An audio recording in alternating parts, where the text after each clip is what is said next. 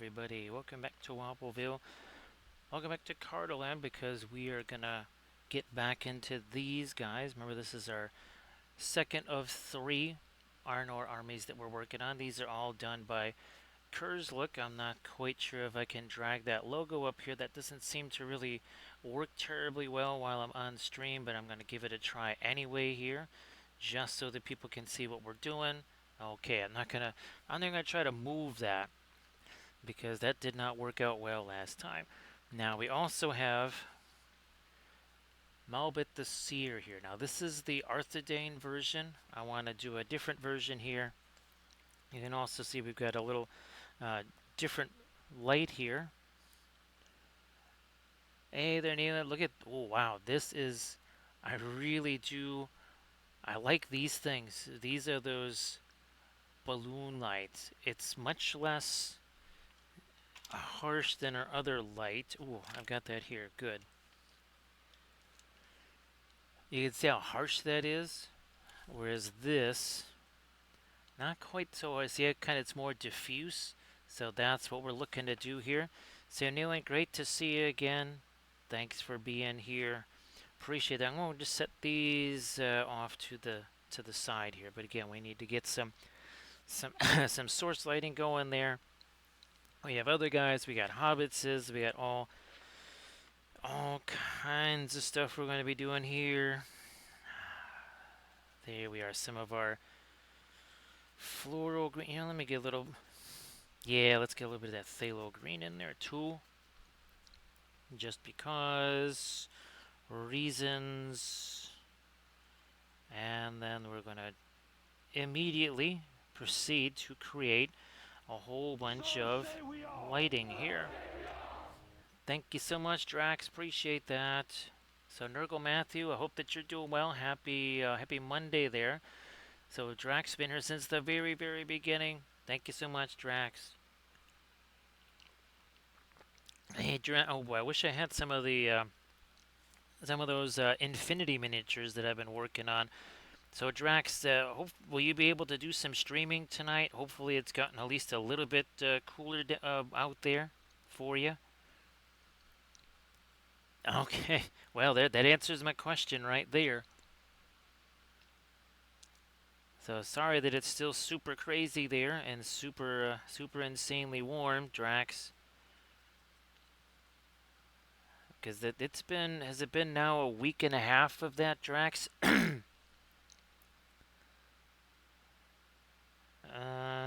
Yeah, let's get a little bit more of our source light happening there. So again, it didn't take terribly long, did it?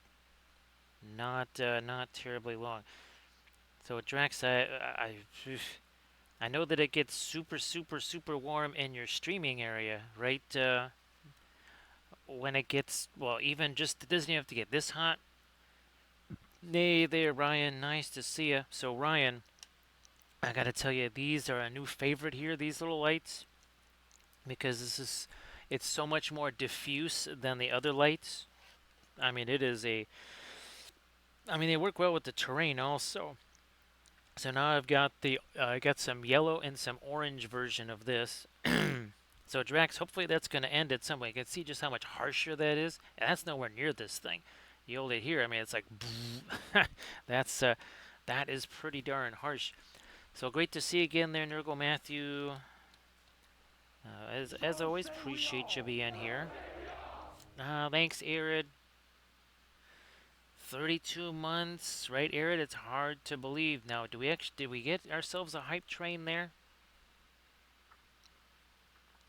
Or is it, okay, so it's a 62%, all right.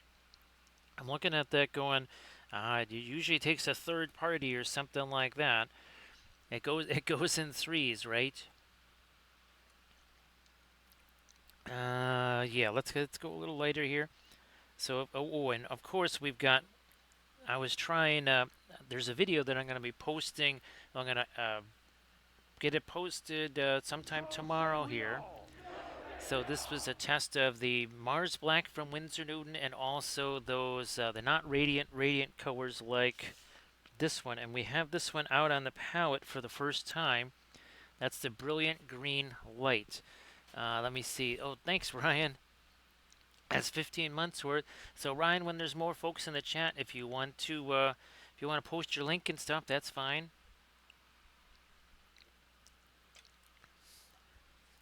Okay, so here we got some of that. It's not the radiant green. It's more of that super light green. That's again the brilliant green light. And here we are. Yeah, we're just going to try and get the major lighting effects here. So Irid, I hope that the Saturday stream was a good one, and I think you'll be doing what, a Thursday stream then. Thursday, what, 7 Pacific, I think. Glad that it went well. And of course, here's hoping that Arity Can Games has also been doing well with his streams, and I know he's got that big, massive project he's been working on for quite some time. You know what? I'll just here. Let me. So this is the first time that I'm using that brilliant green on a stream here. Just want to see what happens with it, especially with our source lighting here. Now remember these brilliant colors. They're not going to dry terribly quickly. They're from Richardson. They've got a whole ton of the probably safflower oil in them. I know they've got linseed, but I think they also have safflower oil. And well, we all know what that means. That means some extended drying time. So Neelan, thanks again for being here. Alright, so how long did this take? 7 minutes? Yeah, all of 7 minutes to do that. Like the Weeping Angel says, don't blink, for sure. Ooh, yeah, here, let me just get the paint out of this here. I did stream earlier today. Hey there, Banco. I saw your post about the printer. I'm glad that has been going pretty much at least as expected, or it sounds like or seems like it's been going probably better than you could have imagined. I mean, that's obviously what I'm hoping for. So, Banco, if you want to share anything in the chat. Oh, same thing, Arid, if you want to share your Pinterest links there, speaking of which. And Drax, I don't know if you wanted to share anything in the chat there too. That would be fantastic. There, yeah. So well, again, we were painting the Infinity stuff last week. I was not able to get the second ship prepped. I have this one Conte di Cavour class of Italian ships prepped, but I needed to get at least a couple of cruisers ready to go, and that just was not going to happen given the volume of stuff I had to do today, not the least of which was get another video filmed for the Patreon page. Just hitting this with our green here, like so. Hey, Recoil, how you doing?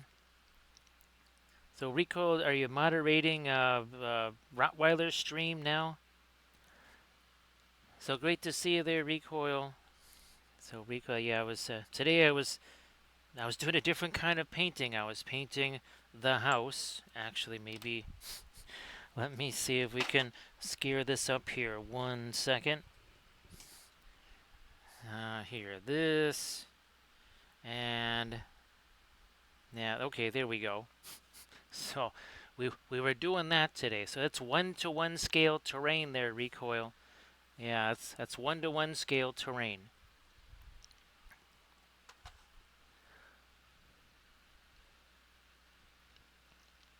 Thanks, Blanco. This is the Cardolan version. This is the Arthidane version. So we're kind of going to go through each Malbet the Seer. So Malbet the Seer for Rudar is going to have an orange glow or something kind of appropriately evil. So we went from blue, we're going to green. Yeah, something kind of orangey for a Rudar glow. Oh, and next level painting stream. Okay. Ooh, yeah. Here, let's not let's do some dry brushy things on here first. Doing a little bit more of the yellow there. Oh, by the way, I've got the Mars Black from whatchamacallit out here. What is it called? Richest, no, Gamblin. I tested 3 different Mars Blacks. The Winsor Newton Mars Black, of which I ended up with 2 tubes of that. That stuff is just fine. So yeah, don't feel like you can't go ahead and just use that. It's pretty darn cheap. So yeah, that is 1-to-1 scale terrain. Now we have some smaller terrain that's actually going on right now. Let me see if I can scare up Bambi Cam here. Come on. Okay. It's printing out a combo of a couple of things. Ooh, actually, this is kind of important here. All right. So it's printing more of these basically dead marsh trees and all that kind of stuff. You see this right here? I'm going to see if on Thursday, for a Thursday stream, maybe I can paint some of those Mongolian yurts. And obviously that would be matching our terrain, or sorry, our 3 color schemes. Hey there, Tabletop Minions. How you doing? Everybody please give Tabletop Minions a follow. So TTM, how you doing? Great to see you. Thank you so much for the raid. We're just underway. Hey, what Tom? How you doing? Great to see you. And let me see. Oh, we have Admiral Akbar. It's a trap. It's always a trap. We are painting the second of 3 Arnor armies. That's Lord of the Rings, because this is kind of a Lord of the Rings channel. That might be a dead giveaway. Hey there, Velfera. How you doing? So we painted this Malbut the Seer. So this was our first color scheme. This is Arthedain. Now we're doing Cardolan. You can see that there's a little different color right there to our object source lighting. Thank you so much, Battle Badger, Ancient Order, and Admiral Akbar. Aha. So, do you fancy yourself a wizard? It's like, no. The Witch King gave me this fancy little stick, and I thought I would test it out here. It's like, wait, what? The Witch King? It's like, oh, no. Actually, Bill, he gave me this.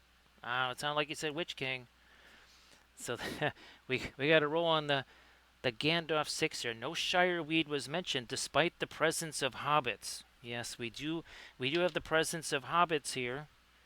Albeit armored ones. Let's see what's going to happen. Anytime the Shireweed is mentioned, it's oh wow. Well, so many follows in a row must have inspired him. So there's a big Gandalf 6 right there. So thank you so much for all the follows. Hey there, Whoa, how you doing? Nice to see you too. So great to see you there, Valfera. So this is 13 minutes. 13 minutes ago, it looked like that. For object source lighting, this is something that we strongly suggest. Now, what we used to do is we use these. And we would say, okay, here, we'll shine this. This maybe says where the light goes, whatever. But I just got these in this week. Now, watch this. Look at the difference in this. Do you see how diffuse that is? That is much more diffuse than this here. See how harsh that lighting is? And I mean, the closer you get, the harsher it is. This, not so much. See, even I'm almost right next to it, and it's still kind of diffuse. Oh, look, it even tells me where the shadow is supposed to go. These also come in many more colors than the other ones. Something like 6 or 7, whereas this is basically 3. Now, we use that for all kinds of source lighting here, whether it's this kind, or this kind, or this kind, or this kind. So again, those flashlights, see the shadow right there? That was basically determined by that little flashlight. Here, let me show you real quick. Oh, thanks, Battle Badger. Appreciate that. Now, here we go. So again, you can kind of see it. It's telling me there should be a shadow right here. Right, you pointed there. You can see the shadow of that leg. And then it also tells you just how far does this stuff reach. Right, that tells you how they. So if you're looking to do object source lighting, first of all, start with it. Don't superimpose it at the end. You can see that we did this at the very beginning. This was the first thing I did, not the last thing I did. Because all of this stuff right here, well, it's green. So saith the oracle of the flashlight. So I did this shiny thing here. Well, look at that. It took all of about 5 minutes to replicate that. So Velfera, I'll shoot you a link to these. I mean, there's just so many of them. It's kind of hard to miss. Now, we've also been putting these in our terrain pieces. Now, again, this is what we're going to be doing here on the rest of our guys. We're going to get started with those two. We also do some other stuff. Well, here's some more of our Lord of the Rings stuff. This is another really, really new army right here. This is our Galadrim Elves. It's based on in our Silmarillion, as we call it, Dark Queen Shmeladril has, she's taken the one true ring, kind of ditched the Elven ring, and, it's winter in Lothlorien. So we actually came up with that color scheme. Actually, let me see if I can also here get my appropriate references here. Yeah, here, let's get this one in place. There we go. Oh, by the way, we've been painting up these also with the oil paints. Our last couple of weeks here. These are 1/1800 scale ships. All of the water effects done exactly. Remember those icicles you saw? Same material sculpted these water effects. The very same material. This is the Roma. This is a Littorio class Italian battleship. There's your Arizona. You can kind of see a little difference in the technology, even though both ships are 1941. We also did Enterprise. We did Lexington. I think on this one you can sort of, you can kind of see a little bit of the texture. There you go. See some of that texture? That is sculpted with the same heavy gloss gel. And again, it's the same thing we use for fire effects, everything else. We've also been doing a lot of old world stuff, whether it's Bretonnians, whether it's Tomb Kings, lots of 3D printed stuff. Painting it with oil paints. Here's our big 3 brands. Winsor Newton, Gamlin, Williamsburg. Just regular old artist oils. These two are just about identical in price and in quality. I love them. They're good solid stuff. This will cost you more, but when it says handmade, that's truly legit. Hey Ryan, you want to post your oil painting links there? Maybe now's the time. We have added a 4th brand here. We're using a few more of them this stream. So Richardson. This is more in line with the Winsor Newton and Gamlin price range. Hey there, Paintwater Smalley. How you doing? Paintwater, if you want to share anything in the chat, please go ahead. Oh, hey, so TTM, if you wanted to share anything in the chat, stuff you've been working on, please go ahead and do that. We will be getting some freehand on here. I think we've got ourselves an example. I mean, something minor, nothing crazy, just that. Thank you so much, Keep. Appreciate that. Obviously, Gandalf appreciates all of his new little hobbitses. All of his new little hobbitses.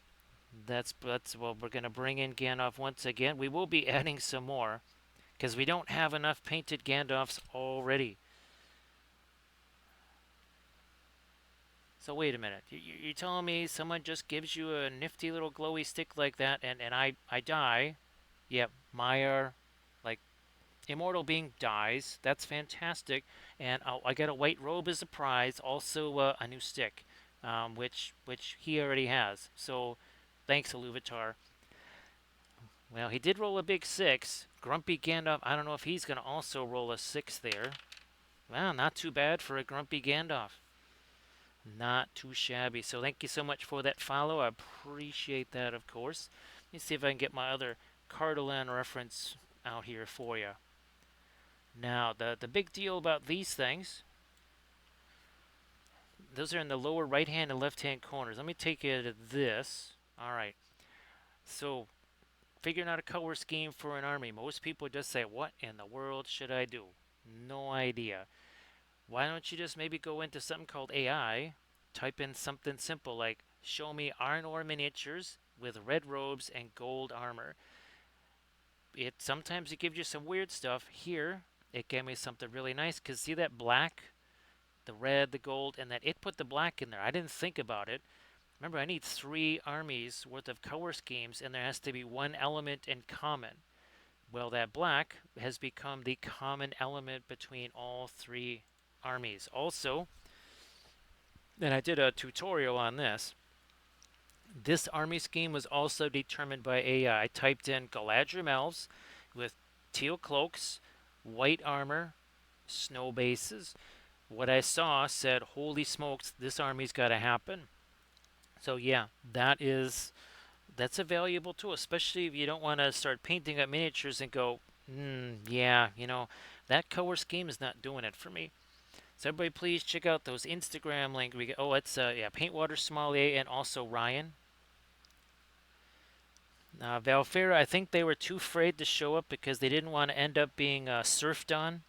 Yeah, and also Valfera, we were showing the 1-to-1 scale terrain that we were painting today. Yeah, so that's a 1-to-1 scale terrain project right there. So Valfera, you wouldn't believe how much PLA I had to use to print that. Yeah, that chewed up like a month's worth of PLA right there, just that one piece of terrain. So to all you young players out there, yeah. Right now it seems that the Elegoo stuff is still only $42 for 4 spools. I have another set coming today. I am very tempted to just get another set tomorrow because, well, reasons. Now, they have black cloaks. We're going to go with, that means we're just going to go with our blue here. And on this, I'm going to at least just start out with the blue here and see where it takes us from there. We'll hit this again with our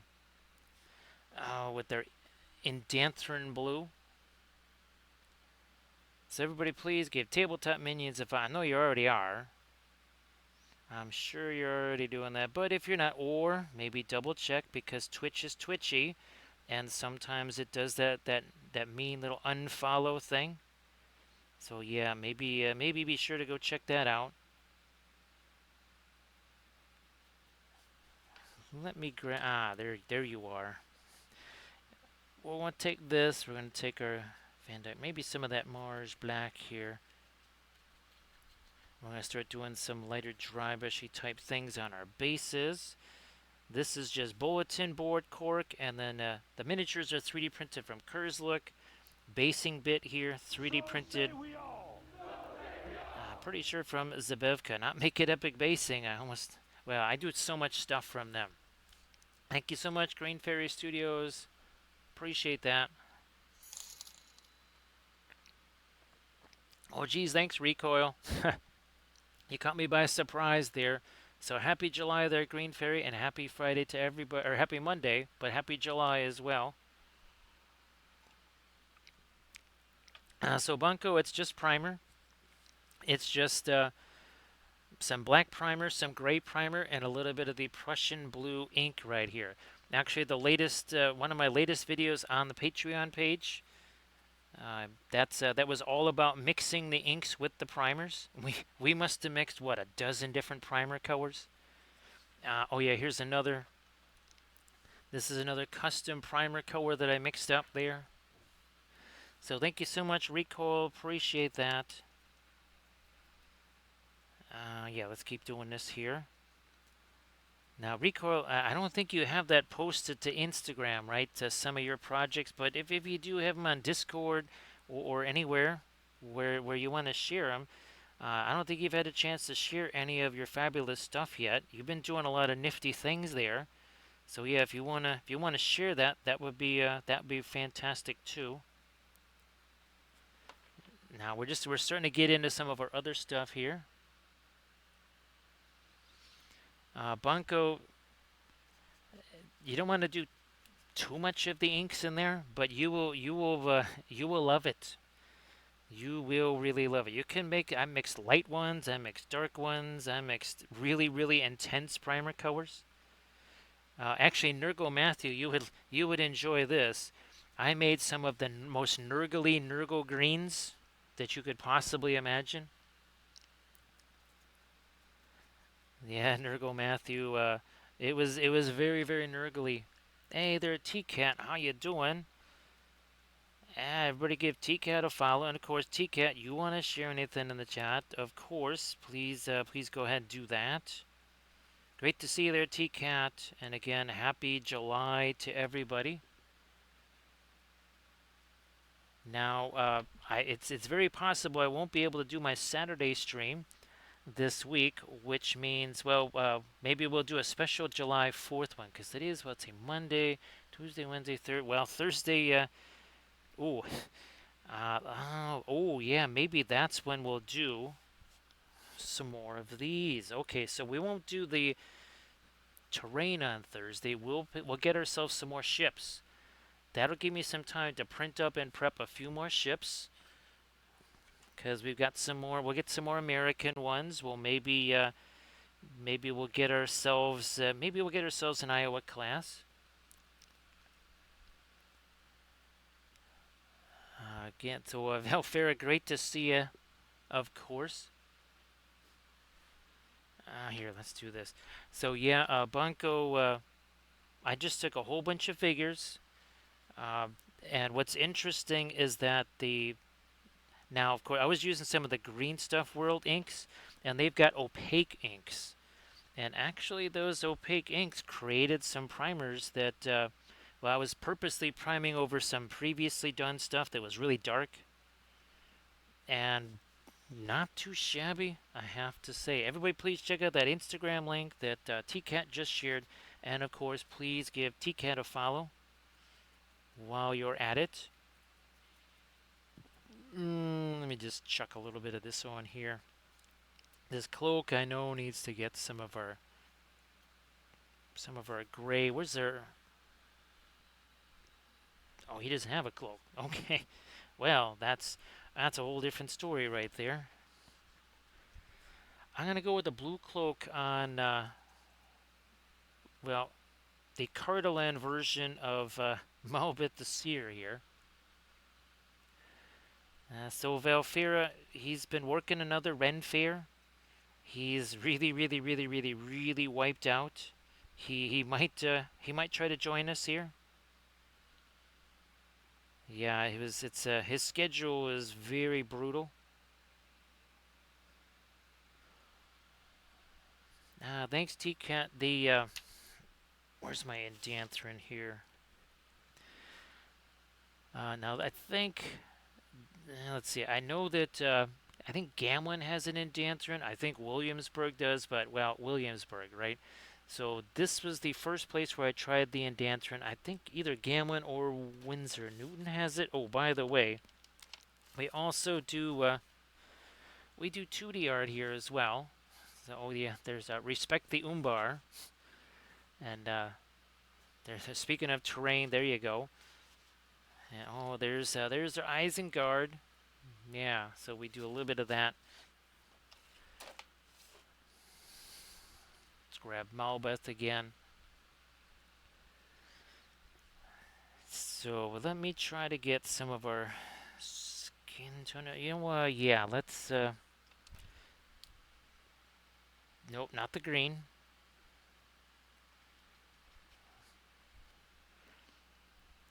Get a little of this on here. A little bit of our yellow, like so. Oh, thanks, T-Cat. Appreciate that. Don't mind a little bit of medicine right there, T-Cat. Thank you so much. So Green Fairy can confirm that Windsor Newton and also Gamlin have Indanthrun blue. So that is fantastic. And thank you so much for After Ever. Appreciate that. You shall not pass. Okay, so what's the deal here? Everybody's got a glowy stick like mine. I'm supposed to be the Maya here. Are you a Maya? It's like, nah, dude, man, I'm just hanging out here in Cardolan. It's like, you do know that the Witch King is gonna like wipe you up pretty soon. It's like, no, no, he's not. Why would he give me this cool glowy stick? I'm not really dealing with the smartest people in the world here, am I? That forces another roll on the Gandalf 6, but oh, look at that. So not bad. A Gandalf 6, a 5, and now a 4. But who knows? Should one of our tricksy little hobbits is here mention something about Shireweed, all bets are off. So, yes, indeed. And again, these fabulous little lights right here. The diffuse nature of these things is incredible, right? Versus how harsh the other light is. So, Valfir, that is a Gondor structure right there. And oh, by the way, we used one of our little lights in there. Let me see if I can scare that up for you here. Again, it's going to take me a few seconds here. Now, let me go at it this way. This might be a better way here. So again, a really fabulous piece of terrain. Let me get down. There it is. So that is also one of our little lights stuck in that piece of terrain. This was actually my latest tutorial video on the Patreon page. It was the last video of June, right there. So that was showing how to use the cans of spray paint, all kinds of nifty little tricks and such. Yeah, well, T-Cat, sorry that there's been an excessive amount of Monday in your Monday. We prefer minimal Mondays, don't we? Yes, minimal Mondays are ideal. Now, here we're going to take our Endanthrin Blue. And this is the difference, right, Ryan? So, Ryan, when I was doing this video here, we did like 5 different levels of comparisons. First of all, it was one Mars Black versus 2 other Mars Blacks. It was also the brilliant colors versus the radiant colors. And then it was also 3 of these were, this was one of the ones that was primed darker. And we just did a dry brushy thing on this versus the other ones that had the more typical pre-glaze. And I have to say, I think we can confirm that even in that limited situation, no doubt about it, there is definitely less time involved. Thanks, Velfair. Appreciate that. And thanks, Bunko. Now, as you can see here, this is going to mix. Now, in Endanthrin Blue, I haven't actually tested to see if it really has any staining power. Here it doesn't matter, right? Because this is a glaze over the top. We don't have to worry if it's got staining power or not. Whereas with our other stuff, if it's staining or not, that's going to be a big deal. Now, how's about we get a little bit of some of our skin tone up here. Just a quick little something. And even this is almost a semi-glaze right here. Just a quickie little semi-glaze like you do. So our Thursday stream, I do believe we will be painting some more of our tiny ships from the U.S. Navy, because July 4th and all that stuff. Stream, well, it's not going to start till after 10 for a variety of reasons, because here in this neighborhood, the setting off of thermonuclear weapons does not really end till about, I don't know, 4 in the morning. But, yeah, we need to let them kind of do what they're going to do with the pyrotechnics. Then we say, okay, pyrotechnics are mostly over. Let's do a stream. Because I'm not kidding.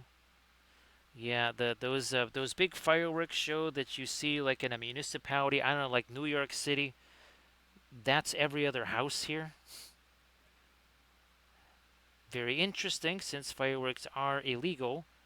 But nevertheless, these things are set to music, and every other house, again, is setting off rockets that, well, no Patriot battery could stop them. That's kind of how intense the rocket fire is. So yeah, was it those little baby things with bottle rockets? Yeah, that's something you give to 3-year-olds to play with. And anybody above the age of 5 is using at least 3 sticks of dynamite at the same time. Yeah, none of this wimpy firecracker stuff. Not around here. I'm gonna try and get me a little something darker here with our skin tone. Then we'll have to throw a little bit of our lighting, which, as we consult the oracle, we're gonna have to get some of our lighting up there. And again, what's nice about these is with this round shape, it's really easy to get this basically on any piece of terrain. Some of the other ones that I found, which were really nice, they're a little more difficult like this. As much as I like this, right, it's a little bit difficult because it's so big. It's also still pretty diffuse though, so not too bad. And again, many more different colors. Darker skin tone there. Whoops, not too dark there. Holy smokes. Let's wander on back to our skin tone over there. All right, there we go. That's better. Now, do we have some asphaltum? Yes, we do. That's just going to go out here and here. Also there.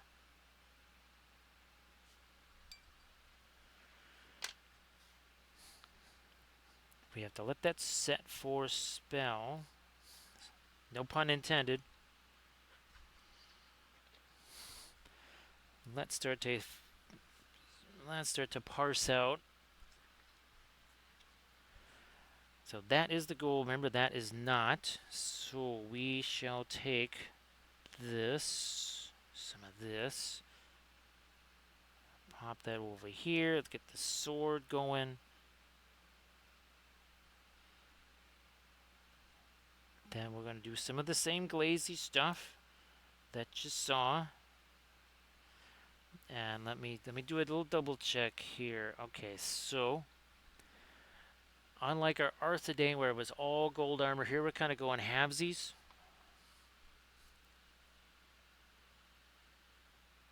So Bunko, it's very, very simple stuff. It's just blue tack. Well, it becomes less blue over time. It starts out as blue. After a while, it becomes more like vaguely bluish tack. That's a special color there. You only find that at very select stores, as opposed to the more mundane blue tack.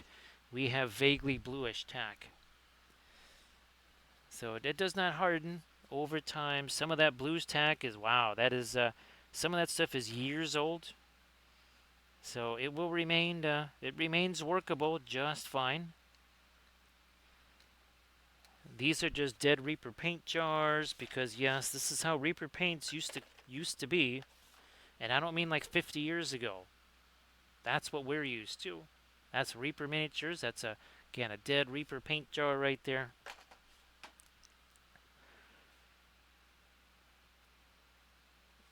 Okay. Let's do the blue stuff first.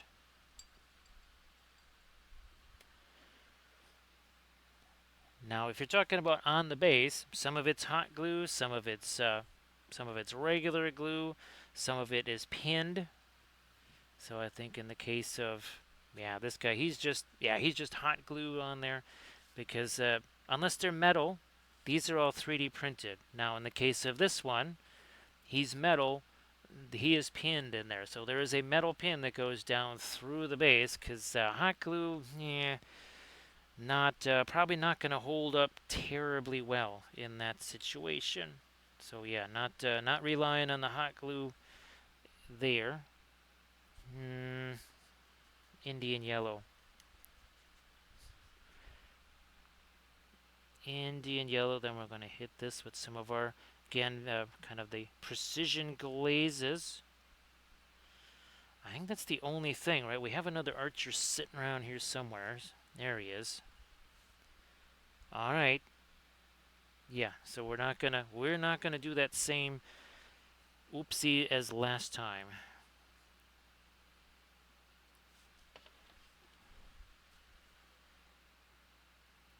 So yeah, just the thing sticking it to the Dead Reaper paint jar, that is just blue tack. I do believe, speaking of, yeah, that's yellow there. That's also some of our gold-ish color. Hashtag no layers.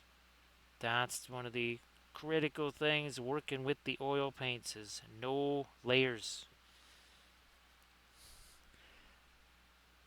You do a whole bunch of, you don't want to treat the oils like they are super slow drying acrylics. Because then they will be super, super, super slow. Now, does he, okay, so he is going to have gold on the greaves here. I was thinking that had to be silver, but okay, we'll roll with that. No big deal. Not the problem. Set you aside. We got that. We got that. Oh, where's our little hobbit? Where'd you go? There you are. Chainmail is gold. Nothing terribly fancy here. Look at that precision brushwork right there. That is hours and hours and hours of precision brushwork. Well, maybe not. Because it doesn't matter, because we're going to be doing the glaze stuff over the top of that. More of our Indian yellow into this. Little Arnor symbol here. Got to figure out, are we going with just blue on that banner or some black? I might go with the blue to start with. And then put maybe some of the black as a freehand. I don't know. We'll see how that goes.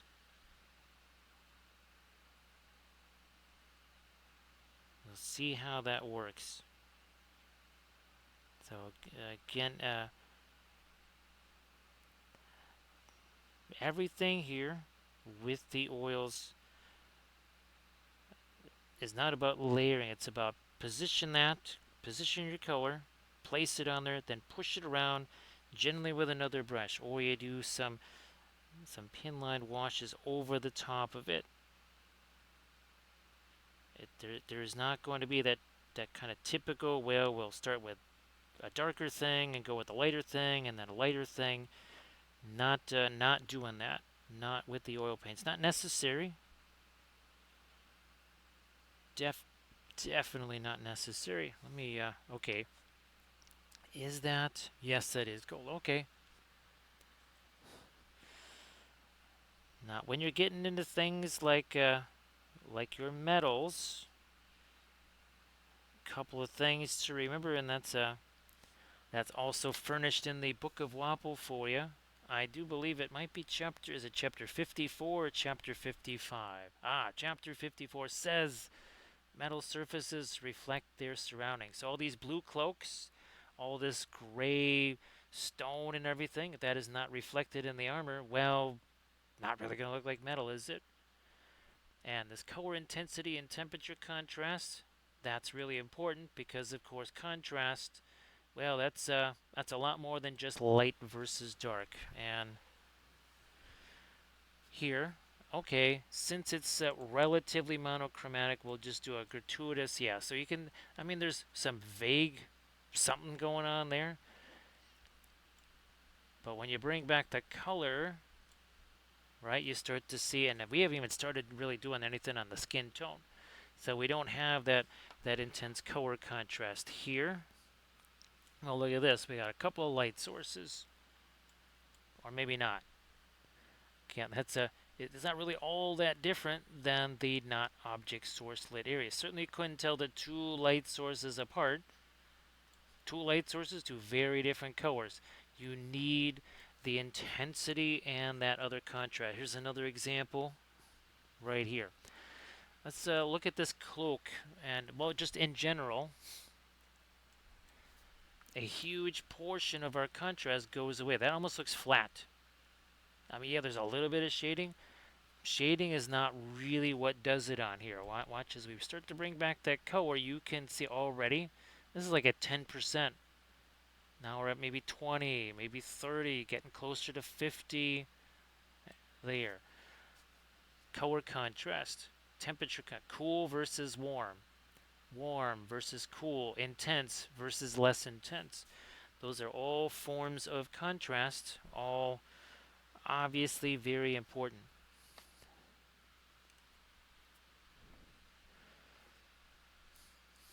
So there's Armored Wolf. There is Armored Wolf. Everybody say hello to Armored Wolf, the most fabulous moderator on the Twitches there. Armored Wolf, speaking of Book of Wapple, he's also done these. I wonder, look at that, another chapter, things must be messy before they can be neat. So this is kind of the messy part, right? This is that early stage, it's messy and all that kind of stuff. Well, eventually, things, you start to tighten things up little by little. They get more and more towards the, oh, look at that. See how that's not so shiny anymore? Let me see if I can find me a blending brush. That would be one of these. We'll just use something like that. We'll also say thank you so much, Danger Clothes. How you doing? So Danger Clothes, I hope that your pond is going well. I've been seeing you working on that. Everybody please give Danger Clothes a follow. So Danger, you're going to be streaming again tonight? Unless you're already streaming. But yeah, I've been seeing you working on that pond. So hopefully that that project's been going really well. And everybody please give Danger Clothes a follow. So that is 5 months worth right there. Thank you so much, Danger Clothes. Appreciate that. We'll give me some more of my light over here. Not too much over there. And even here on the vid, I can't lighten that up too much because if I do, it's going to be very difficult to see that lighting effect there. Let me get rid of that fuzz on the end of the brush there. Well, actually, Danger Close, if there's anything that you wanted to share, if you got any Insta or Discord pics of your project there, please feel free to share those. Great to see you back there, Danger Close. So the pond is all done. Okay. Because I think the last couple of weeks you've been working on the pond, right? Let me just chuck a little bit of that onto there too. Yeah, maybe we'll lighten this up a little more up here. And get back to that blending brush over here. So recoil again. Thanks for that. Appreciate that. Yeah, recoil the. If we're gonna print out mass amounts of 1-to-1 scale terrain, right? We better have plenty of PLA. See what? Look at this. Look what the Oracle this light shows. I gotta get me some more light up there on that hand. Let's do that.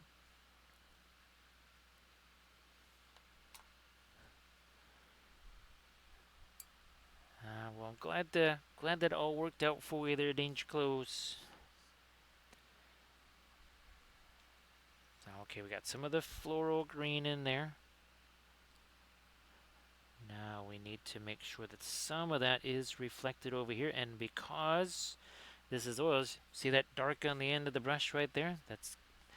That is the sort of free blending, as we like to call it. Actually, hey, Green Fairy, if you wanted to share your fabulous terrain, speaking of terrain, I know you got terrain you can share, more Carnival stuff.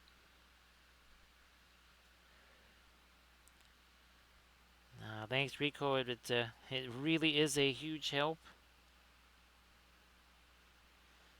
I mean, I wish I could get more of that 1-to-1 scale terrain done, but it's I can only do so much of that at any one time. Get a little bit of our light here on the, up there on the eyebrow, just a little there. Not quite up there, but over here we need some. Maybe even a little on the edge of that. So yeah, we're just kind of expanding on our light there. Ooh, yeah, this could probably use some over here too. Throw some of that over here, a little bit over there. Now that's in shadow under there, so we won't mess with that. Also, that could be also a shadow type of situation there.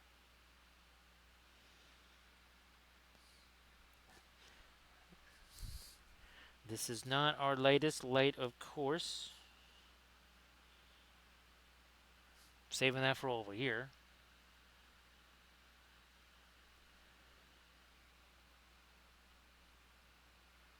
Yeah, recoil, that was also, yeah, when it was 90 some odd degrees here 95 degrees every day here, that also was a wee bit deleterious to trying to get that kind of work done for sure.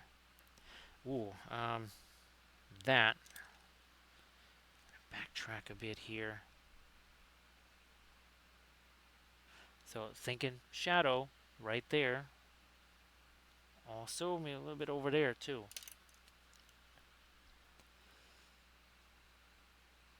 Now, not necessarily bunko. Sometimes it works out that way if there's not too many colors. But here, especially with the fluoro green, we're trying to have a little separate brush here just with that, with the dry brushy stuff. Eventually, that'll go out of it because we don't have any other figs with that. Nice to see you there, Grey Wolf. Grey Wolf, I know you got stuff that you can show off. Thank you so much, Grey Wolf. So yeah, again, sometimes whether it's candlelight, right, like what we've got here on that Padme figure, or in a case like, let me see where we've got one with the, oh yeah, here we go. We have the magenta light here, blue light here,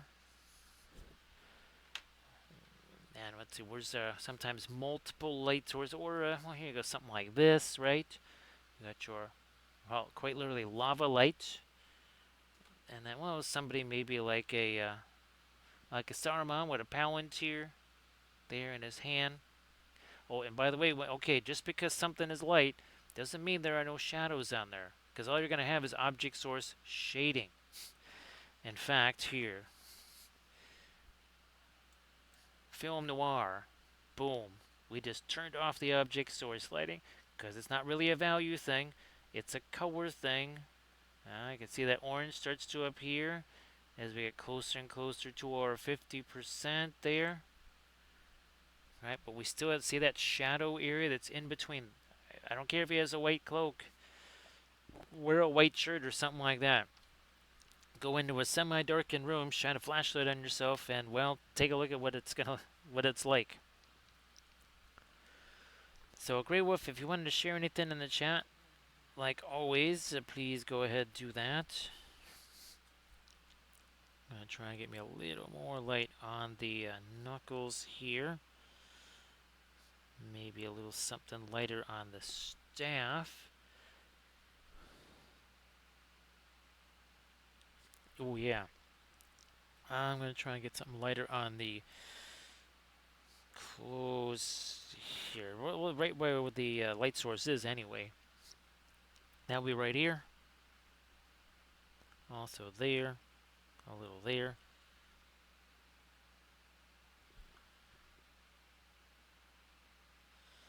Maybe a touch more on the ground over here.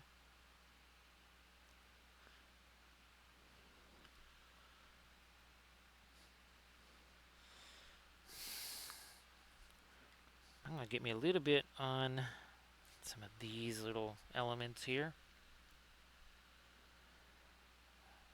Well, Grey Wolf, it was originally going to be some more of our ships. But I realized I was going to be doing that on Thursday.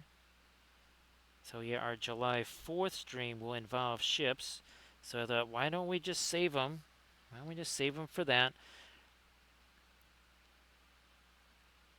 And then again, I think I've got some terrain pieces that are small enough to paint on stream. Also, they would match our Candish army. So we would have been terrain with freehand. Yes, because do we already pass them up here? That would be our there. So our 3 different color schemes with all the different freehand stuff. So yeah, imagine some terrain pieces kind of covered in freehand. For mostly, yeah. That would maybe be the Friday stream. Again, I may not be able to stream on Saturday, so we might have to do a substitute Saturday on a Sunday.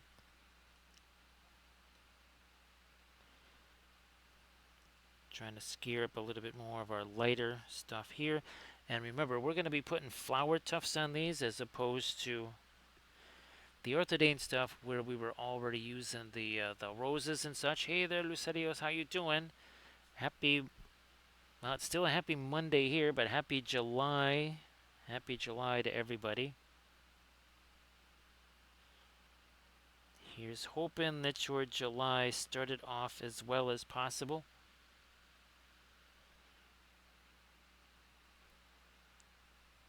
So yeah, Grey Wolf. And not just, it's 3 different patterns of freehand because of our We Three Kings color scheme. Let's see if I can't get me a little bit more of my light right in there. Also here on the end of our, maybe some of that on the cheeks right there. Gonna get me a drop of thinner on that fast matte white and let that break down.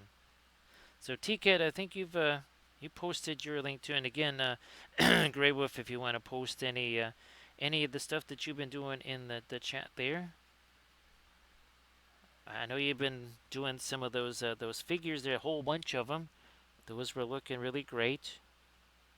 Let me get the eyes a little lighter there for right now.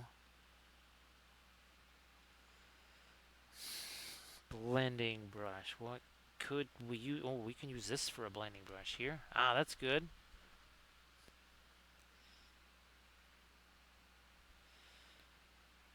Actually, Grey Wolf, I have a terrain piece that I printed out for my brother for that train set, that he's been doing. And there's that. It's that gas station with those dumpsters and everything.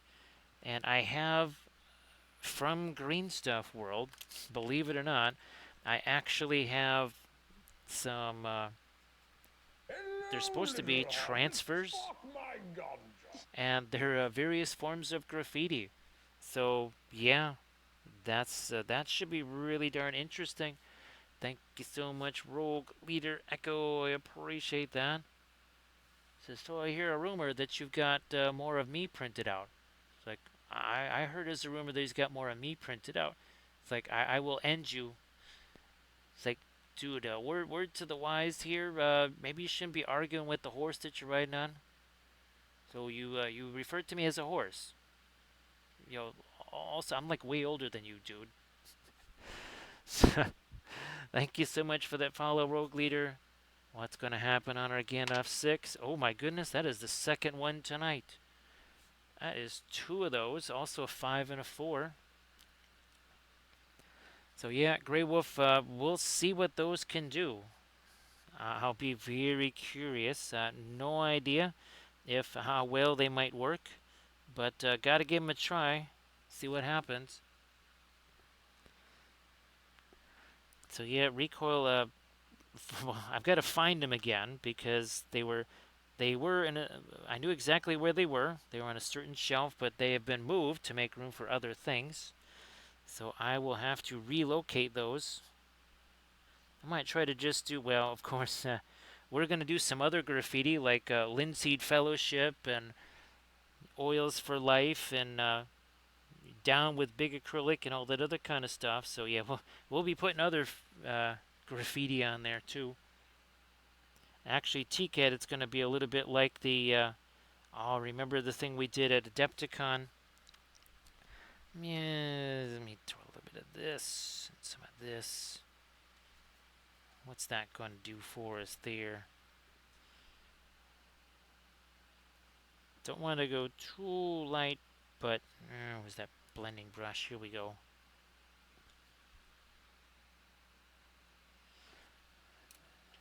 So yeah, TCAT, that was I do believe that Tony walked away. Well, he also walked away with the with not with the with the hotspot, the mobile hotspot. So that killed the stream. So while folks were very distracted, and Rico, you saw this. You and Mum saw this, where we might have painted one or two little bits of graffiti on there. Yeah, you got a chance to see that. I think, unless I did it all while the stream was down. I know I did some of it. Just the opportunity arose. So say we all. Oh, thanks, Recoil. Appreciate that. I do believe at some point we're going to need a little restock on medicine. That's looking a little bit shy right there. Thank you so much, Recoil. And of course, all the subs are appreciated because whatever it is that Twitch is doing now with the subs and the changes to that, every sub is all that much more important. So thank you so much for all of those. Also, thanks for the bits and the cheers. That is appreciated. Oh, and by the way, 1 hour ago, yeah, these 5 miniatures, 1, 2, 3, 4, 5, had no paint on them. Certainly no object source lighting or anything like that. So that minor detail as well. Where'd that brush escape to? There it is. Now we want to think about our freehand. Where's our example here? So we're going to do something like this right here. So again, it's a super simple design, nothing crazy. Thank you so much, TCAT. Oh, look at it, it gets more and more reduced. How can we continue the stream without our medicine? So we have to go get a replenishment of that medicine. Oh, that's what I'm missing. I knew there was something I was missing here. That'd be our Mars Yellow Deep. There we go. So, well, let's see. It's 10:53 here for the folks in the eastern portions. Just a few minutes to midnight. Of course, for folks like Rico, it's just, yeah, been there, done that already. Been there, done that. A little bit of our gold there. Now, I'm just going to... So you'll see there's going to be a big difference from the Arthedain to the Cardolan theme. Now, the Cardolan theme is obviously much simpler than the Arthedain because we're supposed to kind of be showing basically the decay from basically one faction to the next. To where ultimately Rudar isn't really bad. It's in rude shape. See what I did there? And that is the July release from Khurzluk Miniatures.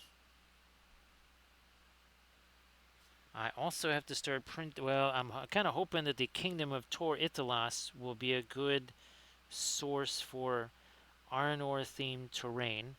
There's some of the printing goes ever on stuff that just look a little bit different than the typical Gondalorian terrain.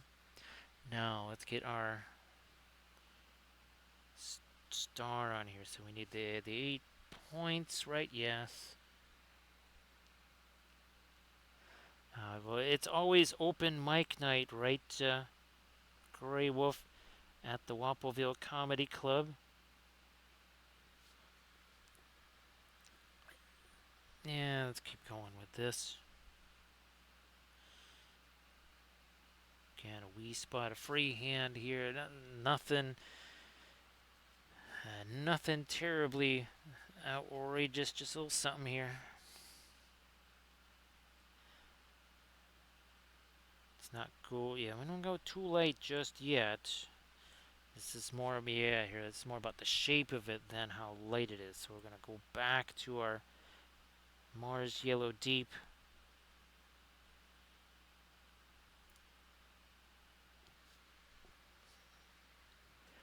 That is one of our another Williamsburg color. Now, not the most expensive color ever. I think that's probably a Series 2. Basically, a whole bunch of iron oxides. We really do like our colors that are based on iron oxides because they tend to be opaque. They tend to dry very matte. They also tend to not take terribly long to dry, period.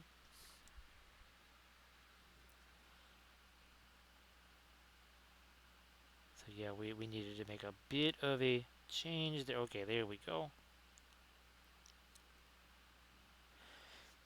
And then I have our little stars down there along the bottom of the freehander. Again, it doesn't get any simpler than this as far as freehand goes. It's super, super basic. But you get enough simple patterns together, it starts to look more complex, like this right here. Because you break that down, it's a bunch of circles and some triangles, more circles and ovals and more ovals and some dots. That's how it is. You break it down. Nothing complex about those shapes. You put them all together, well, then you got something.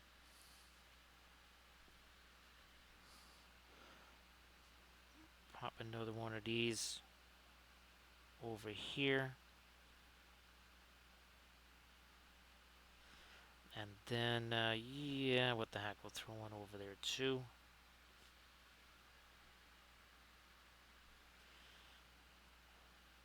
Another one here.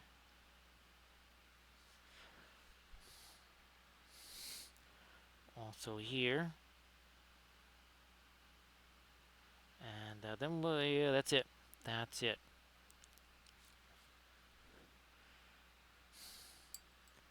Try and maybe get a slightly lighter skin tone on this. Let's see what happens with, a little bit of that too.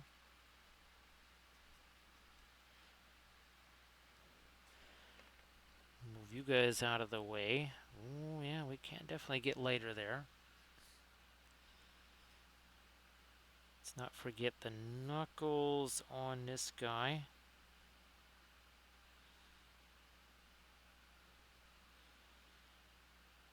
Knuckles there. That does have some of our source light green on it too. We don't want to wipe that out. Oh, ironically enough, speaking of green, we're gonna have to get some green on the skin tone here. That's just a natural thing. Even if he wasn't being illuminated by, well, this green stick right there.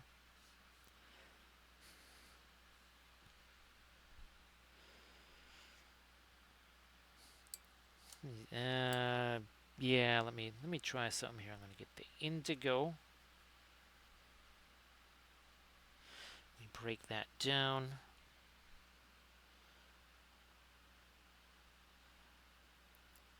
Just gonna give him some eyes here.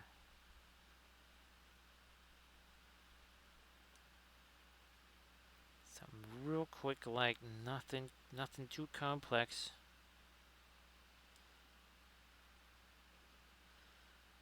I think we could use ourselves a bit of shadow there too. Also some here.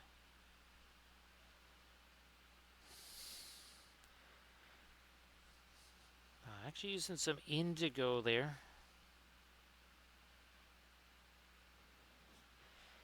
Back to the Indanthrone blue. Everybody, please check out the Instagram link there.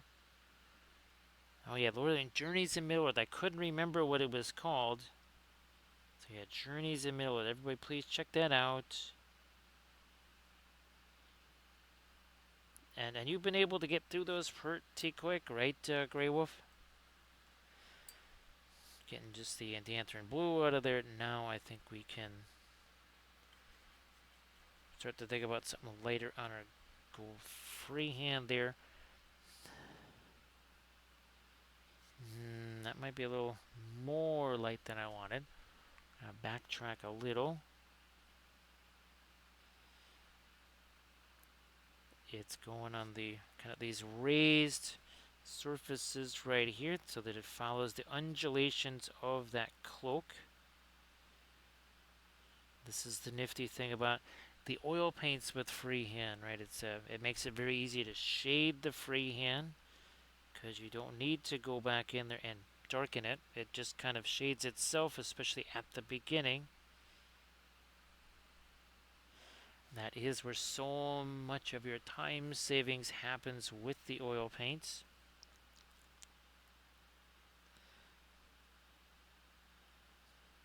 Get some of the paint off of the brush there.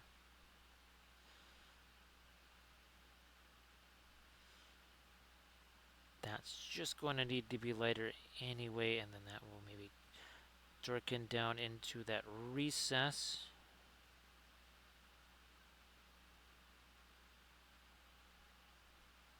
Don't want to make that too light.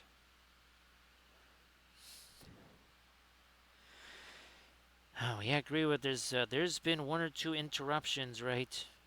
There might have been an interruption or two along the way to kind of break up the painting vibe there. So hopefully it kind of feels like an even bigger accomplishment. Just knowing that there's been some interruptions along the way. Once again, a little bit of the light here on these little stars. This is very much a kind of a Gondor theme right there. We can also come back with our blue. And also kind of chip away at some of the edges of these, make them a little sharper.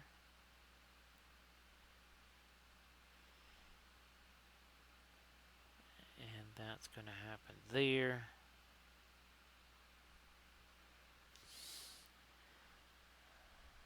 Fast matte white, sure.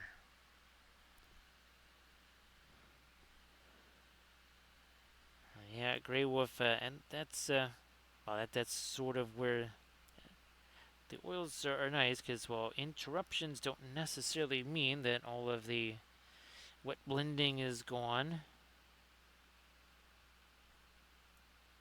As we lighten this to a little bit more.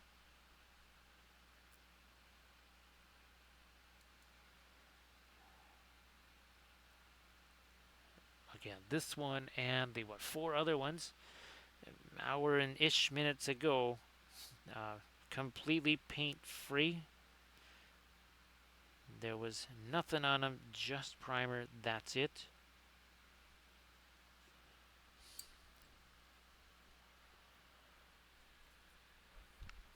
A little bit here, first the Indian blue there, and then some over here.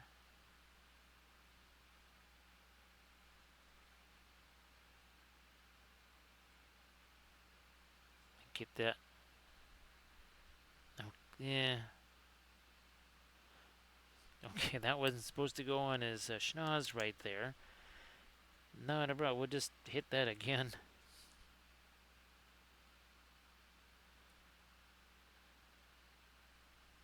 Clean up that cheek over there.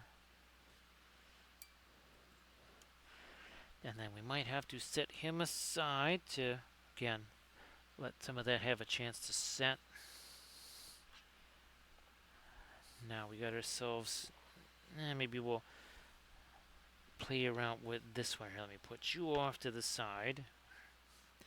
So this is what we're looking to Again, replicate here. We're going to start doing some of our glazy stuff on this.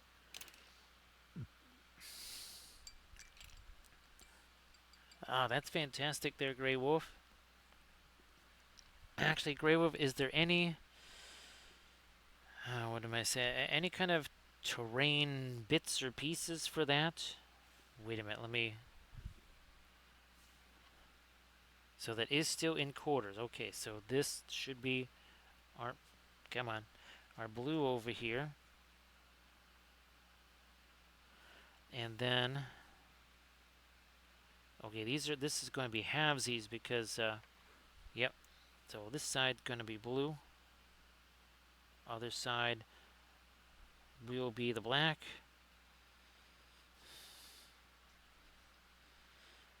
Then again, that's the Richardson in Danthrin blue.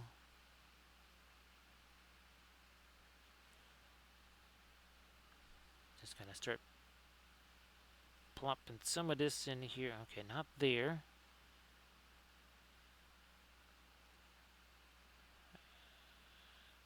Rest of this on the helmet. Oh, I get some Prussian blue on that. Okay, so that now has some quarters to. Oh yeah, what do we do with the sleeve? Okay, that sleeve is going to be also blue. And if we don't go back and refresh that, you can see that it kind of does a little bit of mixing there.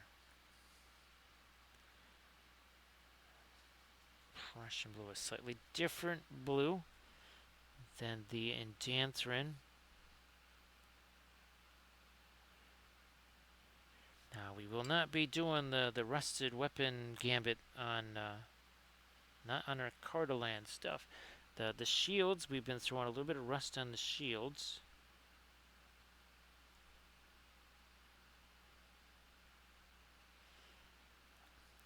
Start to feel out some of the light here on the helmet. And we're going to get the horizon line on there too.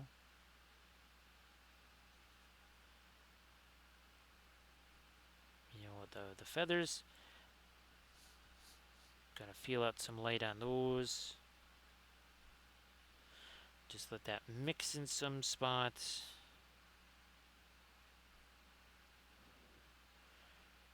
And unlike our Earthidane stuff, the chainmail there, that is going to be, it's going to be in the silver range. It's not going to be gold.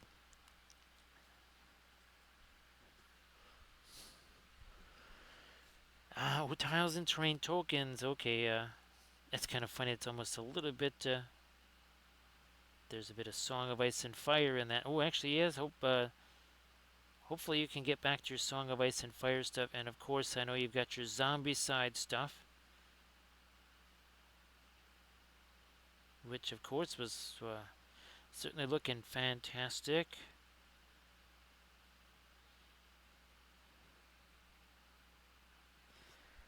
Where's that? Ah, there's that yellow.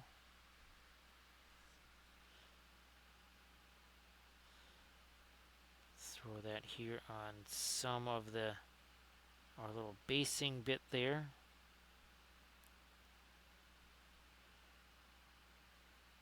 And now we're going to lighten that edge too. Where's my other? There you are. Yeah, Grey Wolf, just like that terrain stuff. And thank goodness again that I just, for whatever reason, thought to use that. Well, I just happened to run across the spray cans accidentally on Dick Blick. There was a few that were on clearance. Now there's still some that I haven't gotten yet. There's at least 3, possibly as many as 4, that just for whatever reason have not arrived yet. Eagerly awaiting those. There's some terrain pieces I haven't even messed around with until those do arrive.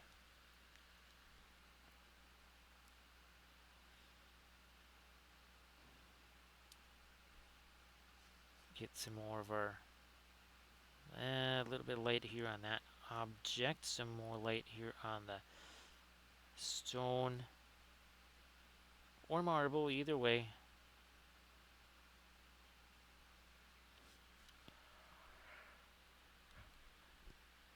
Still working with the very, very, very light green here.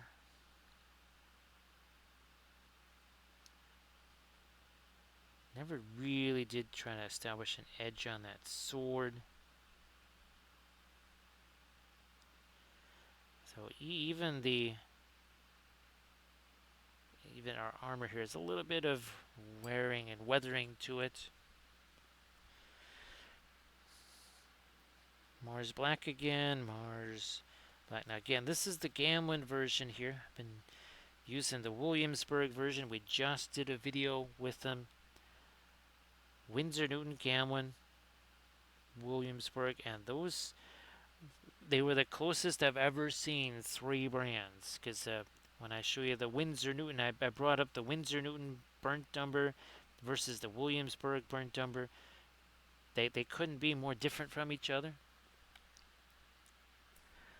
Even though they're both just pigment brown number 7, whereas also too the Mars Black is pigment black number 11, yet there was a massive difference. So the pigment number that can sort of give you an idea, but that's about it. After a while, you're just going to have to look at the results instead of just looking at pigment numbers, because that will lead you astray, no doubt about it. There's at least 15 different colors that I have that essentially have pigment red 101 in them. Clearly, pigment red 101 is not really a number that you want to just use as a definitive thing.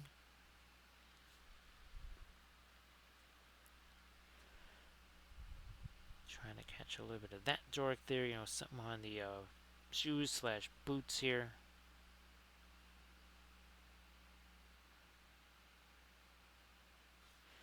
Where's our Malbeth the Seer? There he is. And that's see, that's starting to take a little bit of shape there.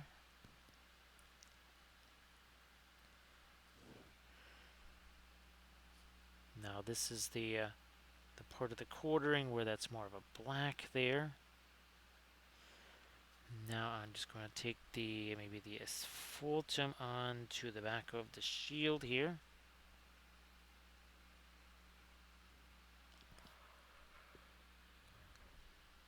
Yep, a little more there.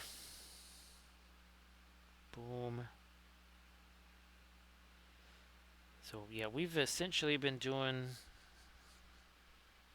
I think, about 5 figures every stream with the Cardolan stuff. There might have been one with 4. Maybe that was the one we were quite literally trying to figure out the color scheme live on the stream.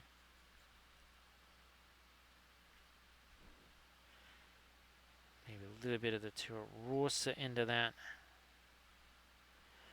Now remember, the Indian yellow, you got to kind of break that down a little bit. It might be super translucent, but it's also very, very, very thick.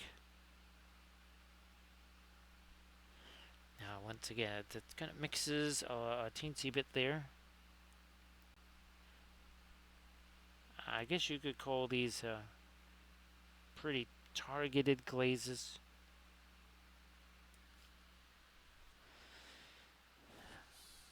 Nowhere near our darkest dark here, of course. And of course we have to let that do its mixing there. Let me get some of that down there, also some over there.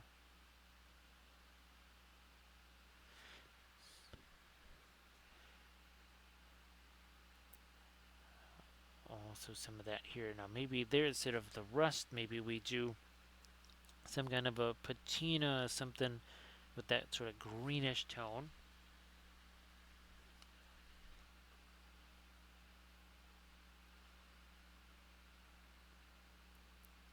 You know what? Let me get a little bit more of the violet, a little bit of the Indian yellow.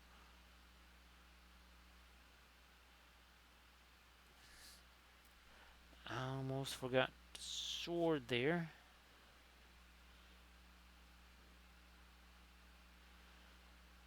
That needs a little Also down there.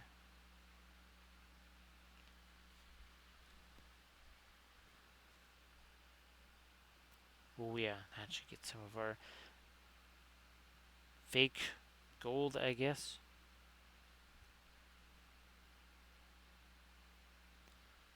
Symbol. Edging on the helmet here.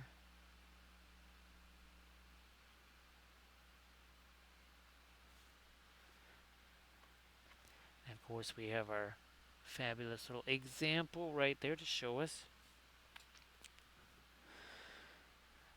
It's full and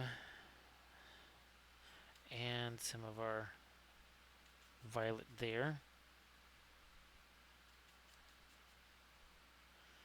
Maybe a bit more of the S full chum.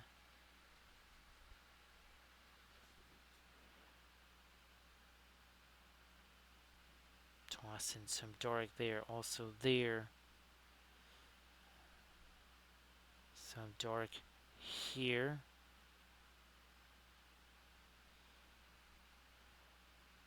Make that dark. Oh yeah, make that dark. Also this. Then we're going to get that reflected light in there too.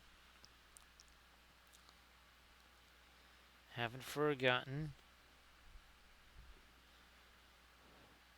Start breaking down some of the Van Dyke ground with the thinner.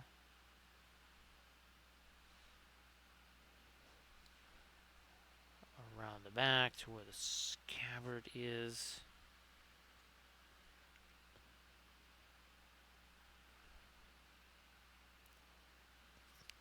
This one too. There's everybody's got a couple of scabbards here for whatever reason.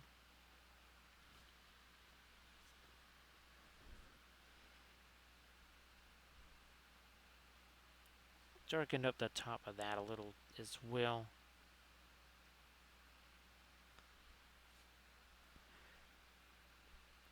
I won't forget to do something like maybe some cracks there. Now, do we have another? Aha. So you can see how that starts to take shape a little bit more.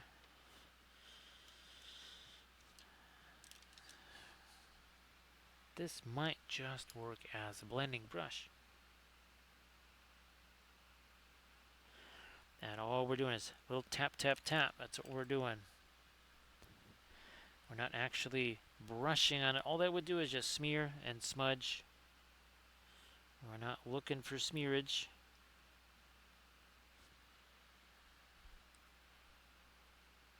A little bit more there.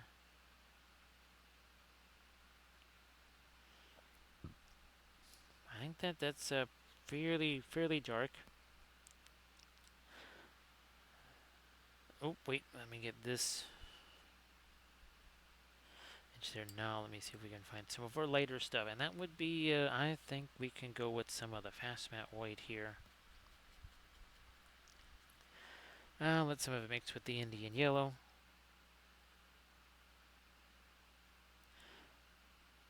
Oh, you know what? Let me.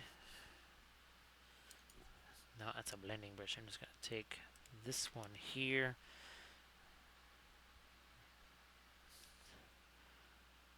We lost track of some of our gold up there.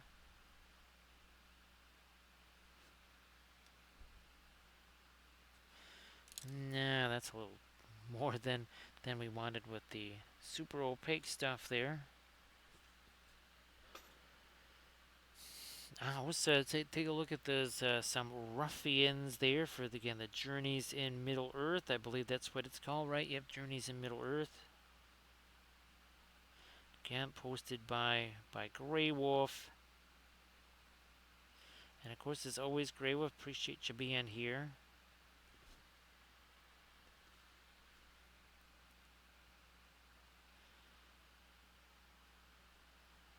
Might even try to, yeah, let me get a little bit more of my lighter, essentially gold type stuff along here.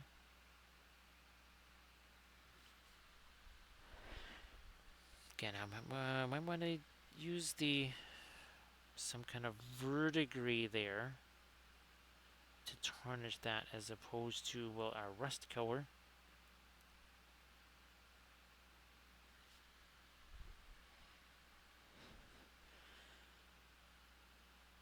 So what I might do is skedaddle and just grab myself some more medicine very quickly. Let me use you as a blending brush here.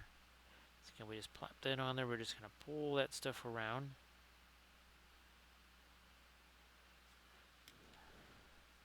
Like so.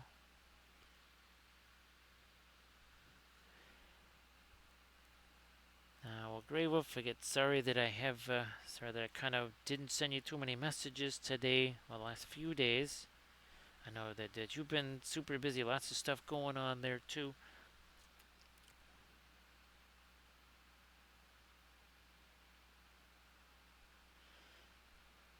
Get this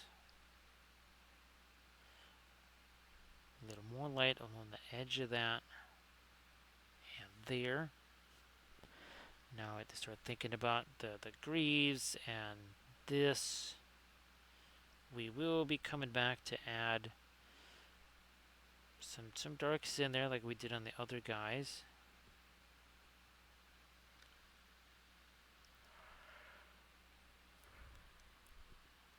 I'm gonna backtrack a little teensy bit here.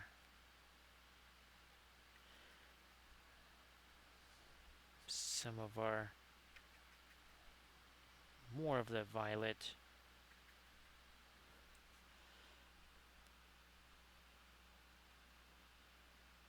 That might just do it there.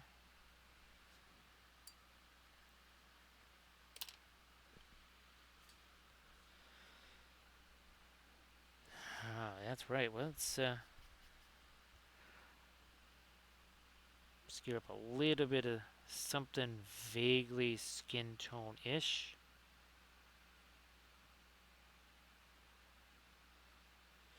In a few places.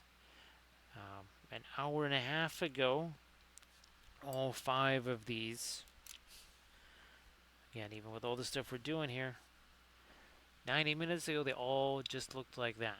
So again, there was no object source lighting, no non-metallic metals, none of that stuff.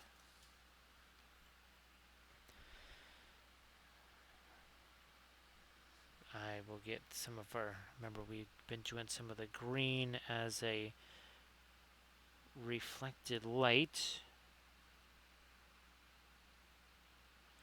Because on the base, even obviously the gray would still sort of reflect kind of a greenish color. But ultimately, I mean, we like to, anytime we're doing the gold, we always kind of try to have some green reflected on there.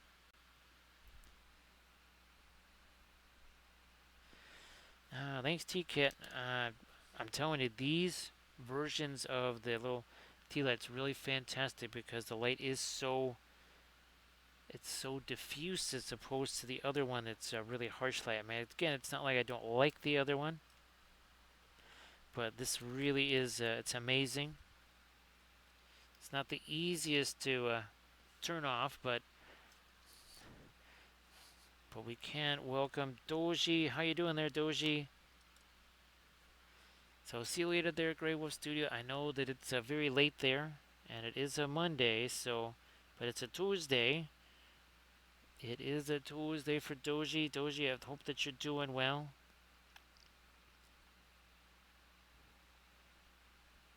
So yeah, Doji was working on a bit of, as we like to say, 1-to-1 scale terrain today.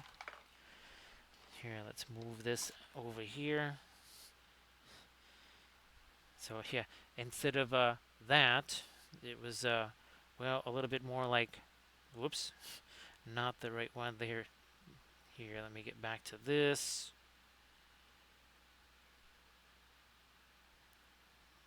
That shouldn't be there.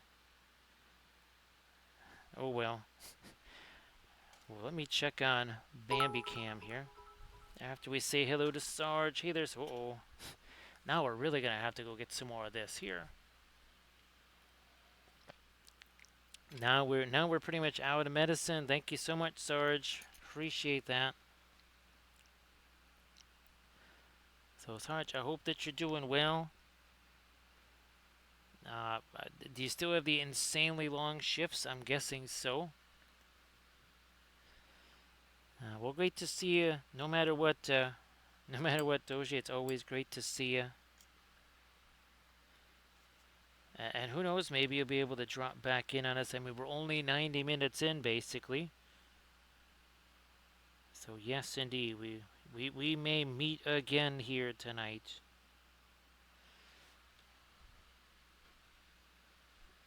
Oh, that's good, Sarge. That's good.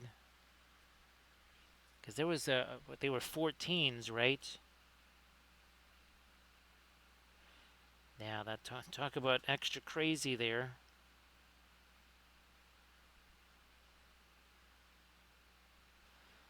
So again, we're starting to see we're going halvesies on our shields there.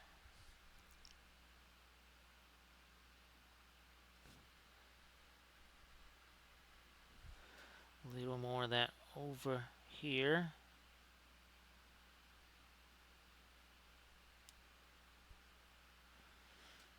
Yeah, let's get some on that side. We also need some over here on that sleeve. Also some of that over here. So just using the radiant blue and the endancerin blue together. No problem there, Doji. No problem. Actually, Doji, we'll be doing the tiny ships on our Thursday stream because I do believe that's a 4th of July right there. So yes, we will be doing our 1800 scale ships again. And of course, Sarge, if you want to share any of the tiger goodness there, please go ahead. Ooh, you know what? We forgot all about this here. That does need to get some of our gold color on it too.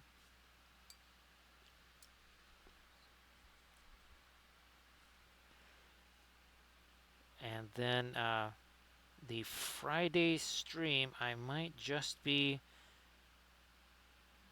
painting up some terrain. These would be small terrain pieces, nothing huge. But it would be a terrain that involves a bunch of freehand. Because why not? I mean, there's not just an object source lighting channel, right? It's also a freehand channel.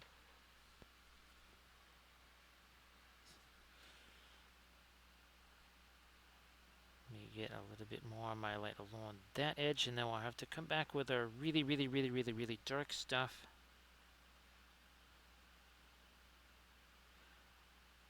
We have to create our chain of highlights here on the armor.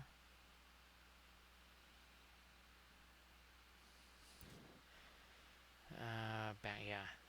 Now after just a second here, we'll go back to some of the much darker stuff too. We can't just be adding lighter. When in doubt, you must make things darker. That's also in the book of Wapol.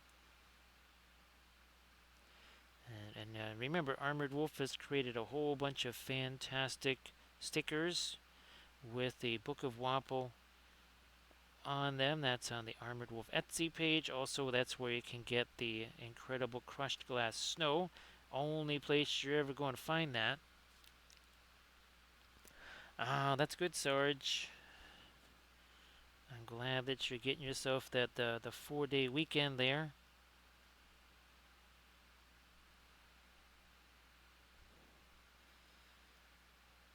Oh, that's right. Well, no, we did start getting some of the green over there. Okay. Well, good to know.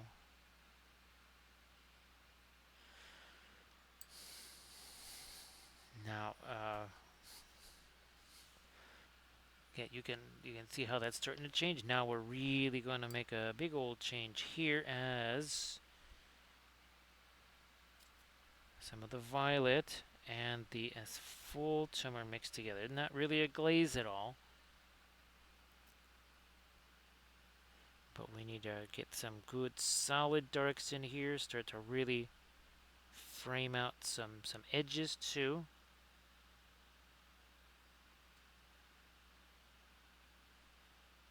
Get that a little bit darker perhaps. And that's going to happen here. Let me get a little bit of that just to thin this down.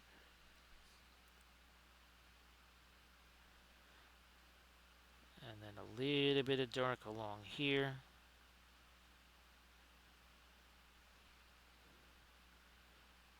Also along there. We need our little horizon line, don't we? See how that is also broken up? That cannot be one solid wall. That will not work.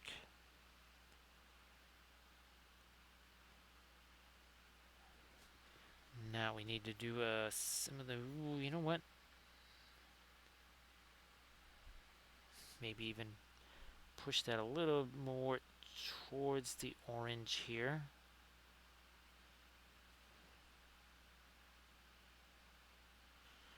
On either side of that, this also needs to be not just darker, but you can see we're kind of making that a little more intense. See the intensity now in the color there?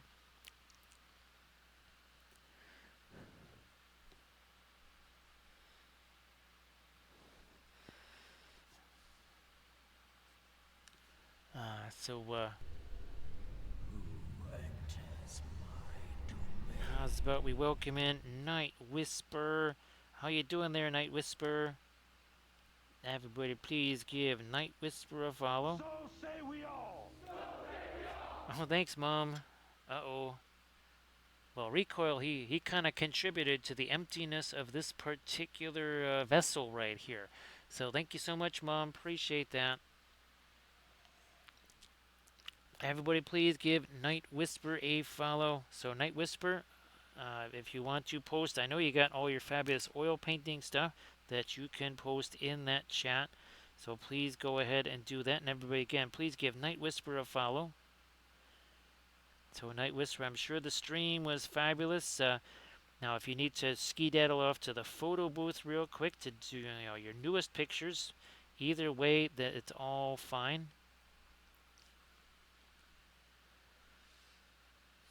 Oh yeah, that's right. That's one of the that's one of the figures that Moonlight Minis did, right? If you want to also shout out Moonlight Minis there, that'd be great. So again, everybody please give Night Whisperer a follow. So thank you so much, Mom. Appreciate that. Again, all of those subs, they make a difference. Amazon or Twitch or whatever, they really pay attention to that stuff. So when you do the sub thing, it definitely makes a big difference. So see you later there, Doji. So Night Whisper, we were using the new little flashlights that we have because they're so diffuse. Again, 1 hour 43 minutes ago, these two guys and 3 other ones had no paint on them. But yeah, these are really spectacular because they are so diffuse as opposed to these, which are just much harsher lighting. So yeah, these are really great. And of course, we're using these on our terrain pieces. Just doing some non-metallic. Where's the, oh, here again? You can kind of already see the big difference here, right? And we're starting to really get into the reflected light. We're also going to do a little bit of a brushstroke of maintenance here. Just gonna, there we go, take that and sort of push some of that together over here too. Because they initially they were not necessarily meant for that. They were meant for, well, terrain stuff. Well, like this maybe. That's what they were actually meant for, is stuff like that. But they turned out to be extremely handy just for our miniatures too. So yay, yay us. Try and get a little bit more light here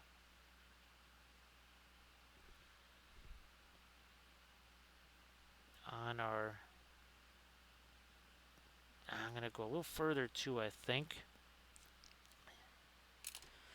Where's my? Here, we'll use this one.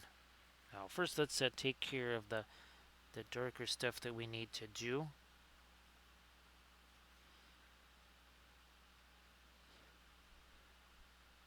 I'm gonna get me a little bit of that on that shield there. Now back in here, we were doing something much. Yeah, got the Terra Rosa going in there. Nothing absolutely crazy, just a little something here. I might even later on chuck a little bit of a glaze on that or whatever, tone it down. Hey there, Blades. How you doing? So everybody please give Night Whisperer a follow, but also Blades. So Blades, I hope that you're doing well. Uh, Blades, if you want to post anything in the chat, please go ahead. And I hope that your stream was fun. Sorry that I wasn't able to hang out with you today. I saw you streaming earlier, but I was in the middle of filming a video, so I wasn't able to hang out with you there.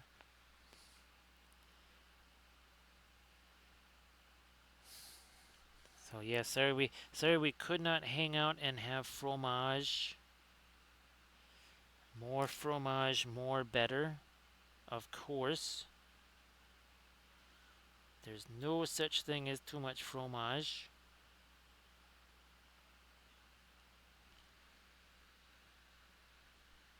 Ah, yeah, those have been looking really nifty. Blades. Now, of course, if you want to show pictures of the other two, nothing wrong with that.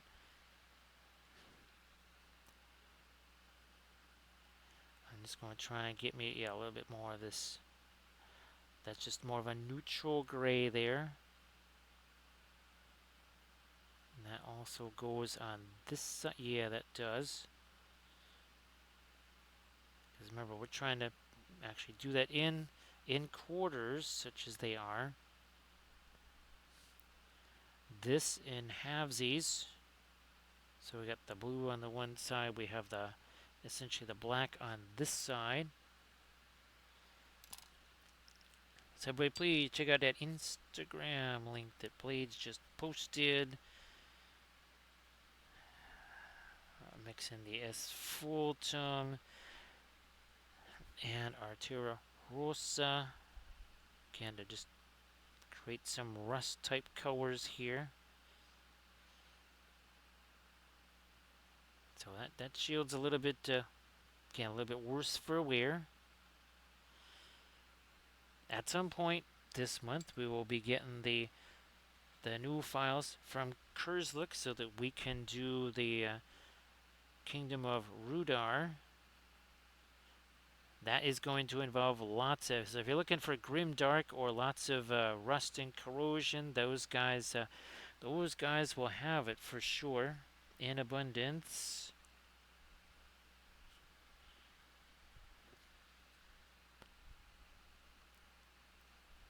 Just trying to get a little bit of that over here.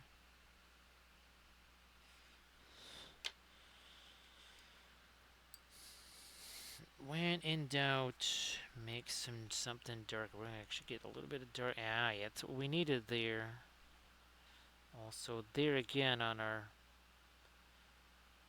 horizon line. We'll have to hit that also with some more of our dark. And just take a blending brush to that. Yeah, Blades, it really looks like you're having a blast with those. And they look fantastic too.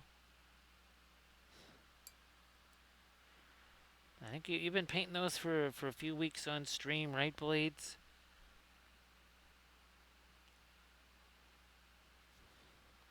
Now, I don't know if you'll be doing another, let's say, a Wednesday stream. I think sometime Monday, Wednesday, Fridays, right?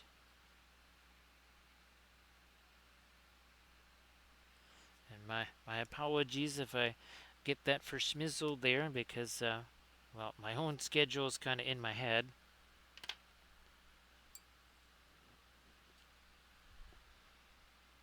Ah, well, good. I'm glad I had that right.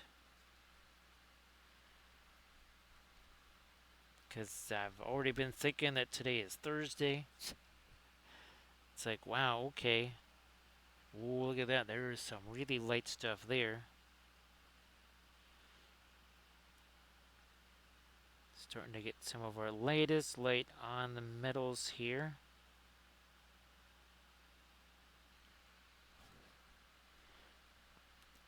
Mostly using the fast mat weight here. Right down the center of that.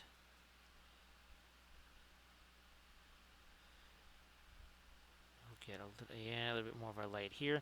So blades, I've been showing people pictures of the 1-to-1 scale terrain that I was painting today.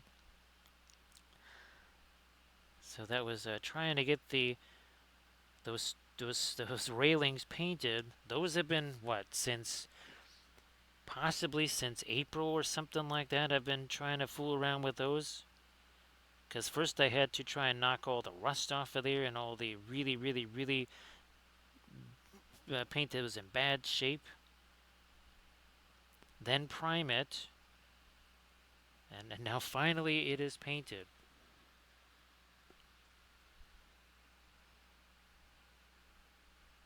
So yes, our 1-to-1 scale projects continue.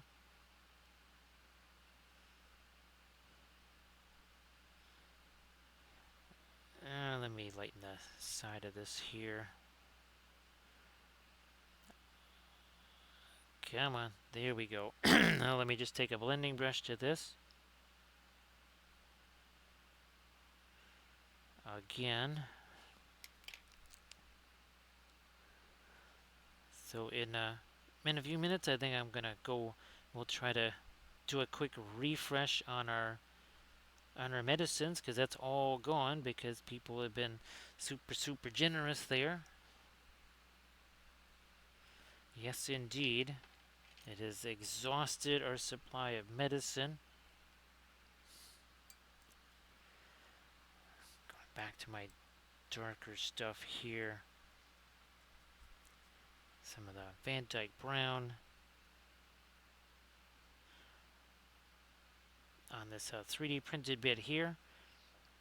I've got at least 2 army painting series where we were utilizing this.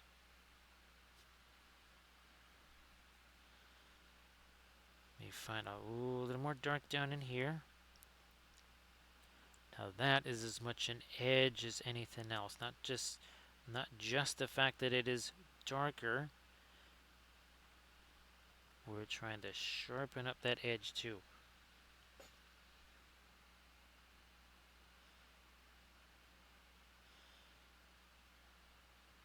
We'll have to also come back with some of our light. We'll maybe use this as a blending brush down here. There we are. That's what we're looking for.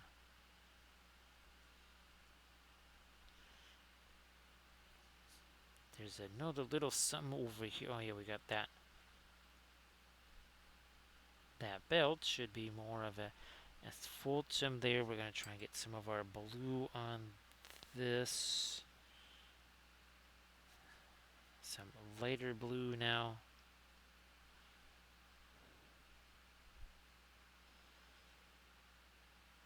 There. So again, Blades, great to see you.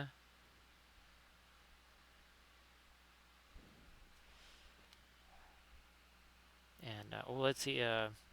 Monster Dens is at the 28th that's been pushed to July 28th instead of the 22nd, I think.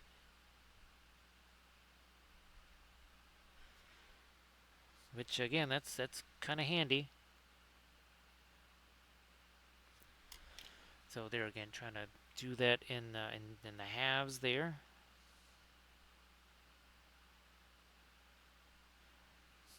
They'll touch more of the blue on the arm there.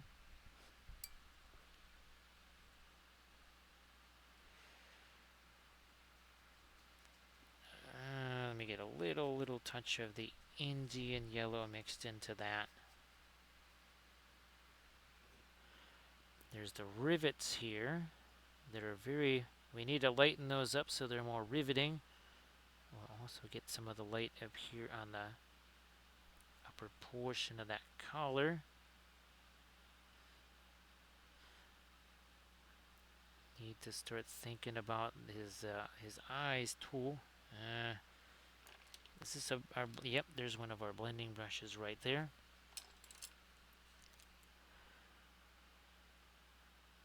So Night Whisper, again, thank you for the raid, and I know you're working on your pictures there.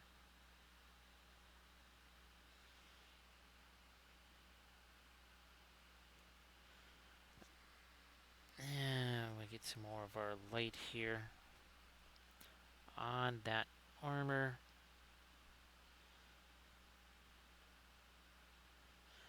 Also on the greaves here.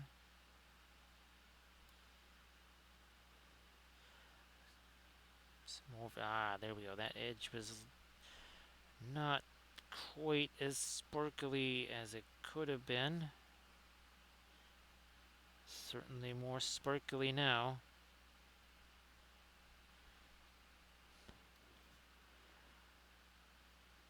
Knuckles need to be a little lighter, I think. Also the sword hilt here. Blending brush on that.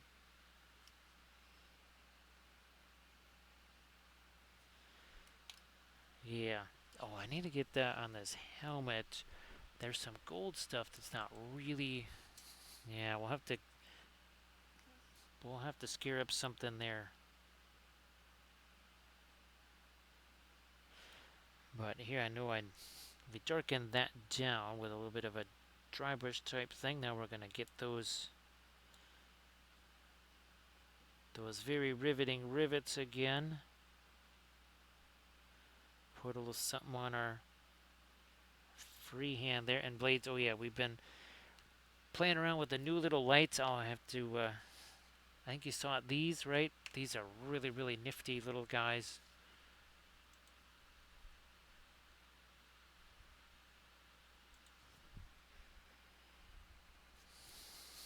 More of my really bright light on some of this, some of the chainmail now.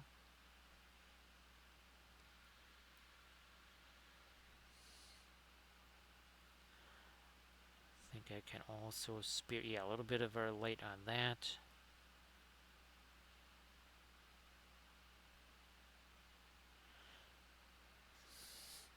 I'm going to see what happens here on the edge of this, our little basing piece.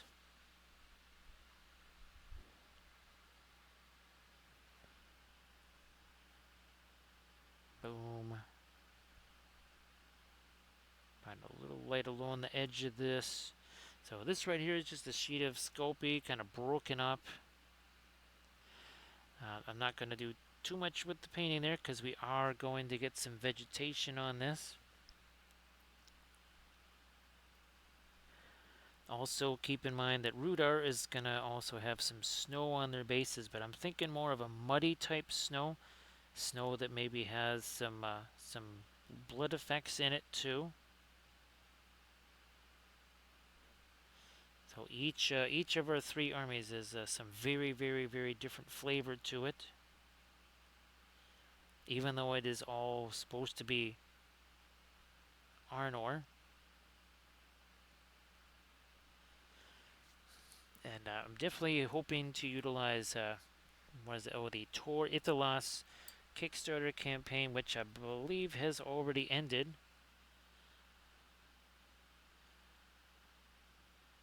There's one building in particular. Now, oh my gosh, I can only imagine just how long it's going to take to print that, and also it could be, I could see that being maybe 2 spools of filament, just this one building, possibly 2.5 or even 3. Now, it's a massive building, it's effectively like a 3-story building,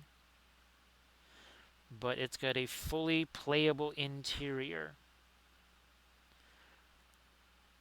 as in multiple floors. Uh, Jason, he makes all of his terrain as playable as possible. Now, maybe it's not quite as, say, dainty as some of the other Gondorish terrain that's out there, like the Dark Realm stuff or whatever, or even the printing goes ever on. But that does make it solid. It actually makes it really easy to print because there's not many things that can go wrong when it's just that solid. But that does also mean it's going to chew up a decent amount of your PLA.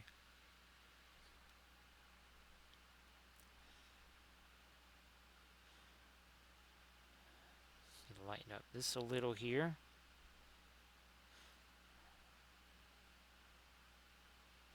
So again, it's not just these two we've been working on here.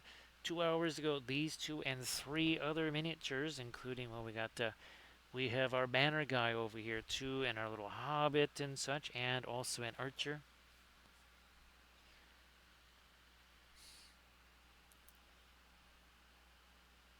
So yes, when Night Whisper gets that link posted, please check that out, because that is also done with the oil paint, just like what we're doing here.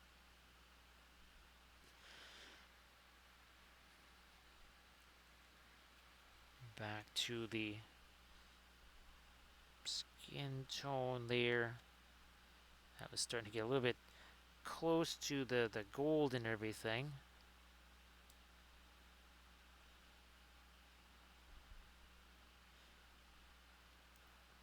Did we do? Nah. I'm gonna try and get rid of some of the blue that's over there.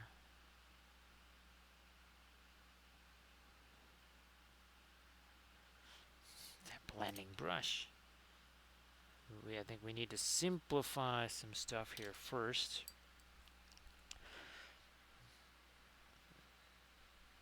Take a little bit of the Terrosa. Okay, now we did that. I'm going to try and come back here with some of my lightest light. See what this does. Probably going to have to get me some more of my fast matte white out there too. So again, I have to cut in there, right, with our horizon line.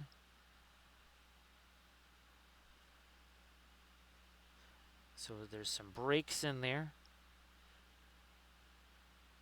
Now, of course, you can use, say, something like an AI to try and generate references there, or you can use the Googles or the Instas or whatever, and you can certainly find a lot of fantastic armor cosplay folks out there that have real suits of armor in real environments. Yes, reference pictures of armor that's hanging up on a wall somewhere in a museum. Well, unless your guy is going to be nailed to a wall, then that would be a perfect reference. But most of our figures are not representing somebody nailed to a wall, so I think you might want to, again, just do the Google thing and find yourself some actual folks running around in armor doing actual things. Because a guy in super shiny armor who's walking around in a green field, well, he's going to look a little bit like the Jolly Green Giant. Because yes, he will be quite green. Whatever's not green will most likely be reflecting the sky. Or if he's wearing a red cloak, there best be some red scattered into that armor somehow.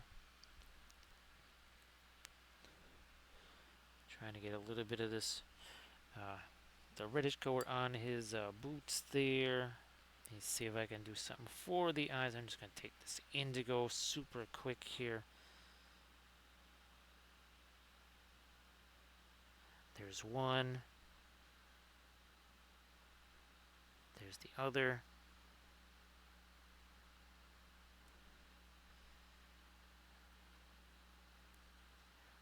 This piece of his helmet. There, we needed to just get a little darker on that. Then we also, this needs to get some gold on it here too. So let's do that. Indian yellow. And there's a little bit of our indigo in that too. Come on, there we go. And then this also needs a little over there. And then here.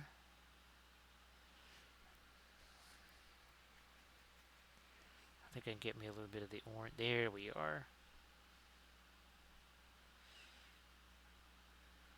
Alright.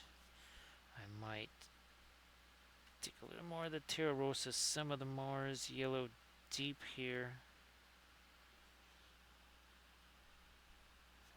Maybe a little bit more of that Mars yellow deep. And the Terra Rosa. Bingo, there we are. So again, just a little bit of the rust, corrosion, whatever you want to call it.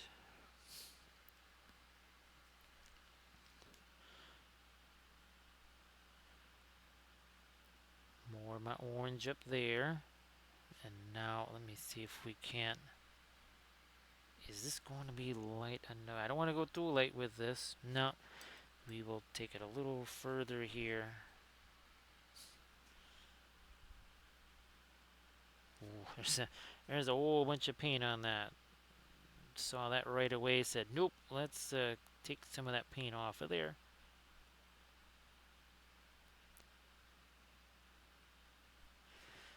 This is another situation where I think I'm going to tone that down a wee bit now. Let's go work on this horizon line thing here again with the Van Dyke Brown. Boom. I mean, maybe those are trees, maybe those are towers, maybe those are other guys fighting next to them. We don't know. But we need something there. Now, where's that green? That, once again, is our reflected light over here.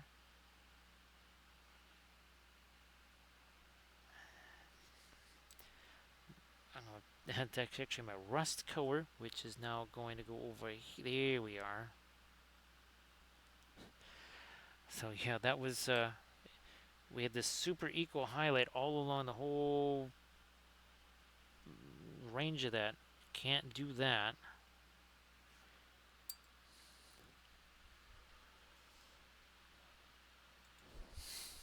Where is, here, so you can really see the difference there, right? Very, very quickly.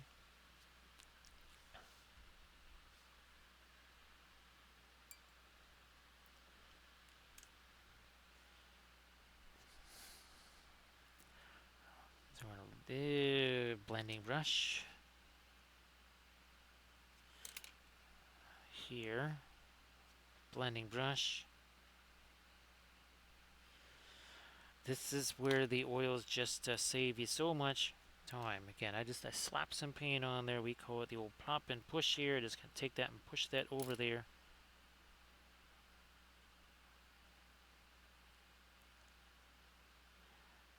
Try and get a little bit more of the gold color on that scabbard.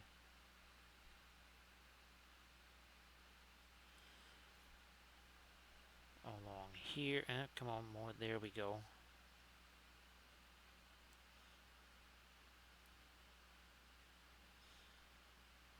Oh yeah, look at that on that shoulder.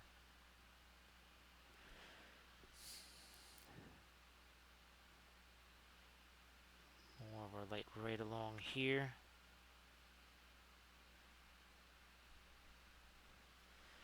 And oh, this bottom edge certainly needs some. Thank you so much, Armored Wolf, for posting the link to the Instagrams.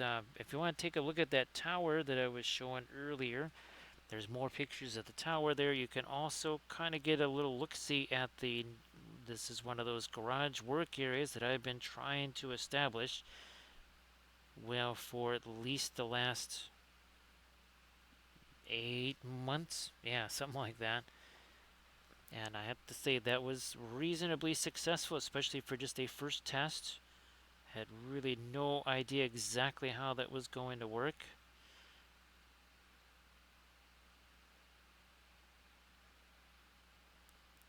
For the essentially industrial level painting of the terrain. Because there are hundreds of terrain pieces that need to be painted. We will be doing some of those on the stream. In fact, it's very possible this, as early as this Friday, we will be, well, indulging in some more freehand stuff. Basically, getting back into our Candish theme, but painting terrain pieces with all kinds of freehand on them. Because we don't do enough freehand just on the miniatures, right? We have to start doing it on the terrain as well.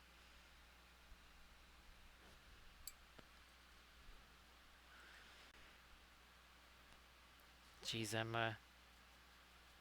I think I've got 15 of these or 14 or something. I have 14 of these that I've got to do all of the flora and fauna on. I just realized that. Now we're going to be adding 5 more. I'll just be utilizing my same flower tufts.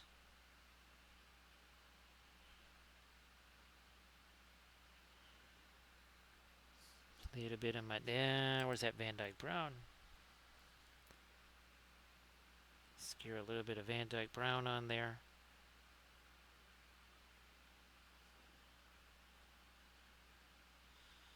There's a couple of little cut marks there.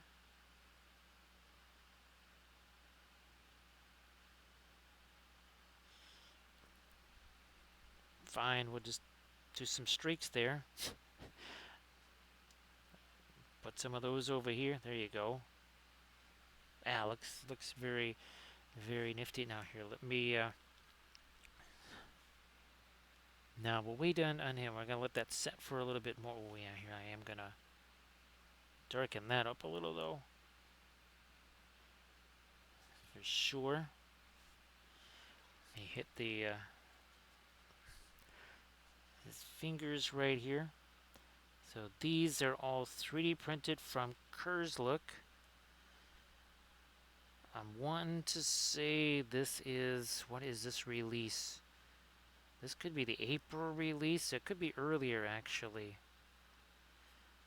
Could maybe be as early as maybe February or something. And try and sharpen up that line too. Okay, we'll get these guys. So now I'm going to start playing around with this guy here. Let's start to do some glaze stuff on him. Hey, there's surface tension. That's another early morning there. So surface tension, I hope that you're doing well. And of course here we've been, let's see if we can show this right here. There we go. So yeah, there's another part of our 1-to-1 terrain scale right there. Yeah, surface tension. I know that you've been working really hard also too on that type of terrain. Now, if you would, if you wish to show off your other stuff, your not 1-to-1 scale, you like your shadow stalkers and all that, please go ahead and do that too. So I'm just going to hit this and then we'll move on. Some of our other ones. Now I'm going to say that is, yeah, we'll leave that one as blue. So we're going to go black over here.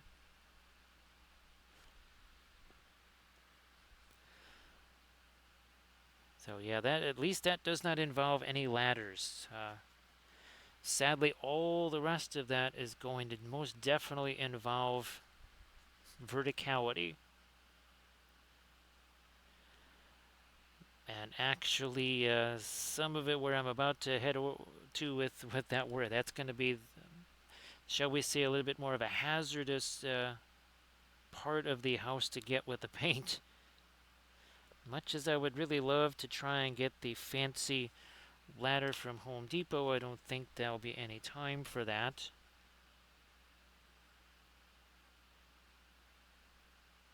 I think we'll just have to use our regular old junky ladder.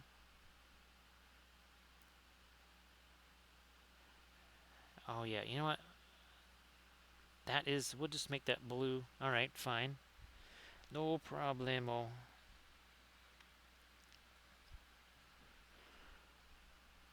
Just gonna hit that with our asphaltum. Same thing here.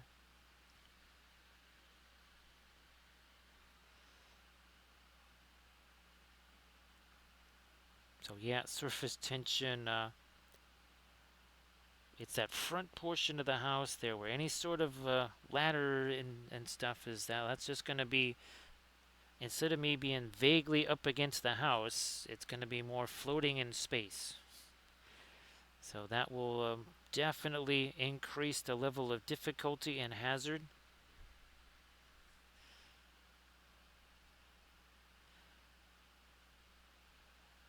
I'm just going to throw some of the dark on here.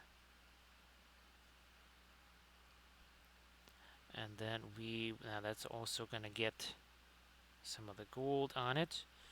And then that's just going to have to set there. And we will now mess around with this guy.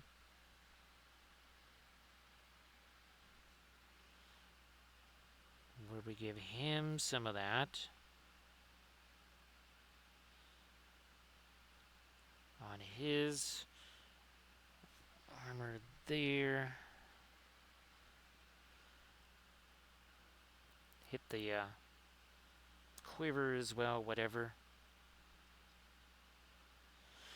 Now, what do we do on the other archer? So blue on the trousers. So let's get our Indanthren blue going here. Everybody, please check out the link that Surface Tension just posted. Got some very fabulous oil-painted miniatures.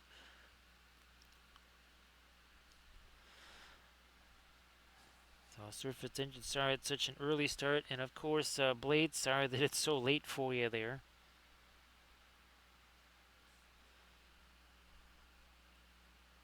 Hopefully you'll be able to get yourself a decent amount of sleep.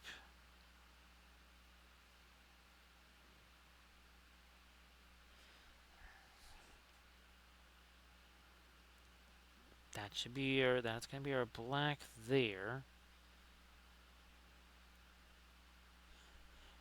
Yeah, just throwing out these little bit of wash type things here. Let's get that bow. Part of his sword there.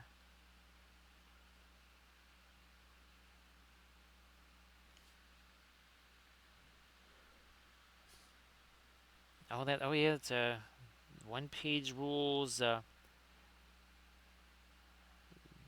Actually, Surface Tension, I don't know if you saw Highland Miniatures, but they here, let me get this green and some of our indigo here.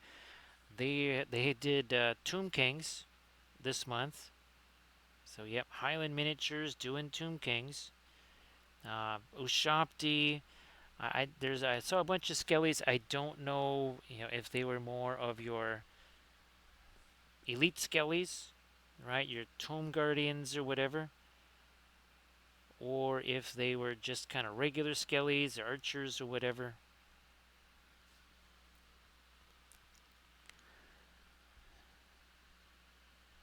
So yeah, because I think, well, he was doing some more of the Bretonian stuff. Lately, I mean, we don't have enough Tomb King stuff, right? Surface Tension, we clearly need more.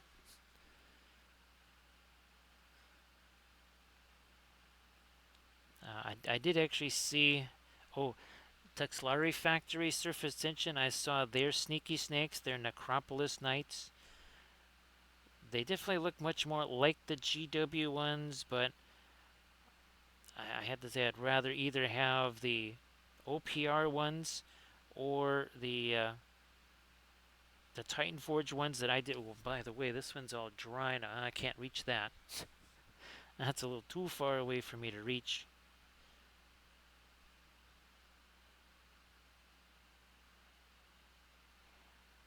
Let me look at. Oh yeah, let's get a little reddish brown going on some of these drums here.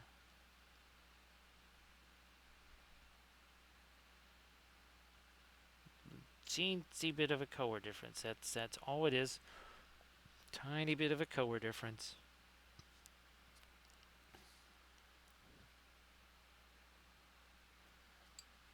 Now I think I can just hit some of the black on this. Yeah.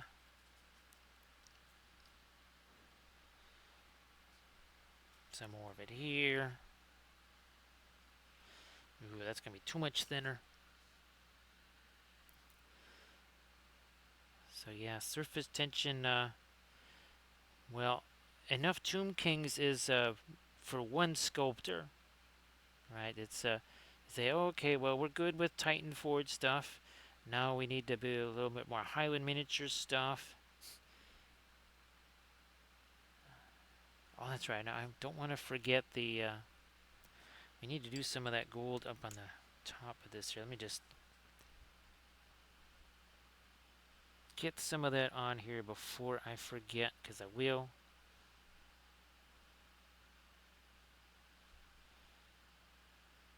A little there on that side.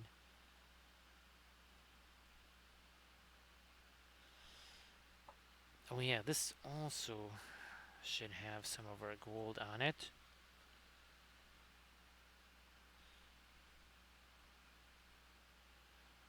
A little touch over there, and now oh, it's another one of our one-eyed archers. I just yeah, it's hilarious. Okay, where's my little hobbit here? So again, while I wait for that other stuff to set, we're going to throw some glaze stuff here on Mr. Hobbit. Got nothing terribly fancy here. Just to change some of that color, maybe darken some of it down a little.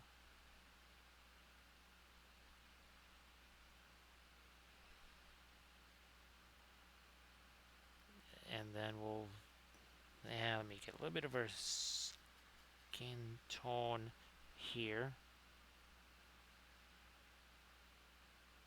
Just before I forget, we got some of it here, some of it there, some of this on here.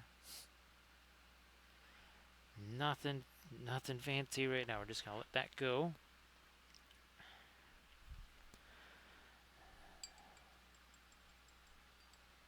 More of the Indanthrun blue on that banner here.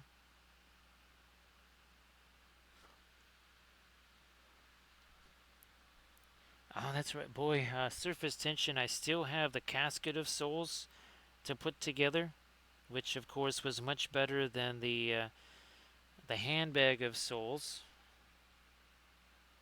I also have a couple of different Screaming Skull catapults to put together.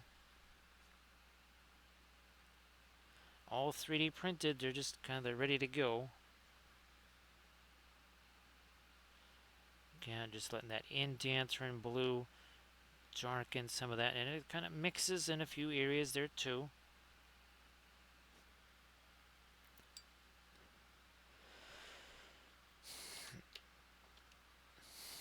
That green.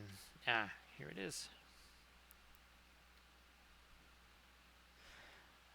Let me go back to that Terra Rosa stuff here.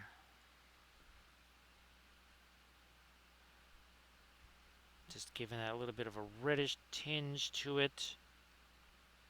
Guess I'll have to remember to do that on the terrain.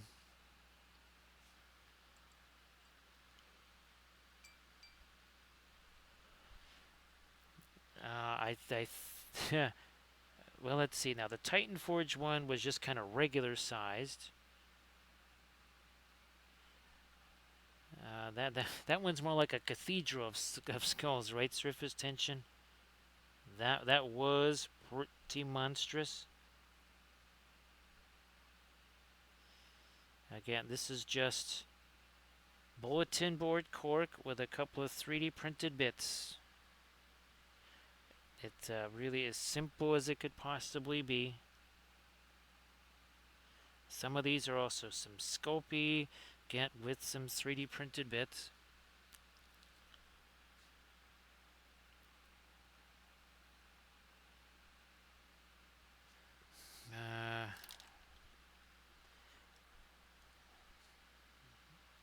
Rosa.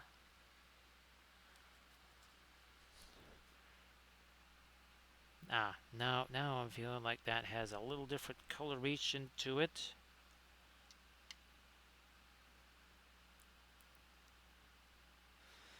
And I'm just gonna grab some of our radiant green. We'll just mix that in with our black here. That's gonna again give that a little bit of a greenish tinge. Here.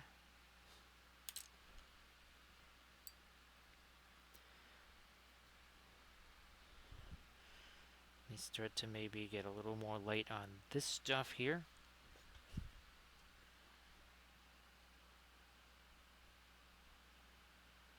Along the way here, and we'll lighten up this top bit.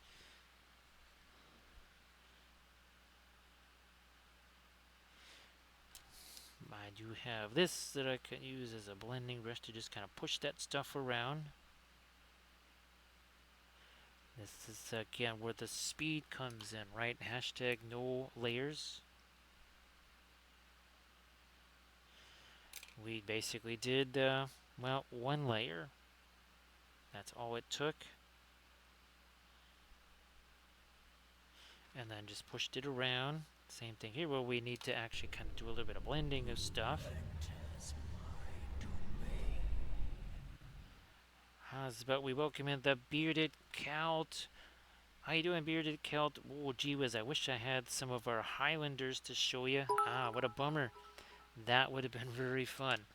Thank you so much, Grand Oracle. Appreciate that. Nodens and Professor Grimm. Uh-oh. Look at this there, Grand Oracle. Not a whole bunch there.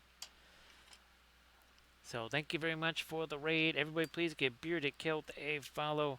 So Bearded Celt, let me see, 2.5 hours ago, these three guys plus two others had no paint on them. They, well, that's what they looked like right there. Yeah, so a little bit different here. Let me get this one out of my hand. Yeah, that's basically all what they looked like right there.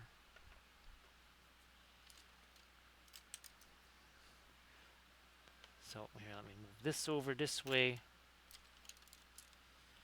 And of course, some object source lighting here. Right, a little bit of object source lighting on Melbit the Seer. This is one of two. Actually, well, this is 2 of 3 Arnor armies. So it's a kind of same character, 2 different sculptors, 2 different color schemes as well. And of course, if you want to share anything in the chat, please go ahead and do that. Again, thank you so much for the raid. Appreciate that. And yeah, here we're working on another one. We've got a couple of other ones. Again, starting to get into the non-metallic metal. And of course, we were using this handy little thing right here. And that kind of helps determine where, or up this way, right? Whichever way you might want your lighting to go.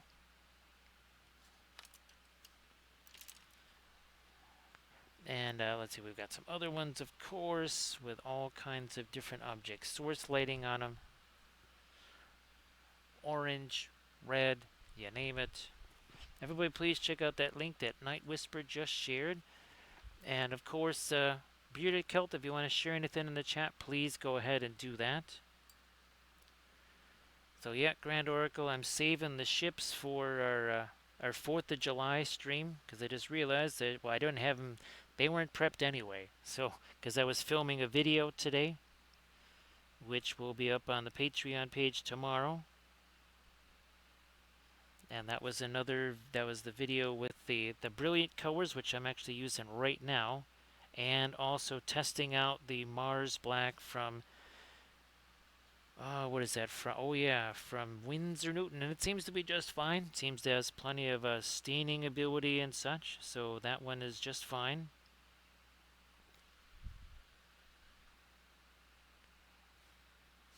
And of course, well, actually, we do have something that's a little bit. Here we go. This has some nice little Celtic theme to it right there. Speaking of object source lighting, we also painted this one up on stream. So yeah, there you go. We do have.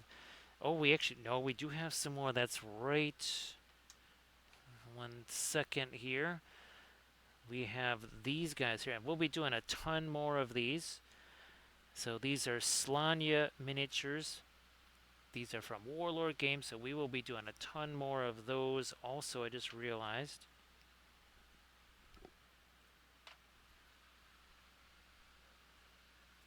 So the Mars Black Grand Oracle, like we were talking about on the stream the other day, because we tried out the Gamlin. We've already, obviously, we've used the Williamsburg Mars Black a ton. And I had those 2 tubes of the Windsor Newton that I've never had a chance to try until now. And they work, it works really well.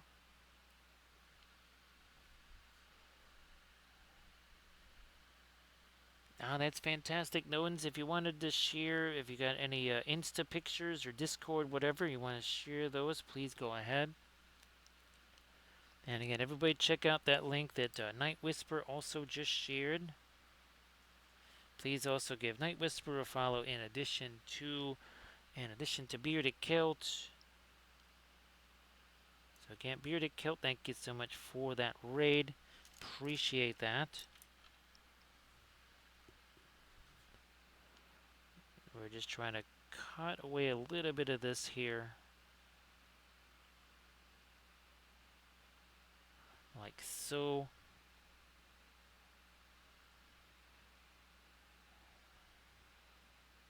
Okay, some of that there.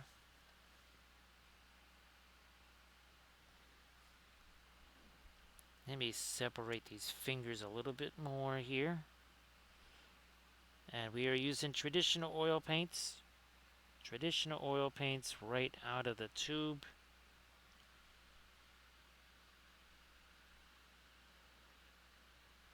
So yep, surface tension, we were showing that in our color charts because that's part of every single color theory and oils episode. It's always really fun to see that, right? Surface tension, all the different things you can make just, well, with black. I'm going to give me a little bit more of the Endanthrin blue up in here. Some of that over here. So how you doing there, Tiny Painting Desk? Thank you so much for joining us here. I appreciate that. Let's get some of the more of that dirt down in here. Ooh, better refresh that paint. There's a little bit of the yellow gun on there.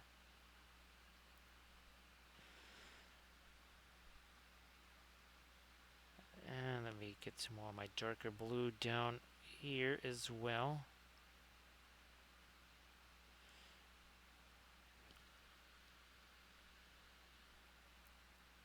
And let me do this. More of our dark under this here. So yeah, just 2.5 hours in.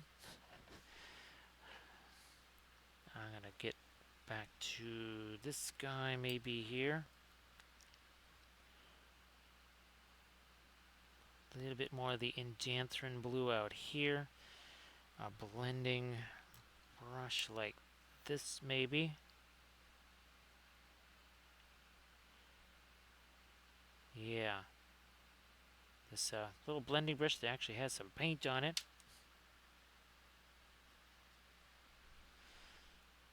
Get a little bit of something here on that top of that banner.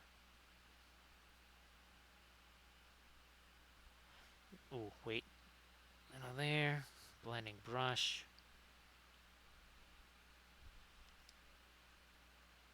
Also here. It just takes a matter of seconds, really. Thank you so much, Tiny Painting Desk. Appreciate that. Now, sometimes the pieces are even more colorful. You get into something like this, again, all done with the oil paints here on the stream. If you want to catch any of our past episodes, all you have to do is check out the highlights. Everything is saved as a highlight. It's kind of like a YouTube channel. Now here we've been doing an entire army of our Galadrim elves. Lots of fun colors there too. So Newtons, there's a couple of ways you can go about it. Winsor Newton and Gamlin, they have starter sets. Now they're not artist oils, they're basically student grade paints, and there is a difference, no doubt about it. Now Williamsburg, that's one of our 3 brands, their starter sets, that's the straight up regular oil paint. So it is artist oil paint. Now their starter sets are going to cost more, but obviously you're getting a much better value. But essentially they're just smaller tubes. So a typical Williamsburg tube is going to look more like that, and your starter set tubes are going to look more like this. So it's the same exact paint, just in a smaller tube.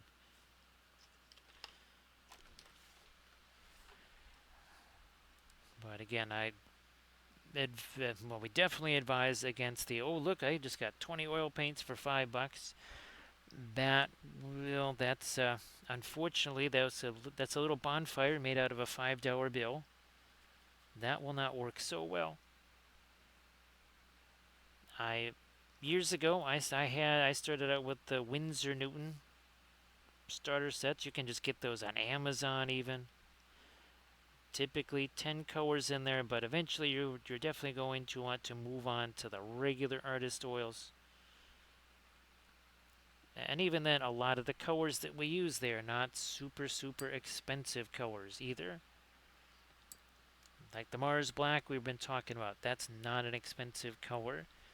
Indigo, Prussian Blue, Phthalo Green, those are Terra Rosa, those are not super pricey colors, fortunately. Indian Yellow, also not really a terribly pricey color.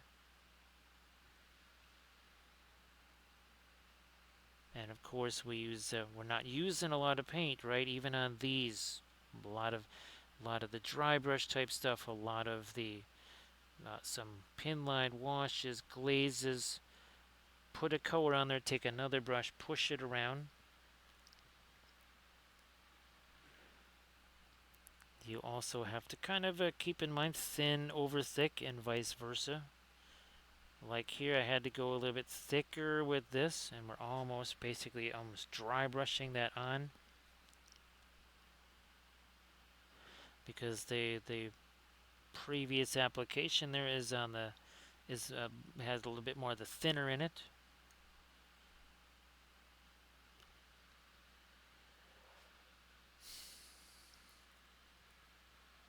Yep, surface tension. A whole lot of the early videos. Yeah, we did plenty of that with the early videos, because that's mostly all I had was just the starter set and maybe a few of the MIG ammo oil brushers. Actually, a lot of several of the early streams were all just literally nothing more than the starter set. So, like Night Whisper was saying, the Williamsburg Modern Color set, that's going to have the staining colors. Now, of course, we have been trying methods like this, right, with the darker primer here, where we don't need to do the pre-glaze stuff. So again, just trying to present alternatives for folks.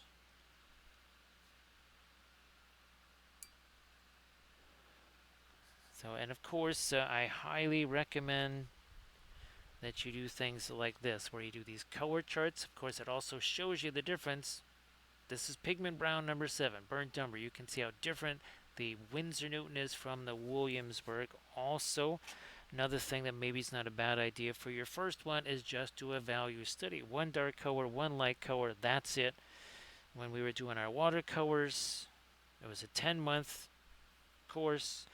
The first 3 months we had one color that was called brown. There was nothing. That was it. That's what you had, was brown. They didn't want you to struggle with the medium and also fool around with all kinds of different colors. So yes, you just got the one color. That was it. You can do the same thing with the oil paints. And if you do it, well, okay. Now here we did have another accent color, but this is one of the videos I was just filming earlier today. This is going up on the Patreon page tomorrow. We were testing out several different colors, probably about 5 or 6 of them. Thank you so much, Inganes. How you doing? Appreciate the sub. That's 48 months. That's almost back to the very beginning. Yeah, so Night Whisper, and the nice thing, again, well, you have the darker primer. Then we do the lighter dry brush, and while that is still wet, we do the glazy stuff over the top of it, which is basically what we did here. Now we're starting to go back in with some lighter things. So, and guys, I hope that you're doing well. Thank you very much for the sub. Appreciate that.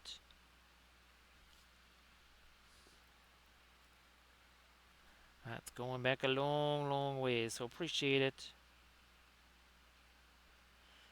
Now we need to get more of our, yeah. That's a little bit of mix of the Indian yellow, some of our fast matte white. Probably gonna have to put more of the fast matte white out there.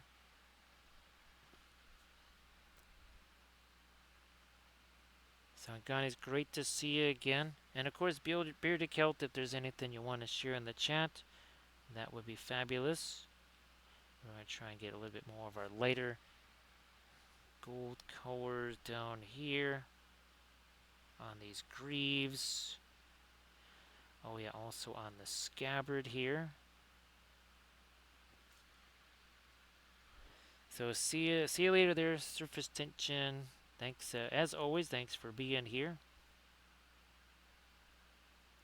I know it's a very early start to your day.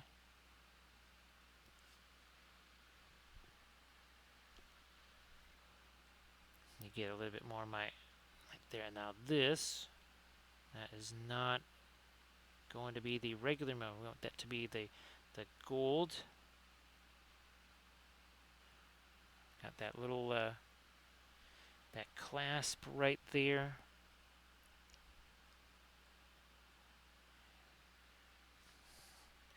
And of course, this is nowhere near our lightest light. This is really more of a mid-tone, I guess, when you think about it.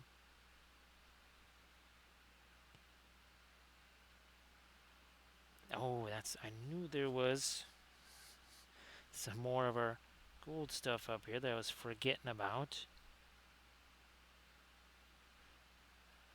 That is better. Hey, there's Sam's mini painting. So Sam, if you want to post anything in the chat, please go ahead. I know you got some Insta stuff I think that you can share. So nice to see you there, Sam. And oh, and Gandhi, same thing there. I don't know if you've had much chance to do a lot of painting lately, but if you want to share anything in the chat, please go ahead.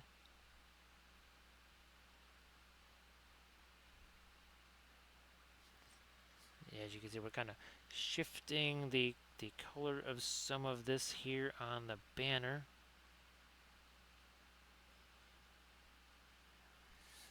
I need to just get there we go, some of the gold in there.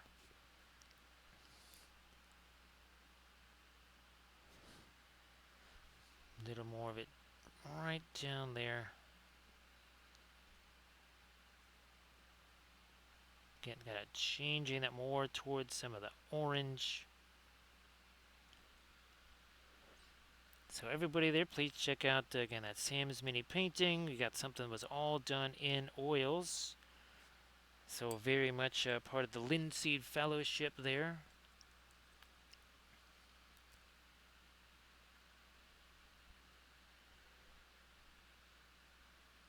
Ah, no problem there. No problem, Inganes. And again, we're on we're deep into our third miniature. We have the fourth and fifth also well underway, and it's only been 2 hours and 45 minutes.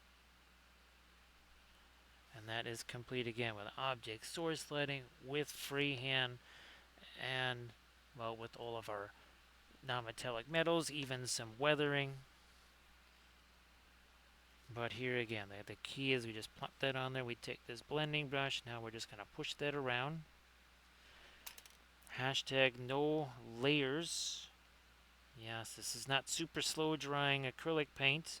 Well, if you treat it like that, it'll be super slow drying. That, yeah, no doubt about that. It will be very, very, very slow. Nah, that's a little too light too quickly.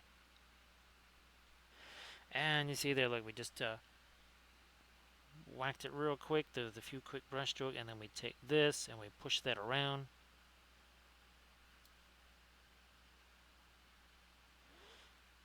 Again, no layers.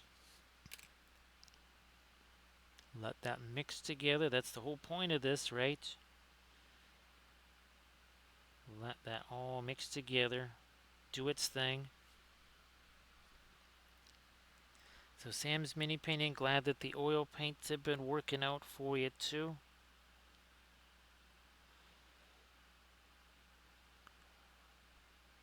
Yeah, let me get some lighter stuff here on this sleeve.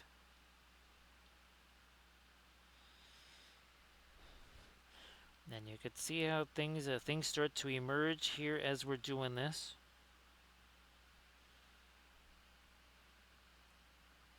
One of the reasons we like to paint the multiple miniatures at once is a couple of things. It, ironically enough, it slows us down a little bit because you can start getting going way too fast.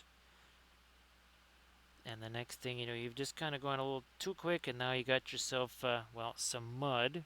You don't want that. I'm going to just use this again as a bit of a blending brush right there. Hashtag no layers.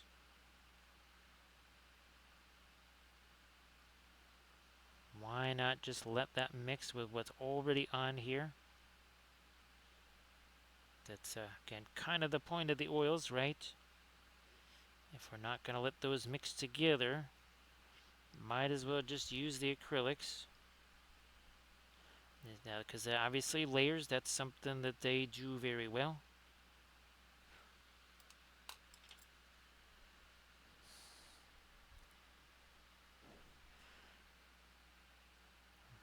Again, throwing a little bit of that lighter stuff on there. We'll just take this, push that around here.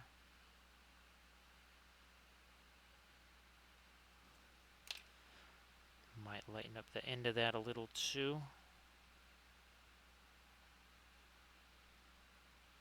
So again, that is a 3D printed from Khurzluk Miniatures. Yeah, and themes, of course, I'm sure with each session that you work with them, it gets a little bit easier and a little bit easier. I mean, when you talking to other folks in their oil painting journeys, it kind of goes the same way. And then sometimes there's just that one miniature where everything kind of comes together, and you just kind of you say, "Aha, that's how we want to be doing this." There are certain miniatures that are easier than others. Obviously, something like this, or maybe one with object source lighting, probably not maybe the first ones you're going to do with the oils. Maybe, again, something that's got a large, wide open surface, cloaks. I mean, even this one, now minus the object source lighting, but see a lot of wide open surfaces there.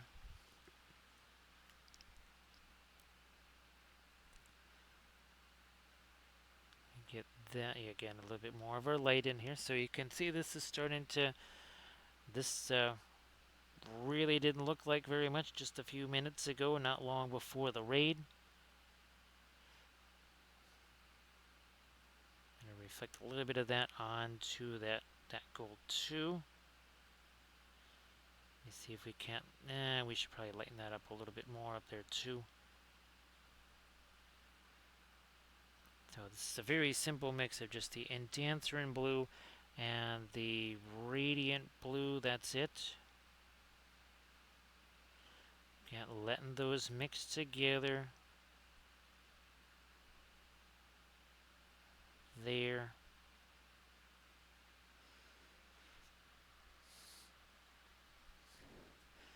So Grand Oracle, yeah, I'm hoping to take those yurts that I was printing out for our Candish army and paint those up on Friday, because there'll be all kinds of freehand. That's something that I don't think people have really seen too much here on the channel, is me painting freehand on buildings.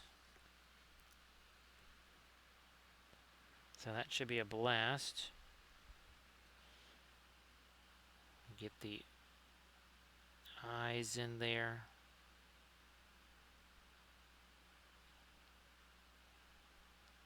Well, we'll come back to that with some with the eyeballs. Probably using the indigo.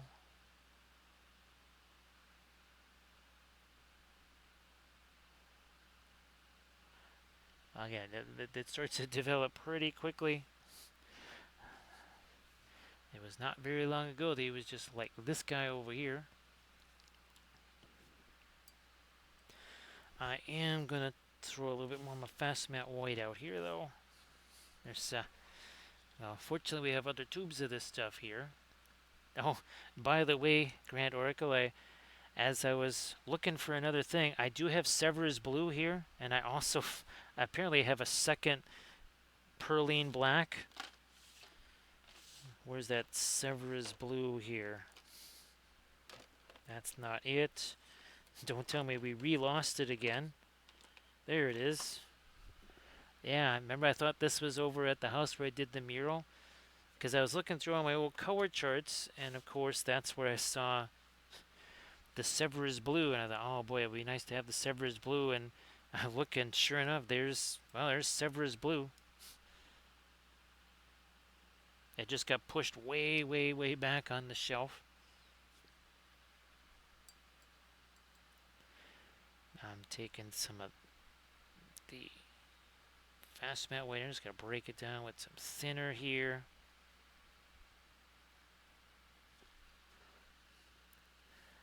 Oh, let me see. I did a series. It's at least a series 3. Yep, series 3.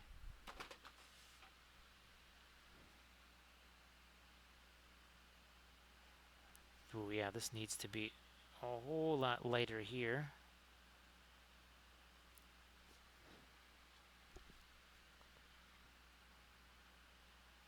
And there. Look at this.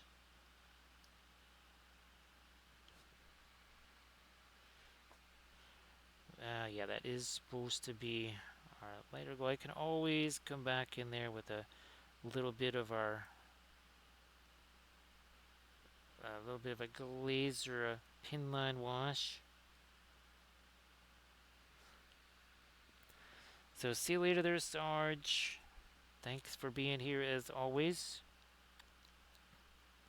So yeah, Sarge, I'll shoot you a message tomorrow, see how things are going. Glad that you're on a bit more of a regular schedule there, not the super crazy 14 hours anymore.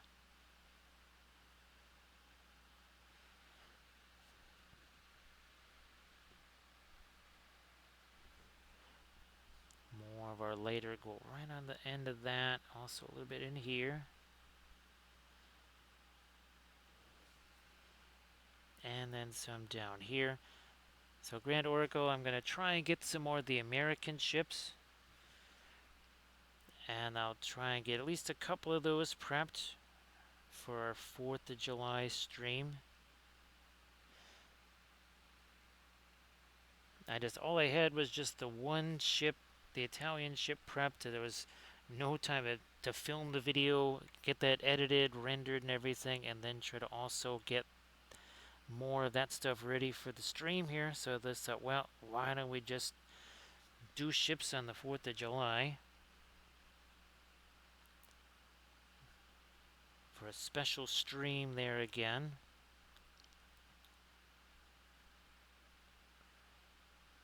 Now it becomes Fleet Thursday. So it's even more appropriate. Okay, I'm just trying to find some of the lighter stuff in here. Did I change the color at all? Not at all. I'm just throwing that on there.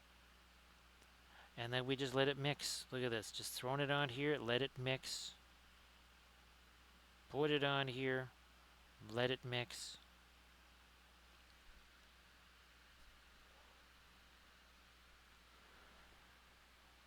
Yeah, Grand Oracle. Actually, I have to. Well, I wasn't able to get a chance to make pictures of some of the original ships there.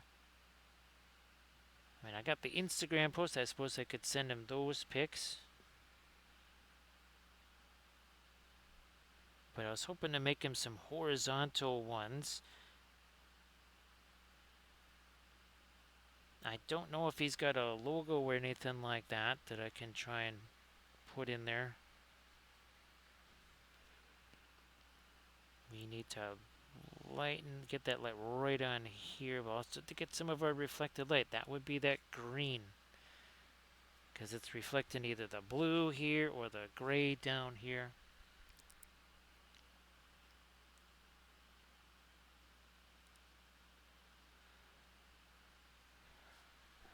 What recall these they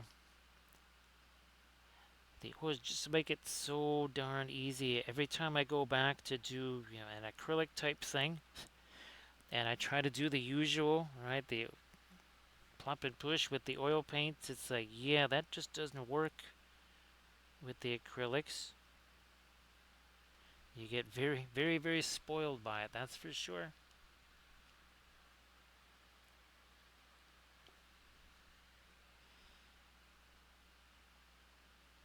Well, let's put some of that here. Actually, Grand Oracle, I don't think the one thing has triremes in it, but there's another Kickstarter campaign that's going on. It's not, well, City of Kings is good. I think it's called, well, actually, this World of Brathian is good, but unfortunately, there's a Kickstarter that has a bunch more ships in it. And there's also, the other reason I got it is some of the other terrain is a really nice port that looks an awful lot like Dol Amroth. So yeah, we've got some 28 millimeter, some more 28 millimeter ships.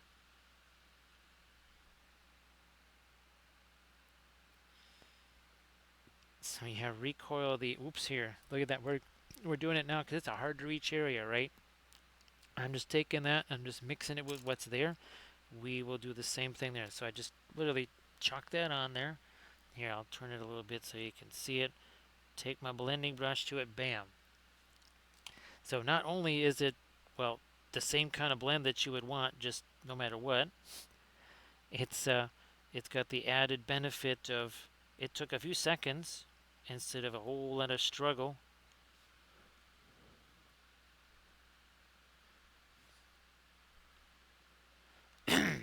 So yeah, there's I'm gonna try and see. So it's a Tor Ithalos. I'm just gonna, no, unfortunately, well, maybe it will. Not Kingdom of, hard to tell. Let me get back to my yellow right here. I guess it is World of Prathron. Yeah, it is. Great naval battles for glory, and it's actually an ongoing campaign right now.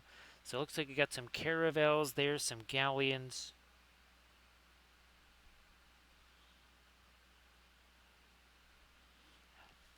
And then there's a really, really, really nifty kind of a seaport sort of thing that, I mean, it could either be Grey Havens or Dol Amroth, I guess. Now, kind of going in here to the straight fast mat white. We're going to try and get some really, really, really, really light things going on some of our metals here. And then we'll have to come back with our darks, also some of the orange. And that, because that'll tighten up a lot of those edges right there. Same on this, definitely over here.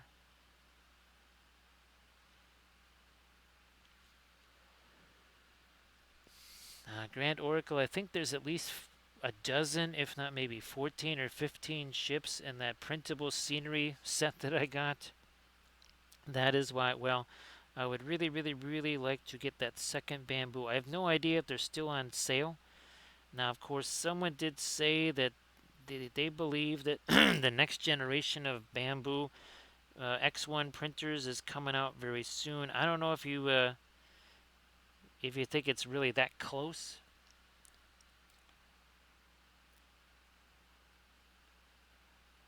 I'm not quite sure because he seemed to think that was a little bit more imminent than I did. I thought that was still kind of far away. So again, trying to catch a little bit more of the lighter yellow there here. Let's get a little bit something lighter here on his helmet, also on those feathers.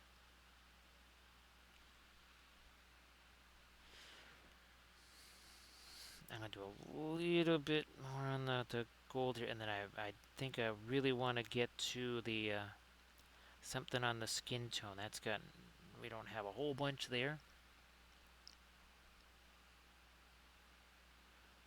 More of our light there. I'm gonna have to come back with some of the Indanthrone blue. I still gotta make that a little bit lighter, and then I would like to maybe try some other freehand stuff on the banner if that's possible. Maybe just some extra little stars. I don't know.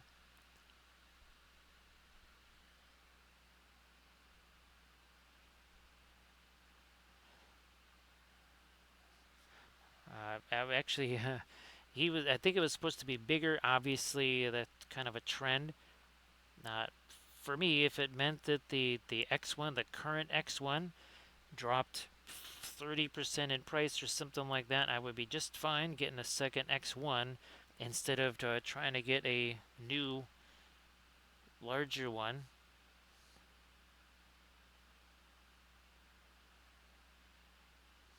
Okay, yeah, let's get a little bit of our light up there too.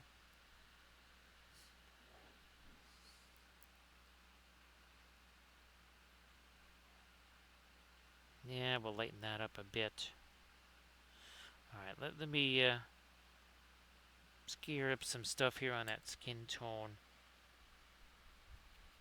Something a bit lighter here. On the fingers.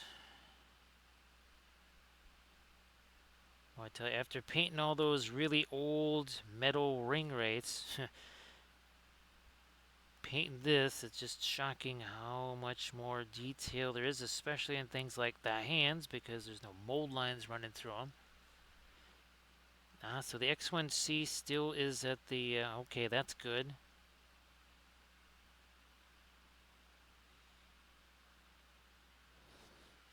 I'm kind of hoping that that holds for a little while yet.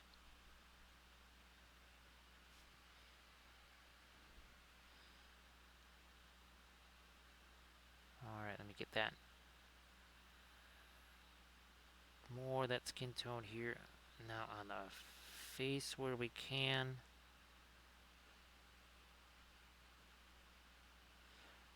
Let's try to go a little lighter with that now. Something like this maybe.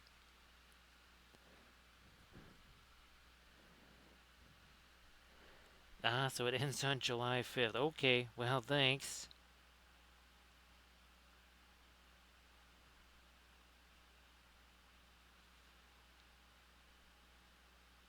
Get, yeah, here, let's just keep going with this.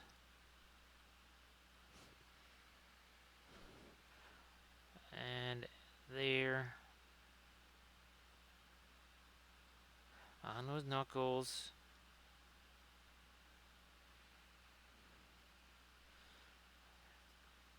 Maybe even a little bit of that here on that scabbard. Just because.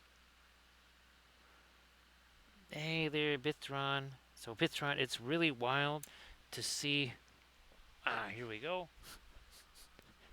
Because obviously this is the 35, or sorry, the 28 millimeter version of the T20, T28 there. It's wild to see yours. Now, here we can, these here, go back to 2014, so 10 years ago.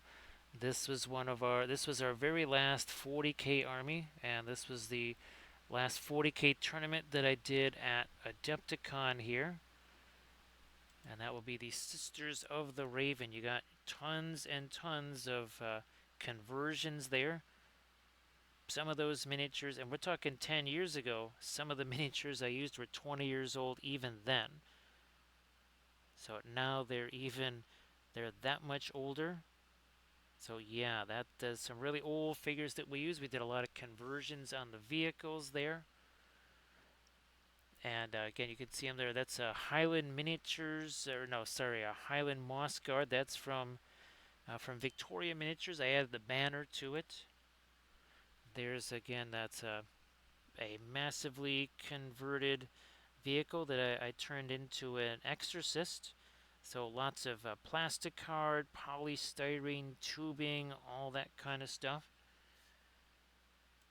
And there is the army board. Yeah, that's about 3 feet high or so. And there was a good at least 5 pounds or so worth of batteries and such that are up in the roof because, as you see by the inside, there's all those lights. And yes, there were 40 stained glass windows.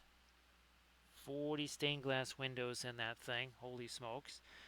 Now here's something a little bit newer. There, as you can see, that's one of our army painting series. These were all painted with the oils. So that is the new Sisters of Battle right there. I had a lot of fun doing these. Did the same effect on the bases, the same, the source lighting. Even the hair color was the same sort of freehand designs everywhere. So yeah, that's again all done with the oil paints, mimicking that army from 2014, only with I'm sure I wish I had the oils back then. It would have taken a fraction of the time to paint. And by fraction, I mean at least 70% less. At least 70% less time.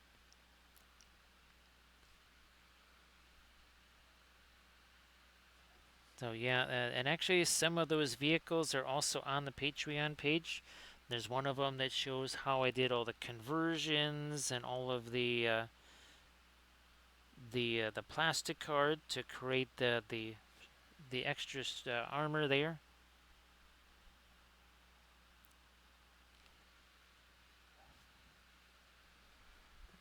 So recoil, there's basically none of it on display. Obviously, that army doesn't exist anymore because that was sold off. Just like the Tomb Kings, just like the Lizard Men. That's why I'm kind of trying to basically restore those.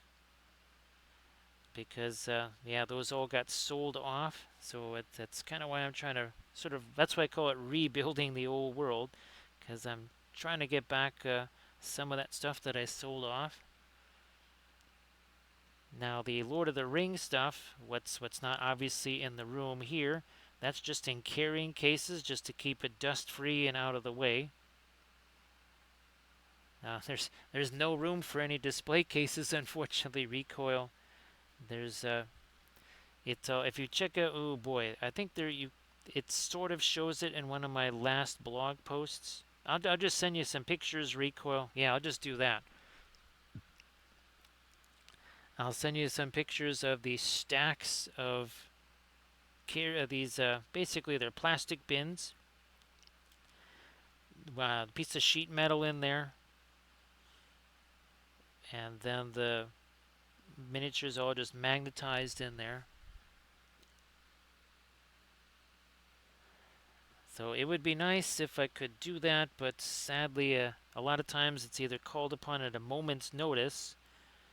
Okay, here, you need this. Well, like, say, for Adepticon or whatever, or Little Wars. And I just have to be able to kind of grab it and go.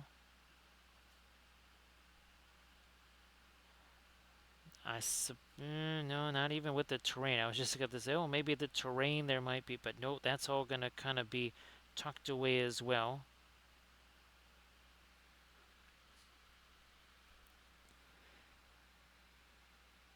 But yeah, unfortunately, a lot of the stuff like the Lizard Man, the Tomb Kings, all that stuff you see in those kind of pictures, that's sadly that was long gone. Part of it had to do with when they ended all the old world stuff that wiped out all my armies, so there was not much utility to it anymore. Little hobbit, spark my ganja. Thank you so much, Gay Lincoln. I appreciate that. So where's Malbeth? It's like, oh, he's Schmalbeth. What do you mean? It's like, well, Malbeth, he's for Arthedain, so we call our version Schmalbeth. That sounds a lot like my brother Schmandorf, which is this guy right here. We haven't seen Schmandorf in a while. There he is, the much bigger and tougher older brother of Gandalf. So thank you so much, KK Lincoln. Appreciate that. Now, no Shire we'd mentioned. We have actually two Gandalfs. Wow, he's been rolling fantastic. Two Gandalf 6s, two 5s, and a 4.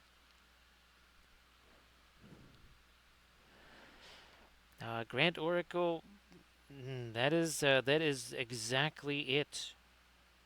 That is precisely what I intend to do, because now with the 3D printing, I can print up just as many or whatever I need, and of course variety in the sculpting. Even, well, the Lizard Man stuff that you're going to be seeing here is going to be from at least, let me see, well, obviously there's some of the GW stuff that Armored Wolf was kind of to get going and prep for us here. There's going to be some Titan Forge stuff, some Archvillain stuff.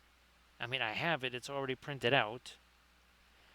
And then there was another sculptor that did some really nifty Lizard Man stuff, and we've got that as well. So you're going to be seeing tons of Lizard Man stuff and the tutorial videos on the streams.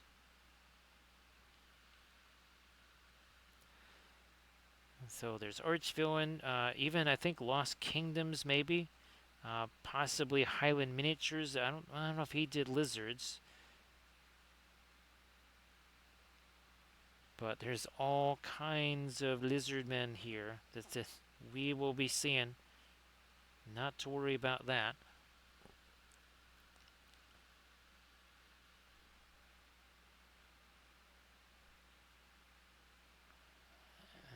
Okay, let me get the kind of orangey stuff going over here.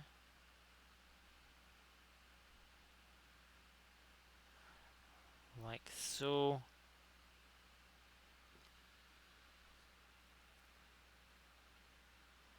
Because remember, actually, I would love to reprint some of these. Where are they hiding? They're around here somewhere. I think we did, what, 4 of these on stream? Where are they at here? Nope, not the frost stuff. Nope, not that.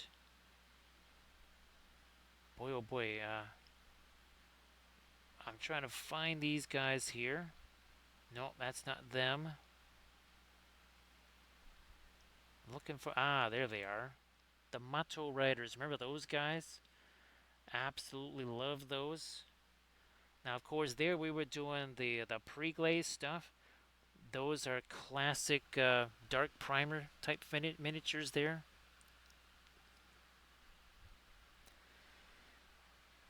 It's interesting, Grand Oracle. I have a bunch of Last Sword stuff, but I don't know if I have the Lizard Men.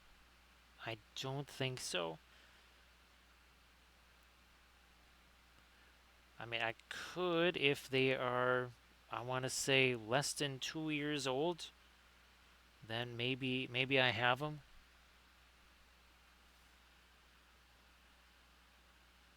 I'd have to actually look back at my Last Sword releases.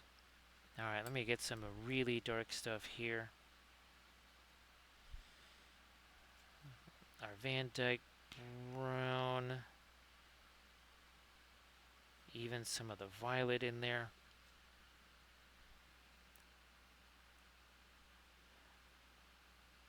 Some of these edges, going to restore some of these edges here.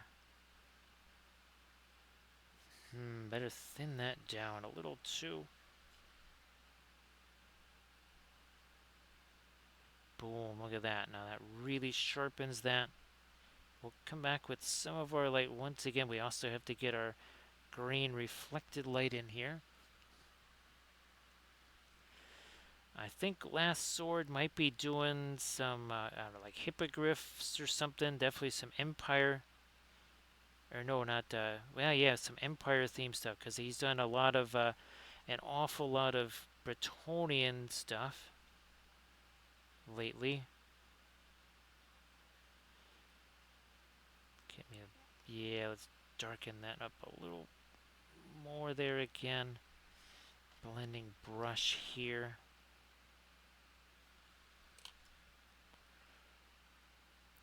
Let's gear up some dark up there again too.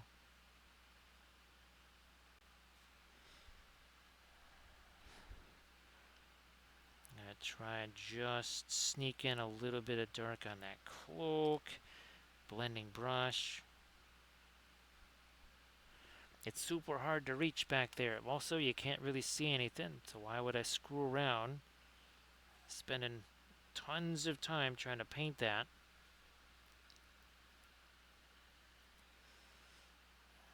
So Sam's mini painting, the Van Dyke Brown typically is what we're using.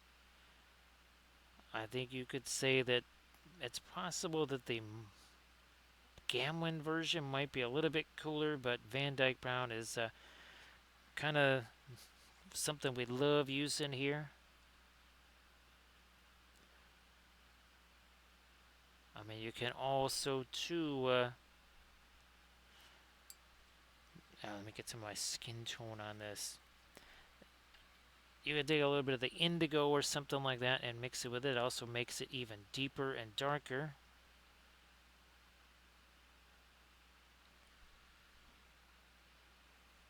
Of course, the Van Dyke Brown, if it's from Gamlin or Windsor, Williamsburg, is also going to be a staining color. So also handy. But again, with this method right here, right, the staining doesn't really matter. Now again, 3 hours ago, remember there's 2 other figures in addition to these. But these 3 had no paint on them, no object source lighting, no freehand, none of that stuff. So again, we're working on 2 other ones here. We'll certainly be getting to those. We got one of our little hobbitses, and then there's that archer.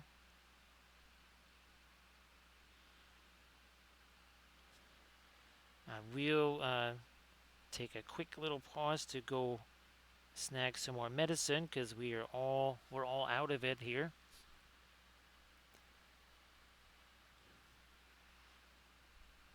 Again, I'm going to snag me a little bit more of my light along the edge of that. We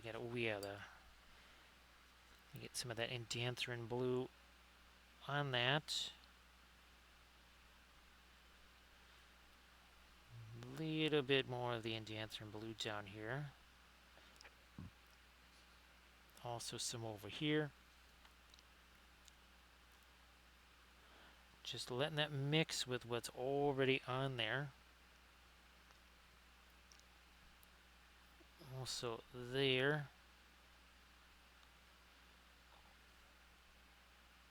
Come on, there we go. Let that just let that blend together. So thank you so much for doing that clip there, Vithron. So Vithron, I'm glad you're able to find those. I know that was something, but obviously with those, they're kind of like, they're slow moving, right? They're kind of just big targets. So I know what you mean when you say, well, the artillery might just be better. It's probably also fewer points, I would guess.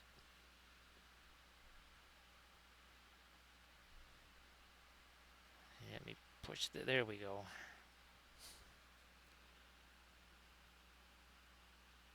I think, oh yeah, that's right. The one time we did play with Roy's Finns,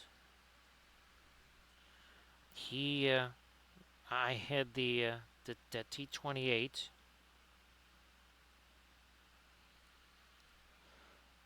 Yeah, just trying to get me a little bit of that lighter blue up here. You can see it kind of it's gonna blend in there. I want to see if I can't. Again, see, look, it's blending with the Indianthron blue. It's just sitting there. Just sitting there waiting to be blended. And of course, that's just essentially the straight with radiant blue. That's all it is. Again, blending around, just use this. Push that around a little bit. Yeah, no, what was it? The mouse was a 20, something like that on that front armor there. I think the IS-3s were 17s or whatever. I forget what, I think the tortoise was also maybe another 20.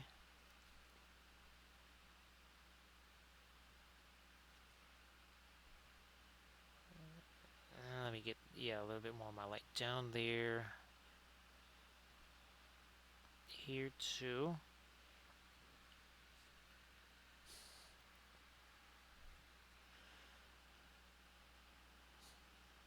No, I was almost gonna, nah, it's a little too late there. Can't take the blending brush, take some of it away.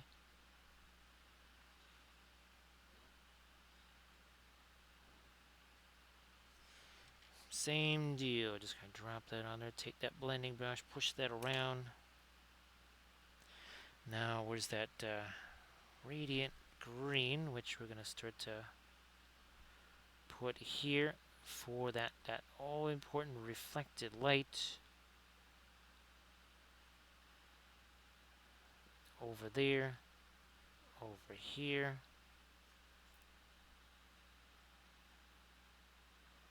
And there too.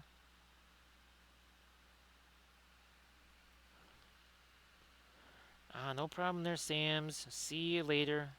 And then, if you want to share your link one more time there before you head off to sleep, please go ahead and do that.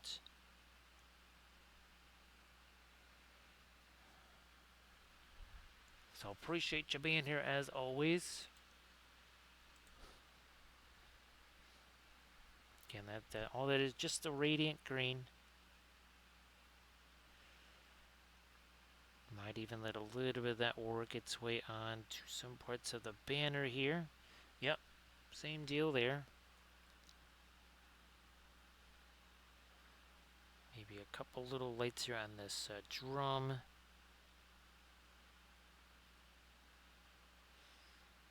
On that pillar.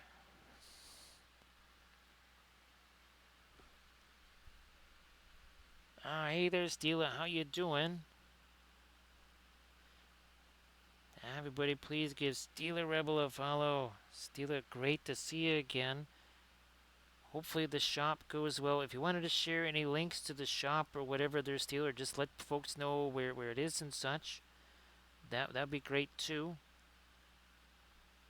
And of course, Steel, if you want to share any of your oil painted stuff in the chat, that'd also be fantastic. So everybody say hello to Steeler Rebel. Great to see you again. No, no, you gotta go a little lighter than that. Actually getting a little bit of that, not radiant, radiant indigo in there.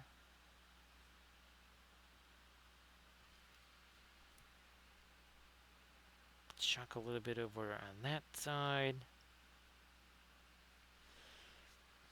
So Steeler, there's, geez, I'm just gonna have to send you a message with all of the crazy experiments that have been going on here over the last few weeks, because there's been lots of them. That'd be fabulous, Steela. Well, I think the Tiny Stein that did make its way to the new digs, right? The Tiny Stein.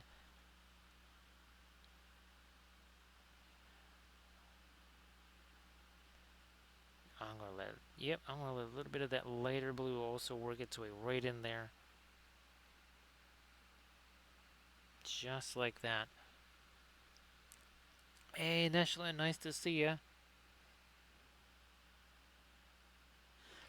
So yeah, Steela have been mixing these acrylic inks into various primer colors. So we've been making a whole bunch of different primer colors.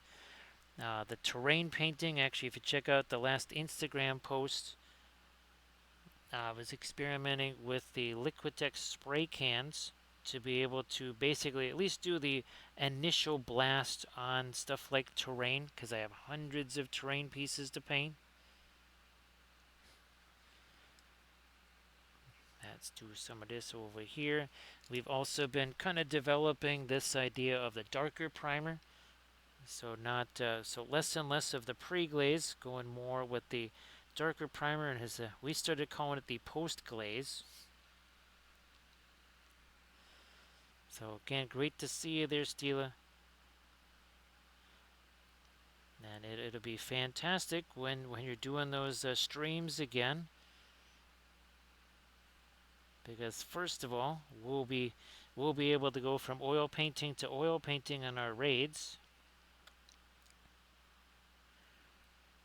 That will be fantastic.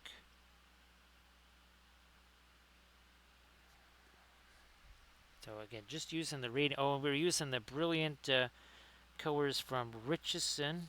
So we've been doing more and more stuff with the Richardson paints. Just taking that and again, just doing this the old plop and push here, like so. So again, Steela, great to see you. Really, really looking forward to seeing you do the streams. I'm sure everybody else here is also looking forward to that. So Neshlan, happy Tuesday. I hope that you are also doing really well. Trying to catch a little bit more of just the Prussian blue on here. Not so much the Endanthrin.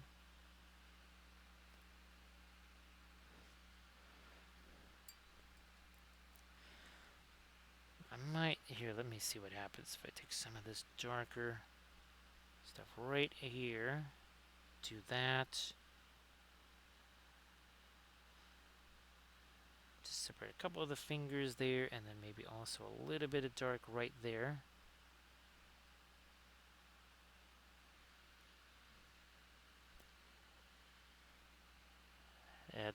There's so many things to do, right, Steela? And it just seems like no matter how many hours and hours and hours we keep doing, we just seem to get a wee bit further behind. Now, do I need to get more of my fast matte white? I don't think so. Let me try this. There was, of course, the failed experiment of the Scopy air dry clay, which that's up on the Patreon page now.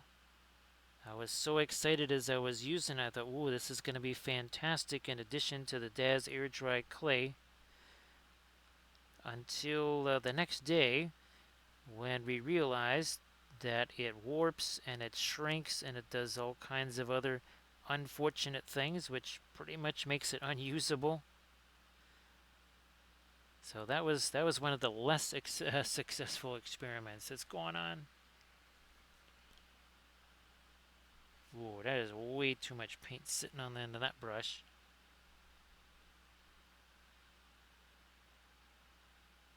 That's what we had to do. I just had to get rid of some of that paint sitting on there. That would not have been a happy ending for sure.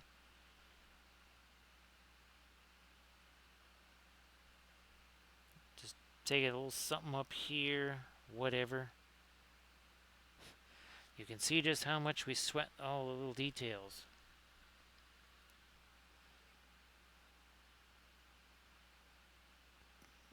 And lighten that up a little maybe. Let me see if I can put some of those cracks in there like we've been doing. Maybe even darken some of that down a little.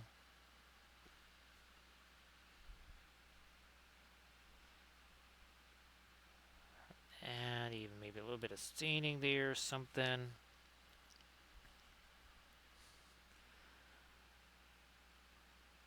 The other thing that we've been doing, Stila, is kind of messing around with the Richardson paints a little bit.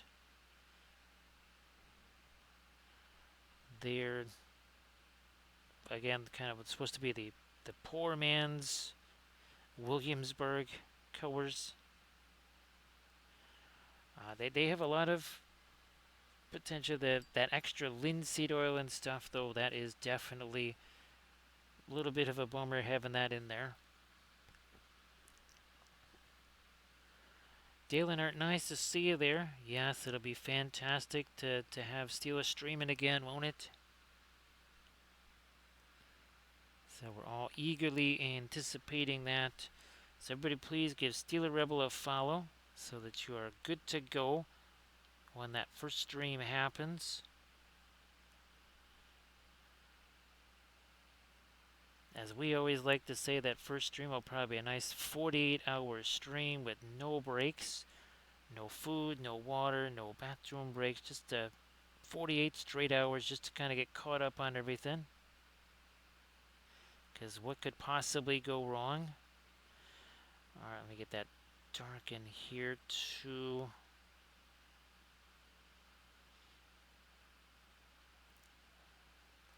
Let me separate these fingers a little bit there. Okay.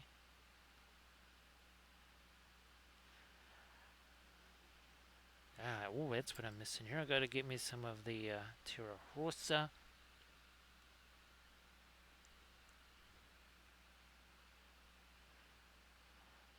So again, everybody please give Steeler Rebel a follow, because then that way you will not miss some fabulous oil painting. Actually, Steeler, I think you've kind of got it figured out what you'll be, what the first miniatures might be, right? When you're streaming again.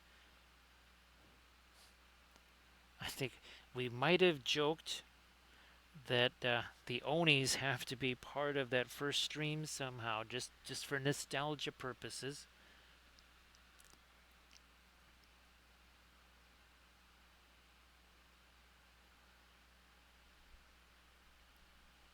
Bithron, you know what would maybe be a, well, let's see. Either in painting like an entire army there, Bithron, or it goes from a painting, well, that we could, let's see. This is our third stream. No, wait a minute. This is our fourth stream with the Cardolan stuff, Bithron. And essentially we're going to have basically 20 miniatures. Now, obviously, that's a pretty small Lord of the Rings army because these guys aren't exactly elite. Oh, yeah, that's right. That's right. I think you were talking about that.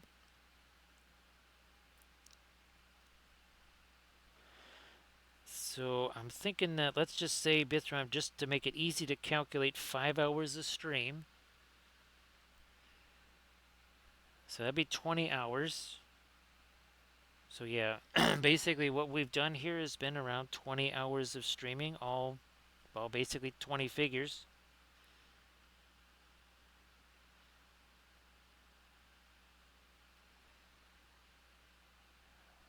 Let's see, here we go, we'll do this. Because I think we pretty much are typically streaming about, well, 20 hours a week.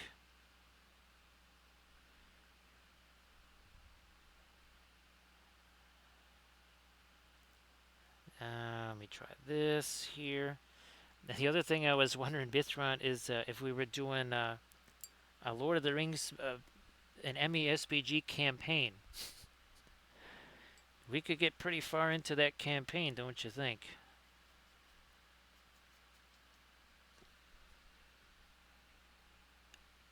Hey there, Meth Muffin, how you doing? Welcome back. Now, we were showing the old whatchamacallit, well, I was thinking Witch Hunters, because when I last played Sisters, when I really played them, they were called Witch Hunters. They were not Sisters of Battle. But that goes back to, well, that kind of 2012, 2013 era of the original Kickstarter. And that was called the Painting Pyramid. That's what started the whole video thing. And you can still get those videos as part of the Patreon page. Yes, years and years ago, when we were first starting to do all those videos, well, we had this. And if you see on that bottom level there, obviously the oil painting version of that would be a little bit different. But look, we got object source lighting. Well, shaded base coat, substitute pre-glaze for that. Actually, we're almost kind of doing the shaded base coat again with what we're doing now with the darker primer. See the freehand there, the non-metallic, all that stuff kind of begins, right, instead of superimposing that stuff at the end. So we try to start that at the very beginning of the process. And then as we get up there, now of course I would love to have basing there. There just wasn't enough, there weren't enough blocks to be able to do that. But you got your color theory up there, so you're kind of building, right? You build up. You've got well, things like your skin tones and such there. So as we try to get more into color theory, kind of like what we do now with the color theory and oils videos, that's where you kind of build your way up to a happy painter. And hopefully with the oils, I'm sure we've got lots of happy painters now with the oils. So that's the old painting pyramid. Again, that was the Kickstarter that kind of began all of this stuff.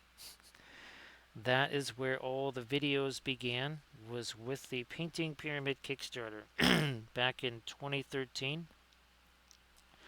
And of course, well, the Patreon page, you do that Army Painter thing for $15, that you'll get about 1,900 hours worth of videos. And might even be closer to 2,000 now, because you're getting every single video that I've ever filmed for the last, well, now 11 years.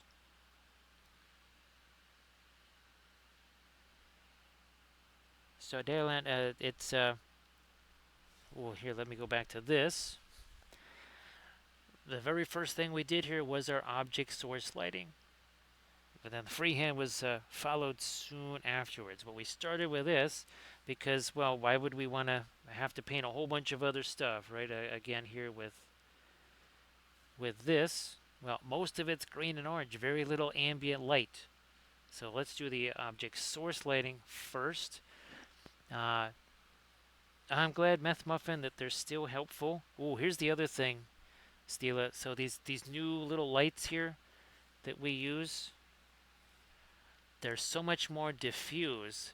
They're actually way better for calculating your object source lighting than, say, these, which you can see how much harsher that light is. So yeah, that's these new, and there's more colors with these things too. Purple, blue, green, yellow, orange, very light kind of a yellow too. So yeah, many more options with that.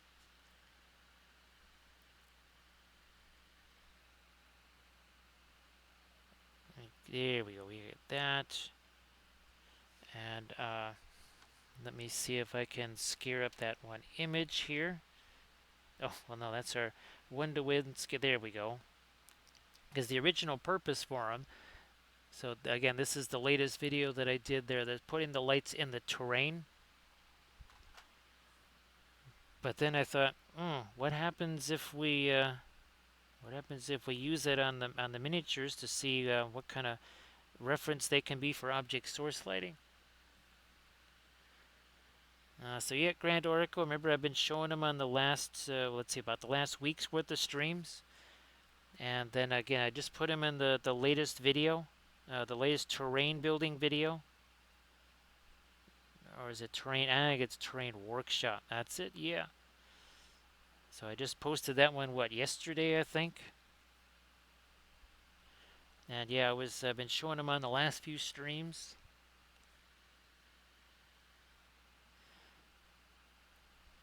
Grand Oracle, those are fine too.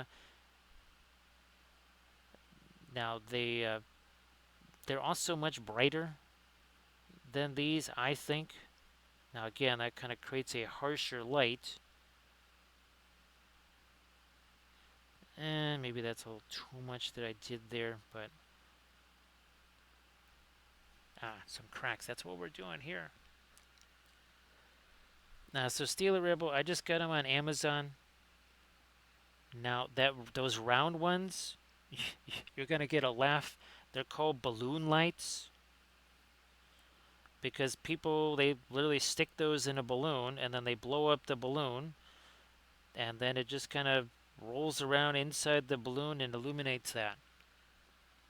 Yeah, I know, Grand Oracle. It's been a little bit of activity over there, right? Lots of stuff going on. I'm just going to darken this down. Then we're going to come back with our lighter color on these boots here. Just something like that.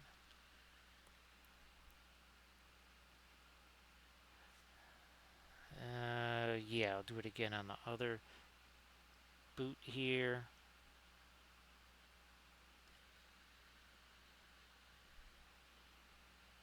So Meth Muffin, I hope that you're doing really well. If there's anything that you wanted to share in the chat, please go ahead. You know what, I think I might just go ahead and let some of that Terra Rosa work its way on there.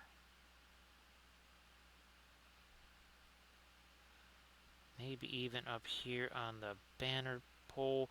Again, this is a 3D print from Khurzluk, like our other ones. So again, these 3 and 2 other ones, 3 hours and 41 minutes ago, had no paint on them whatsoever. We can just leave them right there so we can welcome in Hekaton. How you doing? Nice to see you again. So Jody, great to see you. So Hekaton, we're doing some more of our Arnor stuff. We were just showing 3 hours and 43 minutes ago these 3 figures plus 2 other ones. I had no paint on them whatsoever. No freehand, no source lighting, no metals, no nothing. And of course, as always, working with the oil paints. Tyrillin, nice to see you there. Actually, Dylan, I was able to get him in a batch of 40. Yeah, I think I could get him in batches of 40. Actually, oh, wait. Oh, looky here. So there you go. LED balloon lights. So these are the orange ones here. AOGST. I don't know, but yeah, that's our balloon lights there. So nice to see you there, Tyrillin. And Jody, thank you so much also for joining in on the raid. So appreciate everybody being here. We're again working on some more of our Arnor figures. We're continuing. It's the second army with this new color scheme. So here you can kind of compare basically the same character. So this is Arthedain. That was our first one. This is Printing Goes Ever On. And then this one, different color scheme, still kind of the same theme. That is our Cardolan. Thank you so much, Jody. Appreciate that. Oh, so you're back again. And yeah, so you sure the Witch King didn't give you that shiny stick there? He said, no, no, no. I just Bill gave it to me. It's like, wait a minute. You said it was somebody else last time. It's like, well, it's your pipeweed, man. It's getting like a secondary high off of that. It's like you really had to mention that, huh? Why is Gandalf sad? Because every time the pipeweed gets mentioned, this Gandalf 6 turns into a 1. He's rolled a. Uh-oh. He's rolled two sixes tonight. Was it not foretold? This guy, oh, by the way, this is Malbeth the Seer. So it was foretold. The big Gandalf 6 turns into a 1. So thank you so much, Jody. Appreciate that follow. So a Grand Oracle, yeah, the nice thing is, unlike these other ones here, and I really do like these, but man, they're, you can see how much bigger those are. Is this the blue one? Yeah. So that's very nice. These are also relatively diffuse, as you can see. So those are pretty nice as well. I kind of got a bunch of different ones, and I wasn't really sure what was going to work there. I don't have a Discord there, Hecaton. Actually, Decaton, if you wanted to share anything in the chat, like an Insta link or a Discord, that's fine, no problem. Everybody, please give Hecaton a follow. So thank you so much for that raid. And of course, again, you want to post pictures of whatever. I know you just finished your stream, so you would have to go skedaddle off to a photo booth to get some pictures of that. But if you got work in progress or whatever, that's fantastic. So yeah, we've been doing, well, certainly lots of glow effects on so many different things. Again, whether it's our Tomb King stuff, we've done tons and tons and tons of the Star Wars stuff, all different color of glow.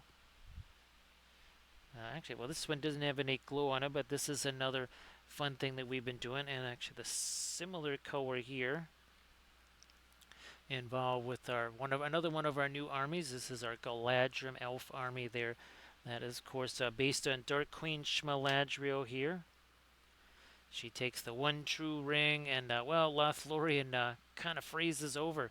Thanks for doing that clip there, Bithron. Appreciate that. Oh, here's another little fun example of our Tomb Kings again.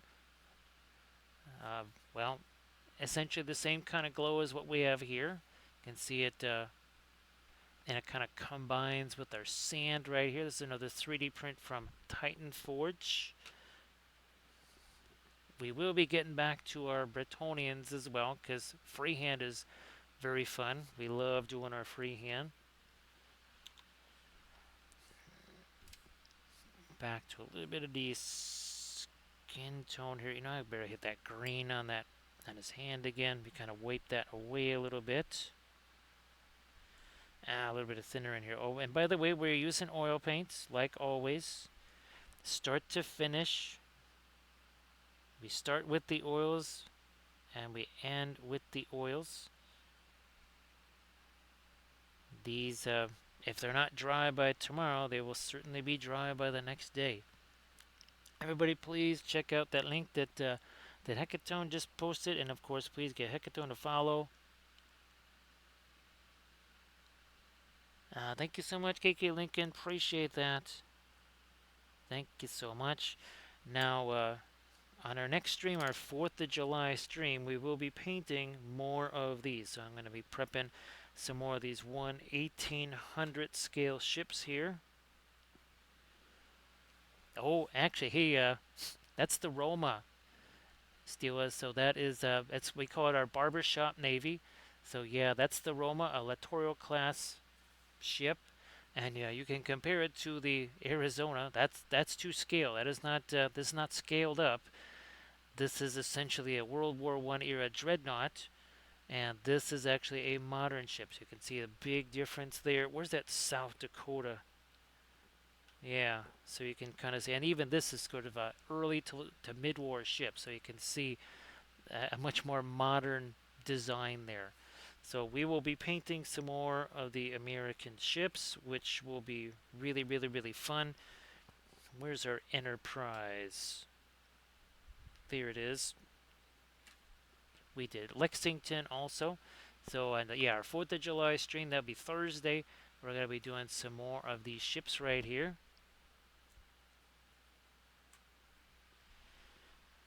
Now, let me get back to this guy here. So, yeah, we're going to have a lot of fun painting those again. I don't. Well, let's see. The fleet pack that I have of the U.S. ships is mostly now just kind of destroyers, cruisers, that sort of thing.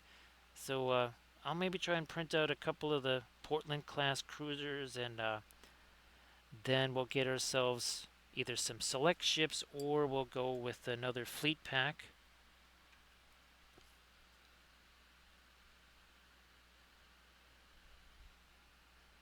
Grand Oracle, and of course, well, Toronto, right?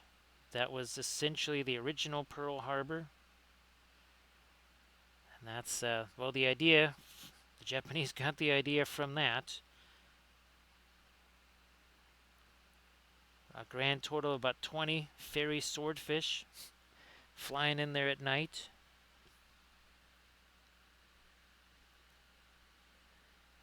So happy Canada Day there, Bitron. Sorry we didn't celebrate that for you.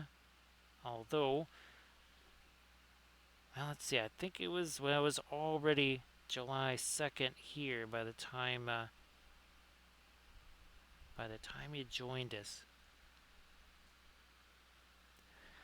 So Grand Oracle, I had the Decavor class here, but I needed to print out at least a couple. I have them printed out. I wasn't able to get them on the bases here, and you can also see that texture. That's the same heavy gloss gel that I use for snow, for icicles, all that kind of stuff. Get a little more green there. You know what? Here, let me use let's consult the oracle of the flashlight. So I think I need to get a little bit more of that light on his face if I can.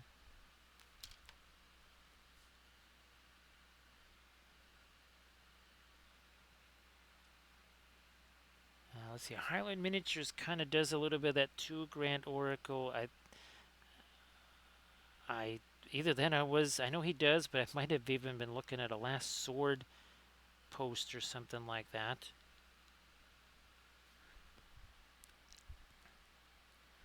Ooh, that might be a little too late. I'm gonna back away from that a bit. Okay, there we go.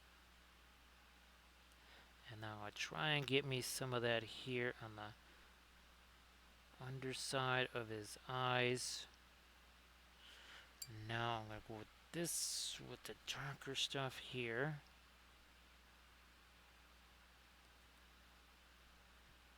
And then that might also help to create that. Yes, there we go. Now I'm starting to see some of the lighting there. You must have dark to show the light.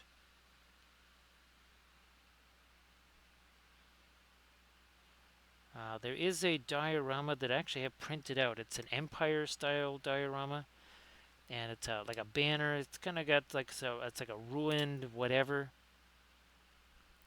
And there's a couple of wounded guys. There's a banner guy there.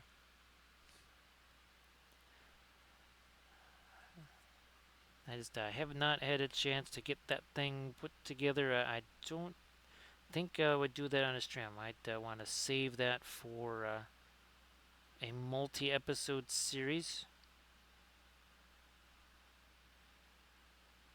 Could also be fun to have some, well, it's always fun to have object source lighting on stuff.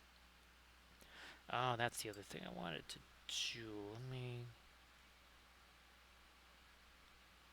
take some of that. Nah, that's all too much of the gold. Here's the... Yeah, let me try that. So that is the Van Dyke Brown. It's got a little bit of the green on it.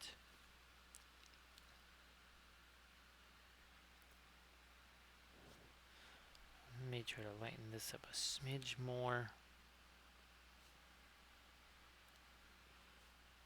And there.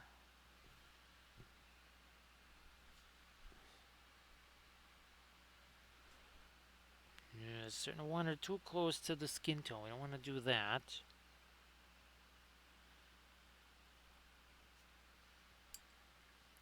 Where is our archer guy? So we're going to try and match what we've got over here.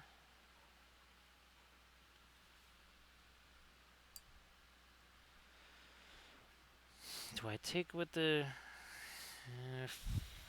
first? Well, yeah, let's do this. Let's get our Indanthrone blue with some of the light mixed in there. And really, really quickly, we're not doing the quarters on this guy. Remember, he's basically just going to have the tunic with the Indanthrone blue, with the radiant blue that we're doing right here. So again, this is one of our 5 miniatures here that we started 3 hours and 56 minutes ago. These were just sort of a darker bluish primer color. We did a little bit of our driver stuff over the top of that. And then did a little bit of glazing. A little bit of pinline wash. And well, now we're doing this. Where's that little halfling at? Speaking of halflings. So that's right. He's gonna... No, we'll just go with the blue here too. We'll have to get some lighter skin tone on him as well. Where's our other... Here we go. So there's a previous one that we did. So see you later there, Hecaton. Thank you so much for the raid. Everybody please give Hecaton a follow. And of course, everybody please check out that post that Hecaton just made. So Hecaton, you have yourself a good one. Appreciate you being here. Just catching again a little bit more of that lighter blue on there. Now we're going to take the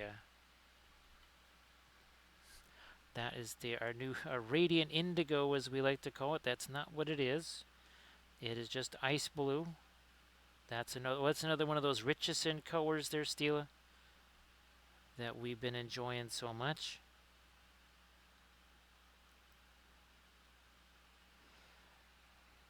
Got to get that little bit of that chainmail going.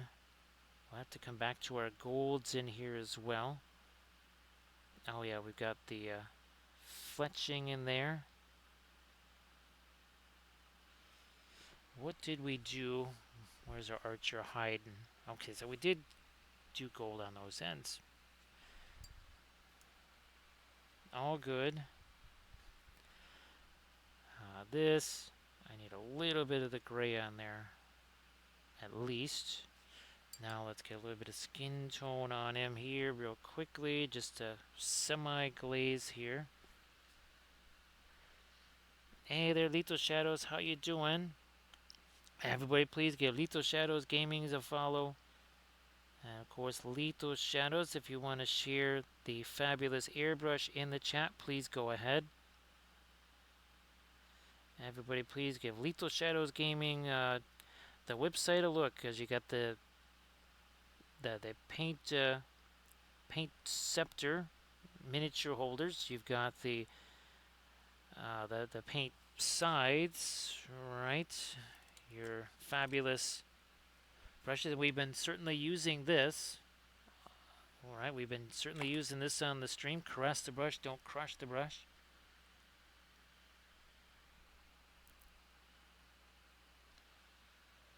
Let me see. Actually, Steeler Rebel, you'd have to, if you could remind me, because I'm not actually quite sure if you're asking about the paint color or something else. So if you could just remind me, sorry about that. Hey, Nerifel, how you doing? So Nerifel, those were looking really great. Nerifel, if you want to post those in the chat, please go ahead. So great to see you there, Nerifel. So the paint weaver, we're going to be using that in our videos. We're almost there. We almost have an area set aside for it now. And now that we have all of that terrain printed up, we have plenty of things we can try it on. So yeah, Nerifel, if you want to share any of the stuff that you've been working on.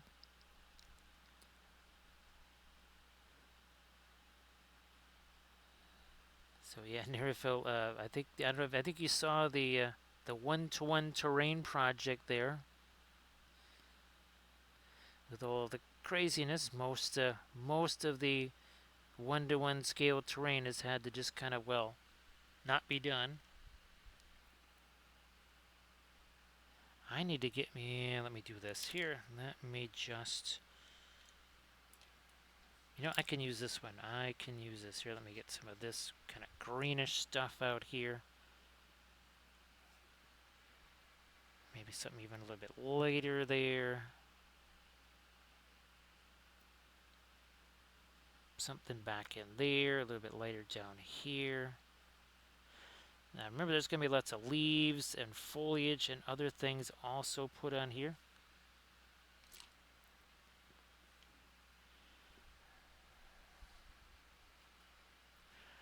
I'm going to roll with some lighter stuff here on this. This is also a 3D printed piece. The miniatures themselves, 3D printed from Khurzluk Miniatures.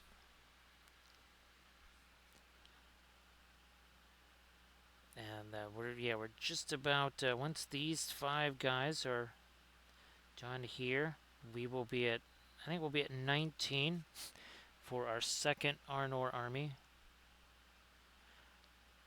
Now, Earthidane, there's only, I think, 15 of those, but at least 4 of them are Cav. So that's kind of why there's a few less of them.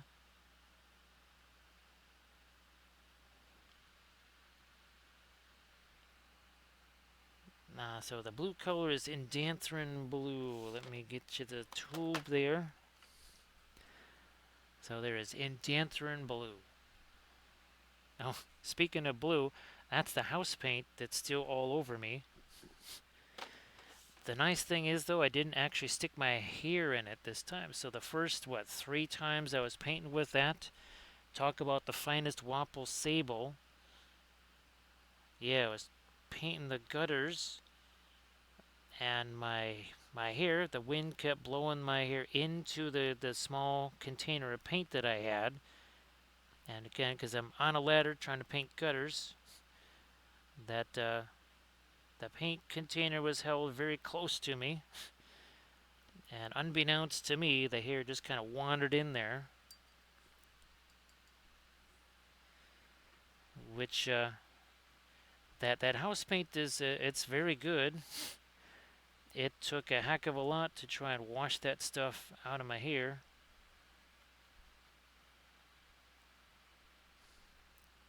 That was, yeah, that was quite the surprise to look and see, oh wow, yeah, my hair is pretty much now the same color as the garage and now parts of the house.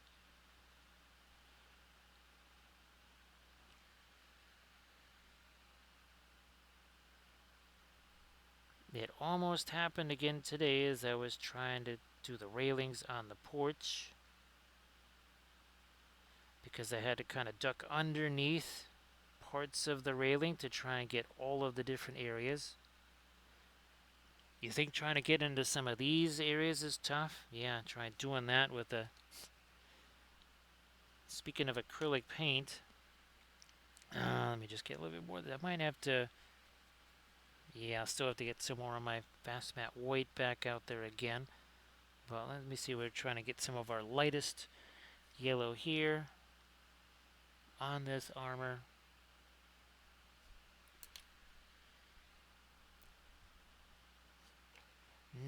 No, that should be... We were just going to take some of that away. We'll get our reflected light on there too. That's going to be darker. Our green reflected light, we need something here for that portion of the armor. Something over here too. Now, I knew there was some parts of this that still needed some more of our gold. We'll hit this with some of our Terra Rosa and Indian Yellow. Yeah, we'll do that. So I think it was confirmed that at least Gamlin also has an Indanthrin Blue, but I think Windsor Newton also has one. I could swear that I have a second Indanthrin Blue, and it is either the Gamlin one or the Windsor Newton one. I think I looked it up in Williamsburg. They might have had it, but it was super expensive. I think the Windsor Newton one was actually like was maybe the cheapest of them all. For whatever reason, don't know why. Lighter skin tone. Grab a little bit of that. Here. Blending brush.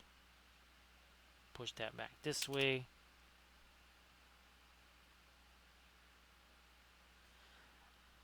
Also here. Let's lighten this thing up here. You can see we're not really mixing up a whole bunch of different colors. We're just letting it mix on the miniature because the miniature is your palette. Why paint a whole bunch of palette miniatures? That's not going to save anybody any time.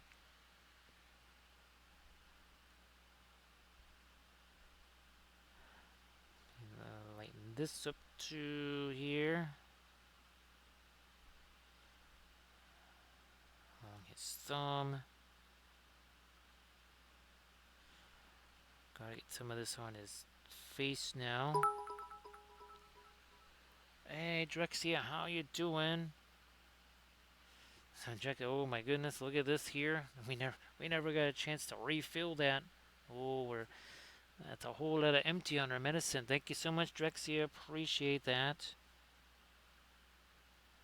Drexia, if you want to share anything in the chat, please go ahead and do that. I hope that you're doing well on this Tuesday here. As we get back into the second of 3 Arnor armies.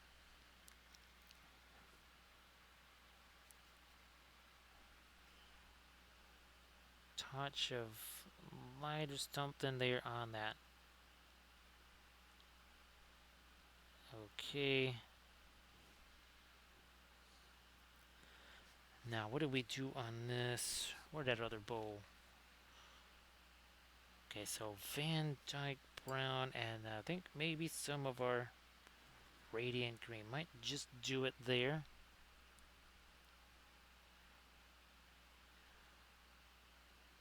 Plop that on there, and we'll grab something here to just push that around with. Like you do.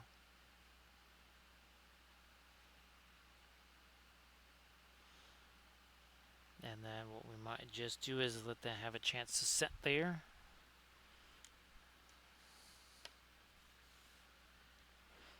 So great to see you again there, Drexia. Yeah, I'm gonna roll with some indigo here.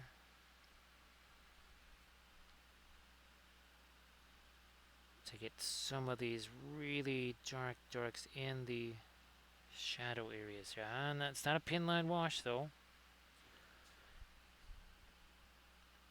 We did do those earlier. That was kind of part of our initial phase, but we better get a little bit of shadow on top of that. Try and separate some of these little beads here, whatever.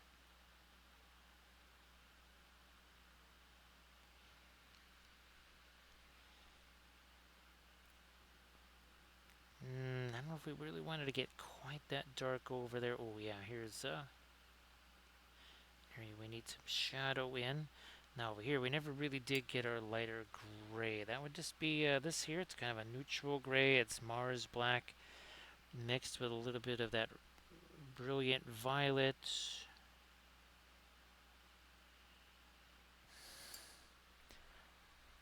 How's about we try something a little darker on the back of his hand there, because again we got it's sort of lit on the other side, so we don't want it to get too dark there. We should, speaking of greens, holy smokes,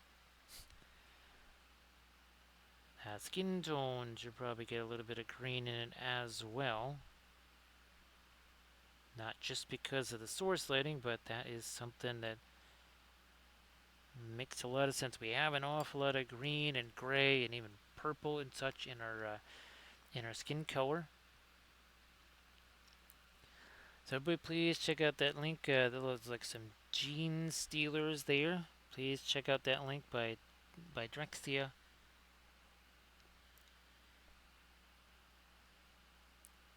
Come on, we'll get a little bit that lighter stuff on his ear. Same on that one. So Lethal Shadows, I don't know if you wanted to let people know what your booth number is going to be at Adepticon at Gen Con. So let folks know where they can find you. And of course, if you want to let folks know about the imperfect bits, where someone else's misfortune is your good luck, that would be was that 1 pound of basically of some prints that were not 100% perfect. If they're not 100% perfect, they do not go out the door, except in the form of the imperfect bits box. So see you later there, Night Whisper. You have yourself a good night's sleep. Thanks again for being here. Thanks for the raid. Everybody please give Night Whisper a follow. So booth 2459. Again, that's Lethal Shadows Gaming. There will also be the dice there, so there are lots of fabulous product, not just the paint size and the paint scepters and all of those other really fun material, the airbrush, the paint weaver.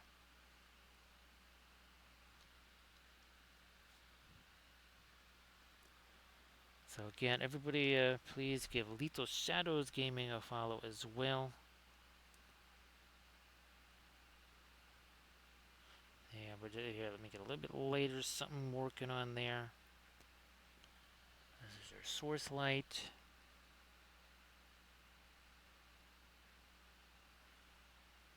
Bit more light down here.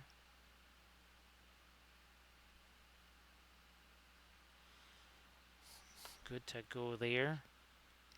Now back to you, where we're gonna try and get some more of this, the lighter gray here. Prussian blue over here, so it's different from the Indanthrone blue. We need to start to get some lights here on the helmet.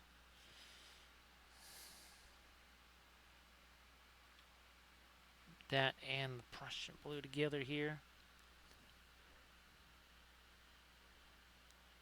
So Lethal Shadows. Oh, that's right. Actually, Lethal Shadows. If you want to also post the new resin and stuff that you're working on.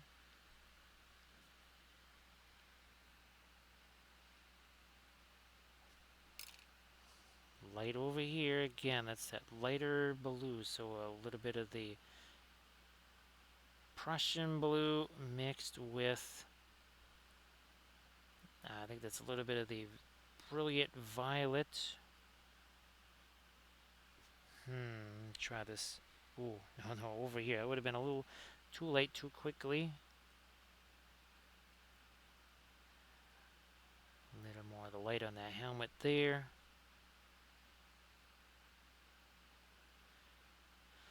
I'm going to get my... Yeah, let's put some more of that fast mat way back out on the pallet here. That's just going to be this stuff here.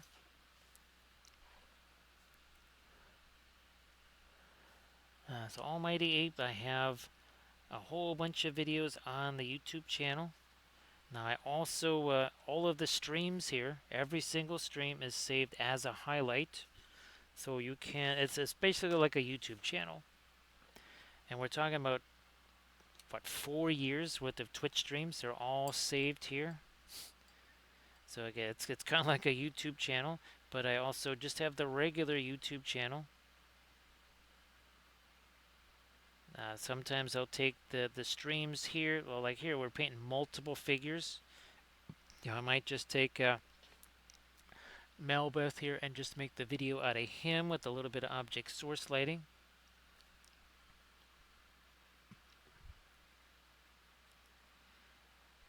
Now that's our fast matte white, just straight up white there.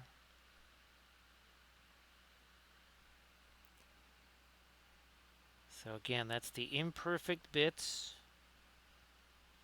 That is available from Lethal Shadows Gaming. And was it 2459? That's your boot there, Lethal Shadows. So again, if you're going to be at Gen Con, please stop by and visit Lethal Shadows. Well, I think Lethal Shadows, they might kind of have a hard time missing it, right? Because it's going to be quite the dramatic display as always. I'm going to try and get me a little bit more of the light here on the sword handle.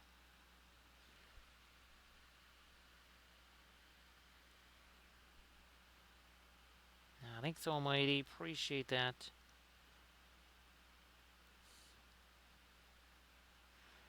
And then, of course, well, there's the Patreon page has, well, at this point, I don't know if it would be thousands of tutorials, but it it could be. Given that, let's see, Army Painting Series 42, each of those series is 5 episodes long. There's 100 Dark Sword episodes. There's 110 workshop episodes. Gee whiz, we just did Terrain Workshop 13. This last video was Color Theory and Oils 42. No, 43. There's something like 75 different basing techniques episodes. A whole bunch of diorama episodes. About 100 episodes of Dark Sword. 52 original painting pyramid videos. I think someone tried to calculate if you were just to binge those all, no bathroom breaks, no sleeping, no nothing, it would take somewhere around 74.5 days or something like that to try and binge them all. That might be a little difficult. Here, let's get some of our reflected green down here.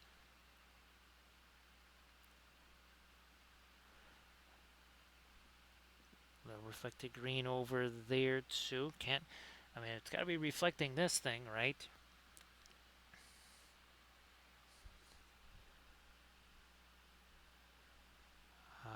The fact that we keep usually about 20 hours of new videos every month means that just because you binge it all, just get ready to binge some more. But yeah, we do have some of that up on there's some other videos on the YouTube channel as well. I know some of the Tomb King stuff, the Bretonnian stuff, lots of our Lord of the Rings stuff is up there. There's some terrain building on there as well.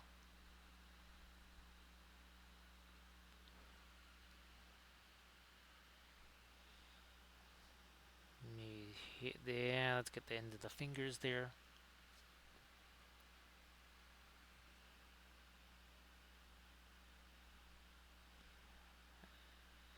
And here, we'll have to come back and get some of the dark on the fingers as well, too.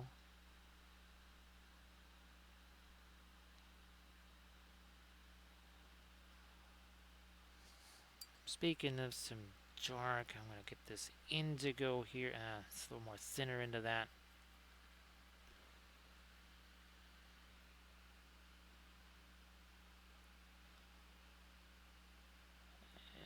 And a bit of our dark up there. Separate some of the fingers a little more here.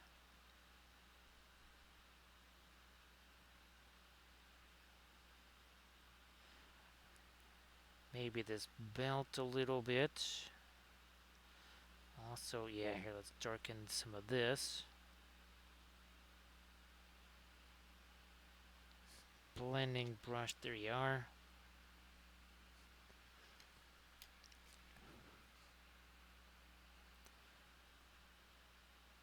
Does he have a mustache? Hard to tell.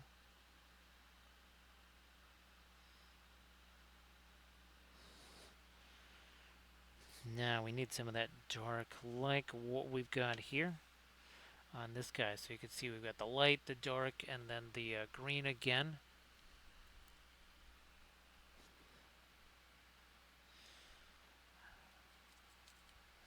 See some of that. I got some of this orange here.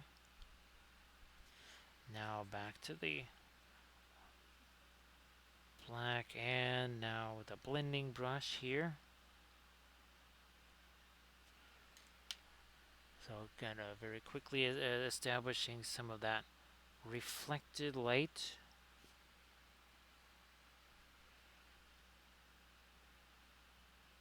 Very quickly there on the boots. So lighten those up a little here if we can.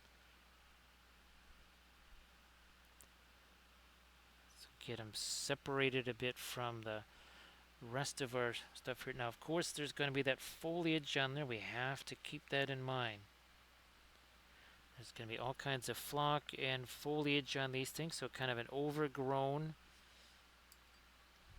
stuff here. Whereas Rudar, the other faction, that's going to just be dead leaves, snow, that sort of stuff.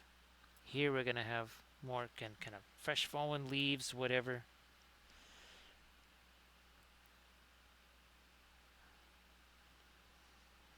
You know what? I don't know. I was going to try to do something a little bit darker on those cracks, but let me see if we can do something a little bit lighter here on these, the drums of this column here. Again, that is also 3D printed. You know, when in doubt, let's just make something darker here. Oh, and looky here, look what we've got. We got ourselves a paint scythe. Caress the brush, do not crush the brush. So we're going to take some Van Dyke Brown here, mix that up. We're also going to welcome in small parts, sharp points. So small parts, how you doing? Thank you so much for that follow. Of course, Gandalf appreciates that. You never know which Gandalf is going to show up or who we might bring with him as a special guest. It's like, could you maybe point that somewhere else? It's like, every time an archer is pointing, people say, don't point it at me. It's like, again, you're pointing that at me. It's like, okay, I'll just do this. I won't look at you anymore. These humans, not terribly smart. Especially the idiot that riding me on my back. Now, he did not mention Shireweed. Of course, he did the last time. Guess what? Boom, he rolled a 1. So no Shireweed this time. Uh-oh. It didn't matter. I think Gandalf is in a full state of collapse here. So thank you so much, small parts, sharp points. He started out rolling a pair of 6s, but ever since, it's been rough for Gandalf there. He has not been getting the big Gandalf 6. I think that's what we made. It needed to do a little bit of the Van Dyke Brown, a little bit of our black there.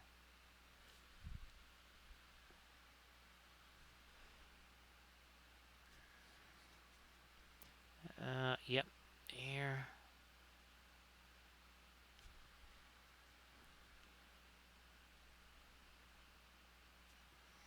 finding brush. Pushing that. There we go. That was another weird thing we had. A crazy little hard edge there.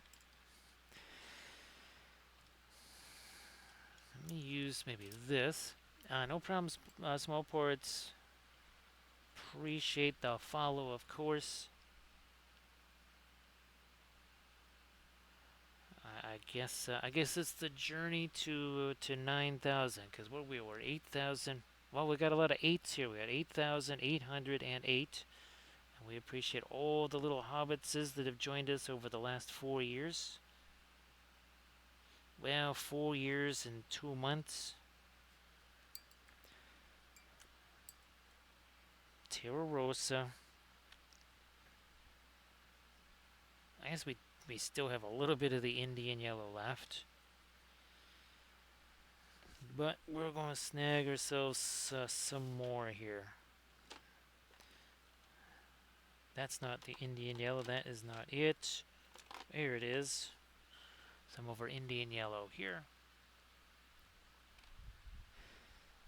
So we'll see you in a second there, Bithron. Oh, come on. Give me a little bit more than that. There we go.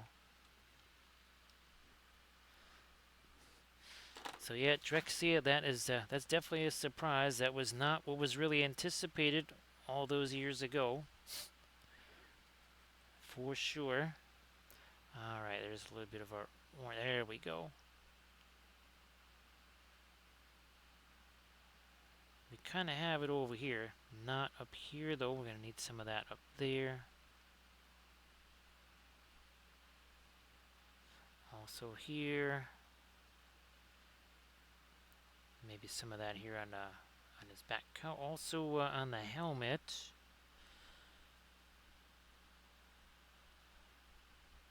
Oh, we need to get some of that on the... We need to lighten up that collar a little bit, too. Now, where's our little... Speaking of our little hobbitses, there we go. You know what I might also do is put him on a little dead paint jar over here. And then we'll do a little side by side. Poof, there we go. So now you get almost like a little bit of a preview there as we go along. Where's some over here? But just throw some of that into here. Got ourselves a bit of a little lighter yellow now. That's going to go onto his helmet. I'll have to get him some skin tone on there as well. We're kind of with our darker glaze right now in terms of his skin tone. So yeah, we're very grateful for all the folks that have followed. Of course, very grateful to Armored Wolf, bestest moderator on the Twitches right there, who's been here for all 4 years. So everybody should please check out Armored Wolf Productions on Etsy, because not only are all the fabulous dice bags and everything else, that's also where you get the crushed glass snow. The only place you can get the fabulous crushed glass snow that we use here all the time.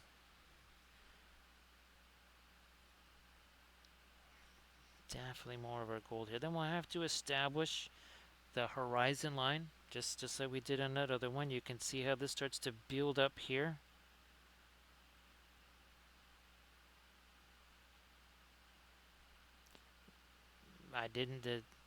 We're not doing this in little gentle layers, right? You can see we're building this up fairly quickly.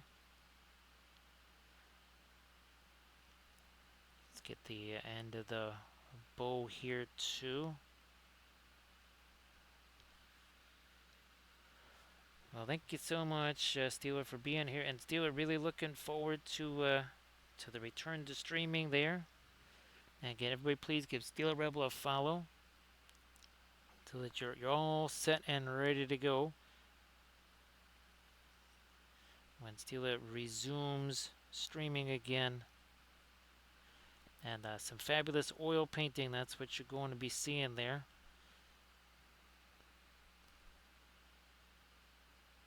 So yeah, it's going to be really cool to be able to end the stream here and then just well, march right on over to Steel Rebel. Actually, Drexia, I was just looking at that and I'm going, wow, that's a lot of eights there too. All right, here's our helmet again, trying to get some of the Prussian blue in here. We're also going to again need the reflections down there.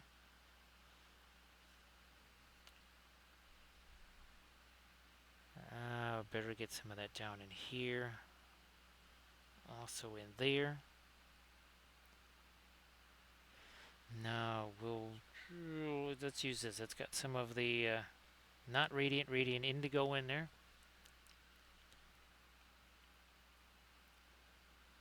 Broken up horizon line. We have to have this broken up because it's either trees or in this case probably other ruins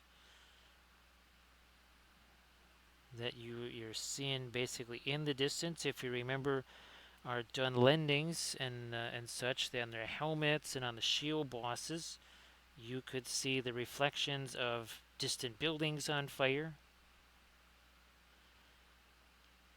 Now, obviously, that's something that's kind of a specialty sort of thing, but in terms of army painting, it is very much possible, believe it or not.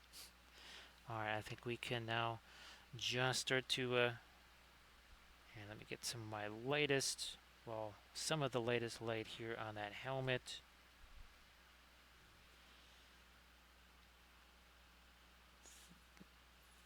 There, we can give him some eyes. Also some light over on this side here. Again, you can see the horizon line. There's some breaks in it. We'll be coming back with our darker color also. Now I gotta get me back to this, to the radiant blue here. Holy smokes, that's hopefully not too much thinner in that.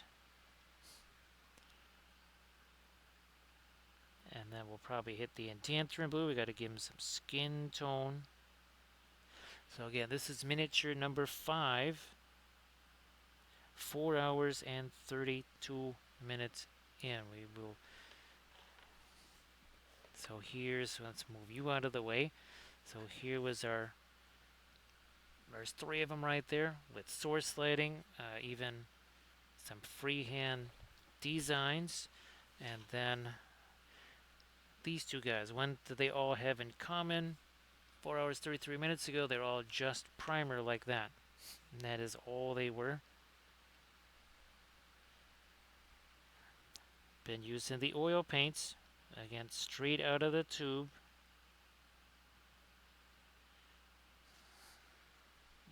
Pushing back to the Enchantress blue here.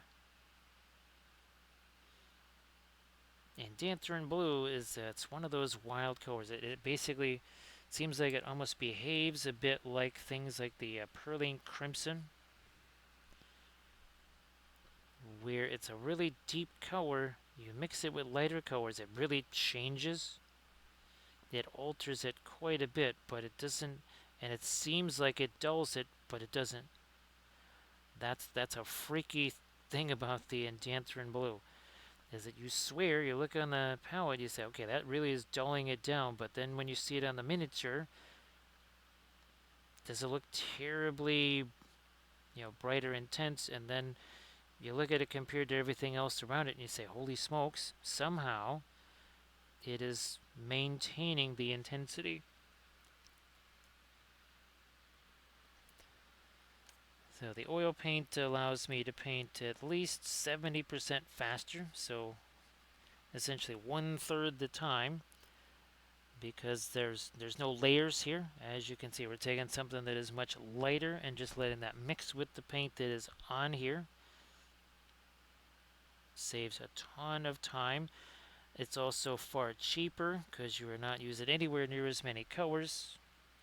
I got maybe 15 out here on the palette tops, and that is a very typical number. They are also very, very, very rugged. They are built to last a long, long, long time, which is really great for things like terrain,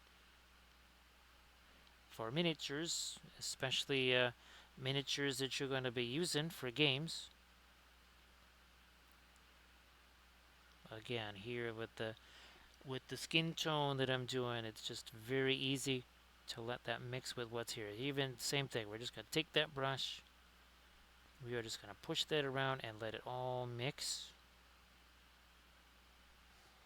Blending brush to assist that mixing. See you later there, Irid. Irid, if you wanted to share your Pinterest link one more time there before you head off to bed, that would be fantastic. Everybody, please give Irid a Canwive a follow. Let me see. I do believe Thursday at 7 Pacific, right, will be the next stream. And also, too, I guess while you're at it, you could give Iridican Games a follow. We'll lighten that up, too. So the oils are all about saving time. And again, all 5 of these were just like that. And it works for all kinds of, again, terrain, for vehicles, whether they're going to be a sci-fi like this, or whether it's more of a historical type of vehicle. All of these painted 100% with oil start to finish. Or if it's going to be something, again, that's got a much... like this cloak, that took seconds to paint. We put the magenta up here, you got your turquoise down here, you have a brush that has no paint on it, you just push all that together. Same thing here, right? We got that big sweeping spell effect there. So easy to blend all that stuff instead of having to just grind away mixing colors. Also freehand a whole lot easier. This pattern was actually this originally, didn't like it on the vertical, took 2 seconds to wipe it away, started up again. Then the horse, that did not take very long either. Let me see here. Give me a little bit of our yellow down here.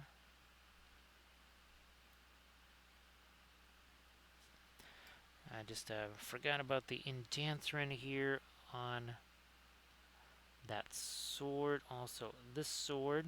I'll come back and get those too.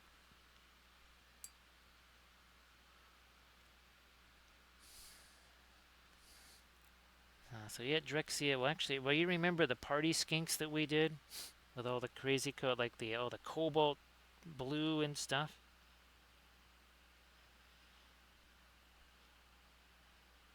Well, and of course, we also did the all of our, here they are, our Galadrim elves with again the freehand. We've done, I think, almost 25 of our Galadrim elves so far. I actually have 3 more of those prepped because while I was basing the those other whatchamacallit guys, the ring rates, I just did the last few bases for those guys. Oh, we're also Far Harad will be back on the menu soon because I've got all of the printing goes over on Mahood, so the camels. So yep, Almighty Ape, these things will probably, if they're not dry by this time tomorrow, they will certainly be dry the next day. Because again, we're not piling paint on there, right? We're not, again, not treating them like super slow drying acrylics. Now, of course, we always suggest doing the color charts like these, right? To kind of get used to, not just see what they look like, but how they handle. Are they more of an intense color? Are they opaque? Are they translucent? And of course, we suggest that you just do a value study like this: one light color, one dark color. When I first started with watercolors, it was a 10-month class. For the first 3 months, we got one color. That color was called brown, and there was nothing else. Even halfway through the year, we only had 3 colors because they really didn't want us to struggle with the medium and with trying to do colors and everything else. So they said, let's keep this simple here. Let's not get too crazy. Let's get some lighter stuff working on this. And again, we're just going to kind of do the dry brushy type thing here. Hashtag no layers. However, that's not a dry brush. That's all blending together with previous paint that is still wet.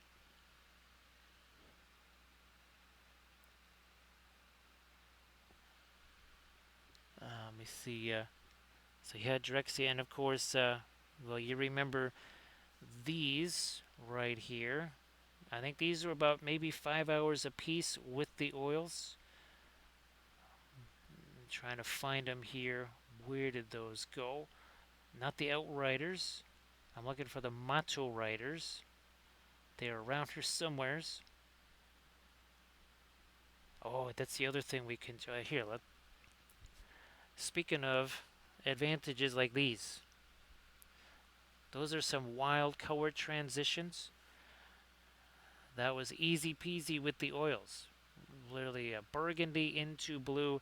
That happened in no time. And you can go back and watch all those on the channel. I think we have another one here. Yeah. So again, look at all those color transitions that happen with oils in no time flat.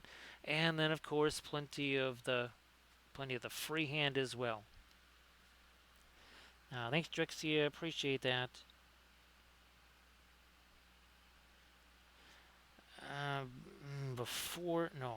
Let me just get the last of some of this layers done. Then we're going to do some darker glaze things. We also are going to get some of this here as full tone.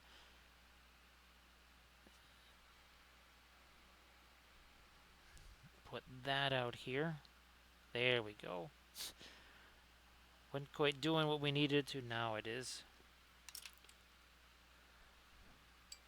Yeah, that was, Drexia, that's where we tried out the Cobalt Violet.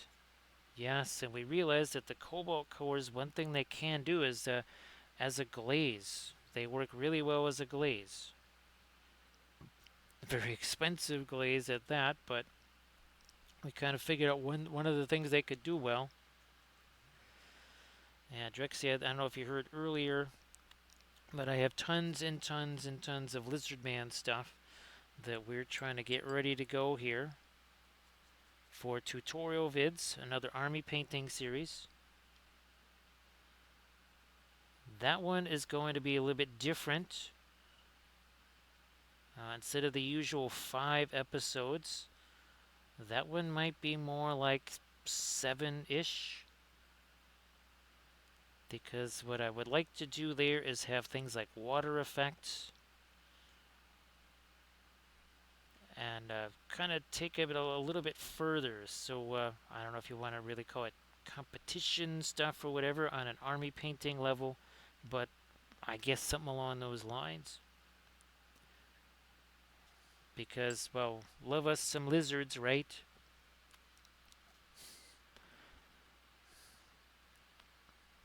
Let me just here. I might still have to get some more of that fast matte white out there. But let me just use this for a bit more light on our base. And that's just Sculpey again with some 3D printed bits on it. Again, you can see that it's all just mixing there. We'll do it again over here. Up there too.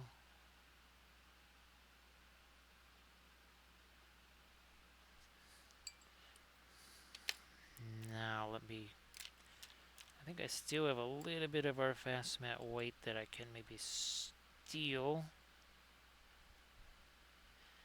here and bring it over by the yellow maybe. just break this down with some more thinner. And of course, if you start to incorporate things like the alkyds, that'll definitely boost the drying time. It's another reason why we've been doing the darker primer stuff, and maybe moving away from the pre-glaze a bit, because there you don't have to worry that about the So say pre-glaze we and the all fact that go. you would need a staining color. How you doing there, Denethor? Thank you so much. It's like, oh, hey, little hobbit, why don't you sing me a song? It's like, how about I shoot an arrow in your face? It's like, man, that's a ornery little hobbit right there. So how you doing there, Denethor? Oops, you little sad right there.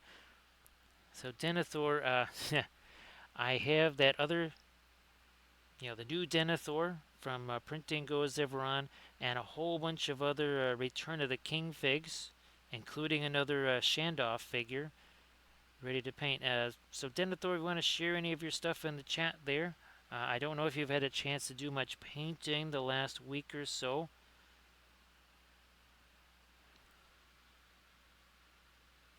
And of course, Denethor, I think, well, you've seen some of the 1/1800 scale ships that we've been doing, right?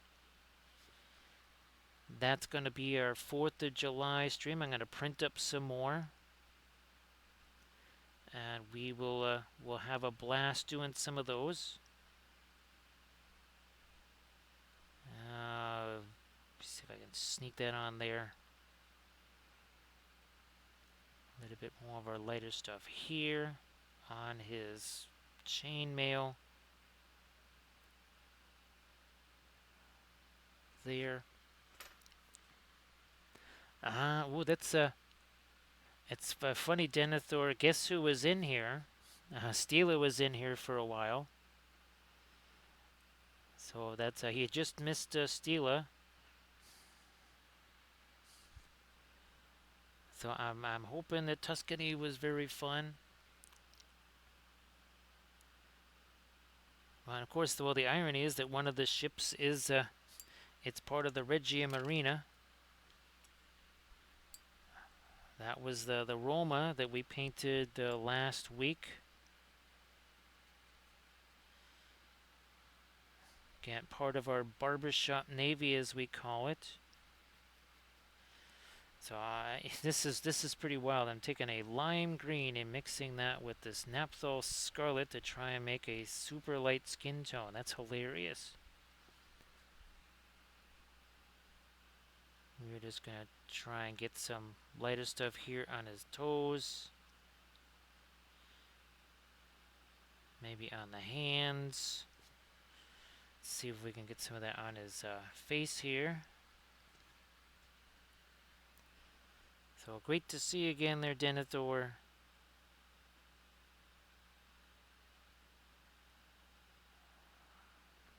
We need to get a little... I would really like to get some reflected light in a couple of spots on this guy. But we might also have to set him aside and let that paint have a chance to get. It's not going to be dry, but it will be more set, and that's something we want to do here. Where's that?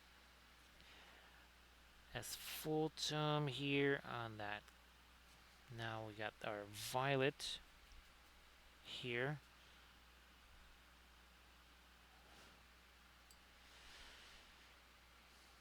Skewering up a little bit more of this light color with the... It's got some of our gray in it too. And then we'll come back with some of our dark there too. Now, where's that green with the Van Dyke brown? Real quick on this bow here.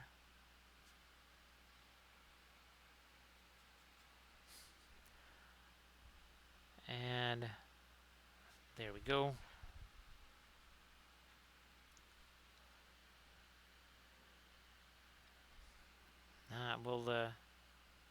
Yeah, actually, Denethor, I would have been super tempted to just kind of be painting what I saw, right? And it's, okay, I want to get some miniature painting. But I would just kind of be looking around, go, yeah, I need to paint that, I need to paint that, I need to paint that.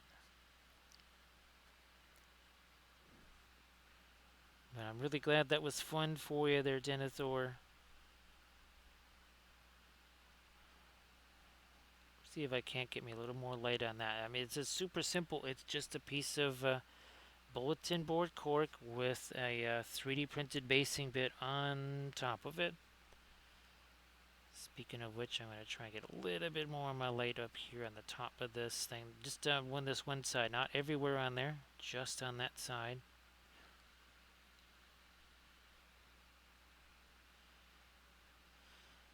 So Denethor, Bithron, yeah, that was our Lizard Man army, was at 2012. That was the first armies on parade here in the U.S. I don't quite know where. Well, let me see. There's the. Have I passed by the Lizard Man? No, I haven't passed by him yet. Ah, there we go. Ah, there's our Lizard Man army that we did with the scratch sculpted engines of the gods, and of course our little character figure there. There's some more of them, and there's the display board that we made. And somewhere, there it is. Yeah, nope, not that. This one, there you go. See Babo's trophy? There we are. That was 2012. 2012. Boy, that was a long time ago. Bithron, that is, that's what I've been trying to set up. Those the filming areas, the terrain stuff. There was army showcase videos that I want to make, where I spend, I don't know, maybe 5 to 10 minutes or so, just basically showing off the army, some still images, some B-roll footage. So that's, and they're just going to be called Army Showcase videos. So pretty much exactly what you're talking about right there. That's what I'm going to be doing in video form. Now that I got that other table set up, I think I sent you a picture, a couple of pictures of me working on that new, well, adjusting the old Mac cutting table and turning that into a new filming station. Since it's 6x4, it will certainly accommodate plenty of terrain and miniatures.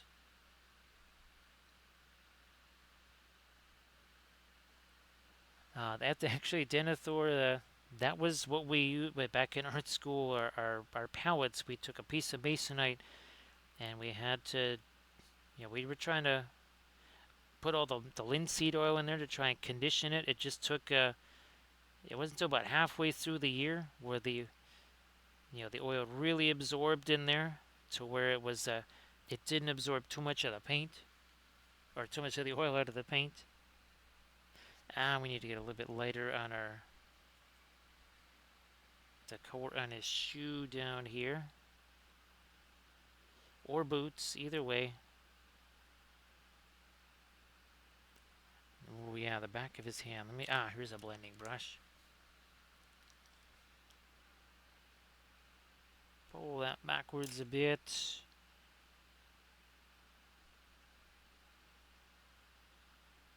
See if we can't get more of a chin on him there.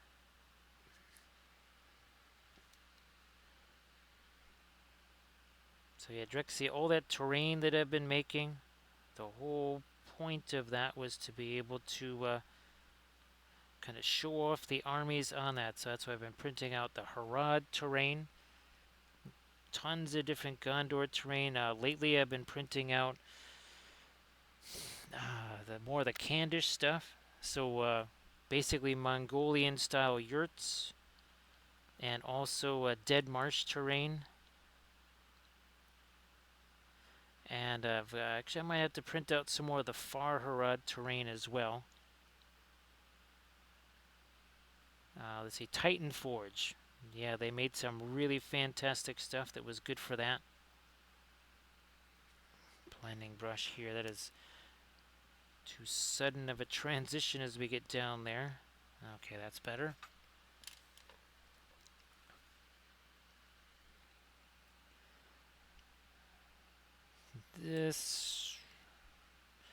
when in doubt, make things darker. I'm going to take some of the violet. We'll mix that in here.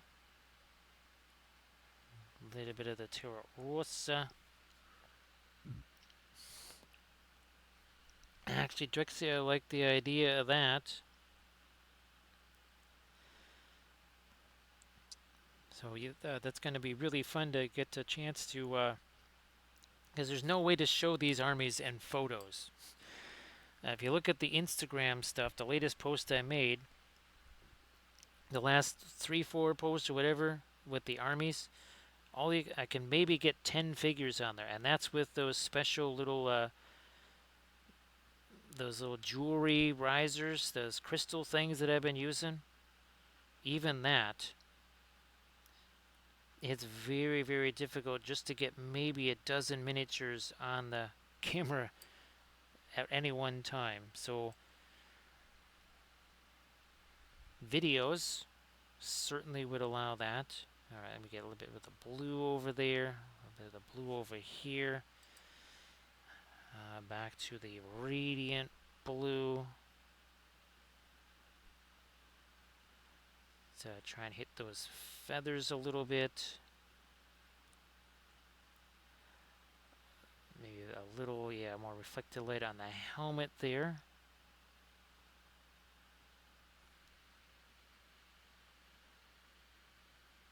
So Drexia, and of course, even Instagram doesn't want still images anymore. It wants videos. So this hopefully would make the Instagram, the YouTubes happy, all that kind of stuff. And of course, this way you would really get to see them in the environment that they're supposed to be in. It's an army after all. It's supposed to be an army with terrain and everything. So Denethor, again, if there's any miniature stuff that you wanted to share there in the chat, things that you've been working on. Once again, this is just, see, we're taking that lighter blue in there, and I'm gonna, take this here blending brush to it, and just spread that around.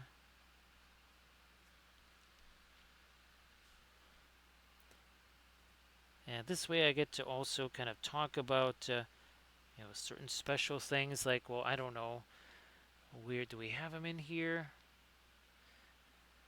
Oh no, he's somewhere else. Our beefy chiefy that we sculpted for our Easterlings. So specialty things like that can, if I'm actually talking about them, they'll get a little bit more context. As opposed to, again, just some still images, and of course, very, very few people are actually going to read any text anyway.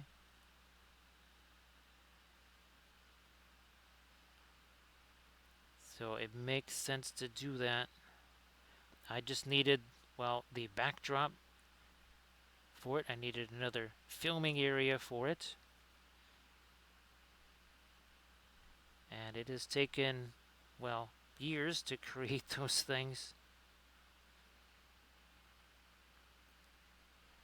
The armies are, I mean, they take some time themselves, but I can do those on stream. All this other stuff, building work areas and all that, can't do that while I'm streaming or filming. Okay, that's starting to look a little bit more like some metal there. There's that little teensy star there.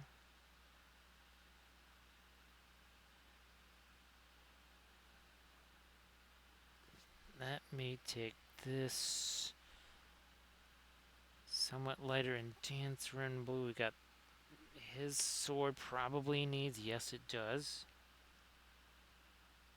Need some lighter stuff there and there.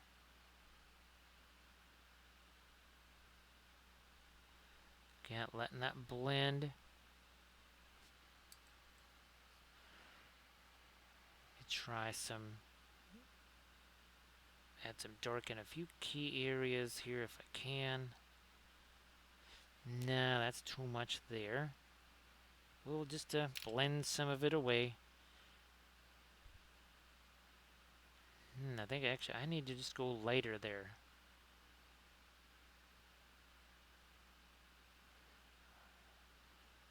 Yeah, let's get some of our lighter gold on this helmet here, if we can.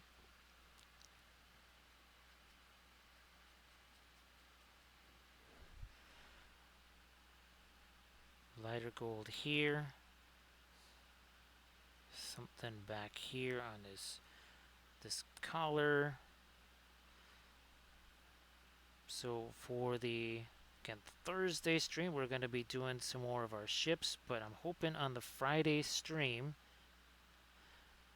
to be able to paint some of our terrain. That would be our Candish terrain with lots of freehand. We'll see if it fits on the screen, then we'll be able to do it. Hopefully it does, because that would really be a lot of fun to be able to, well, get some of that painted on stream. That's not the stuff. Well, it's already partially painted already with the spray cans, just to get some quick values on it. There's some of our green reflected there. Now let's some of that Terra Rosa in here.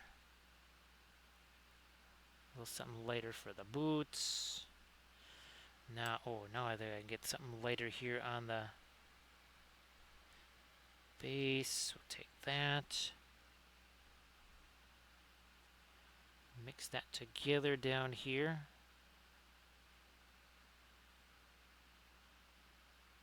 Now we're starting to get somewhere. Do the same over here, and then we'll try and get some, maybe some, paint some cracks on there.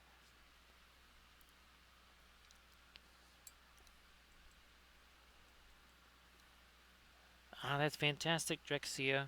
Actually, Drexia, I will be getting some, the IJN ships. I mean, we'll have to, because he does make, obviously, your Musashi class ship, but he also has Shinano.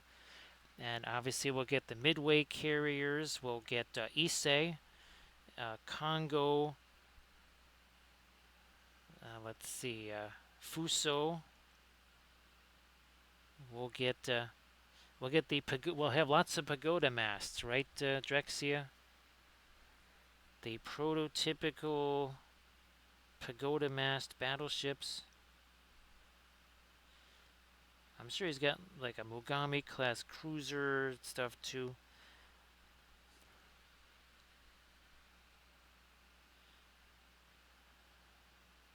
Just some quick little streaks here, just because.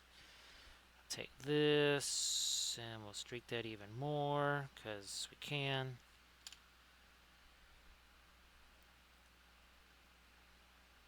Darken that down.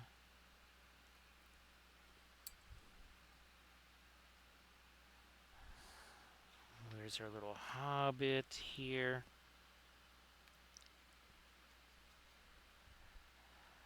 I mean, I could get a little bit lighter than this. I don't even know if I want to bother with that.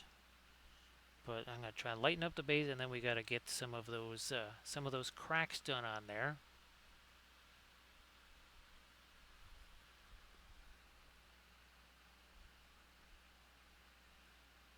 Okay.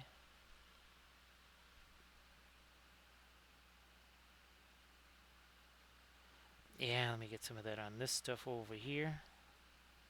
Now we can get some lighter stuff on those. That's good.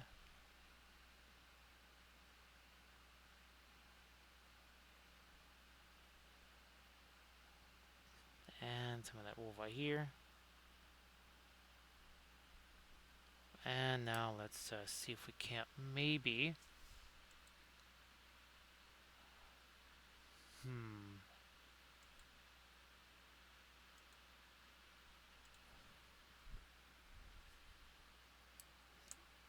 Get this dark color. Throw it in there, also over here.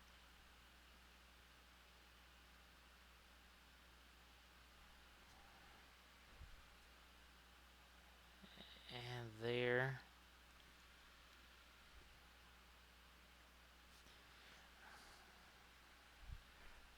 we'll do a little bit of the cracks on here too. Well, first I gotta get rid of some of the paint. There we go.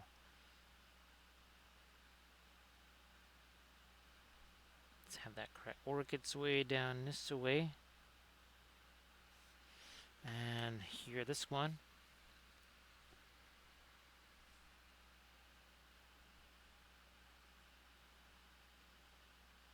Working in some cracks there.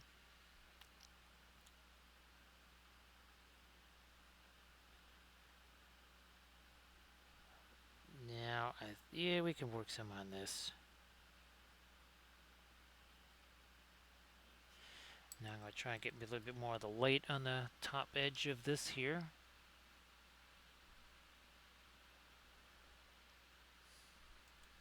Let's see.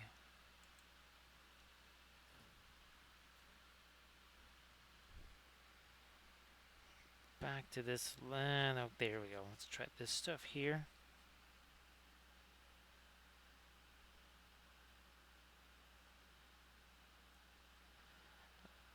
Oh yeah, let's lighten that up a little bit.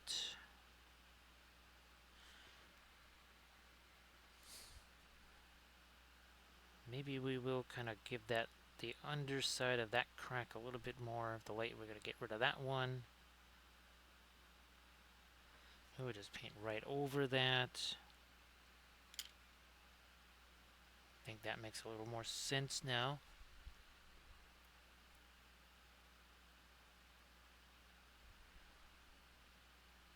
And here, that didn't quite go where we wanted to, so we're just going to take that and then use, guess what, the blending brush again. Blending brush here.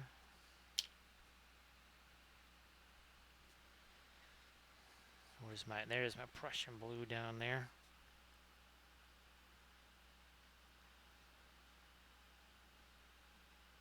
I wonder if I still need to scare up some more on my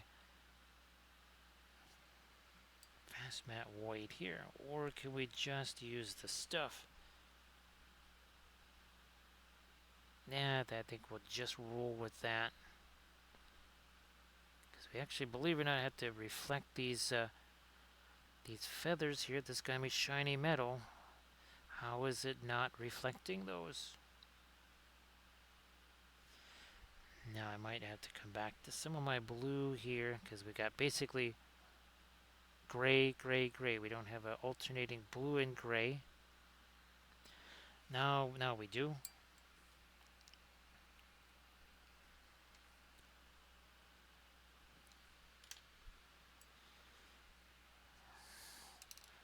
Let me see something. I'm just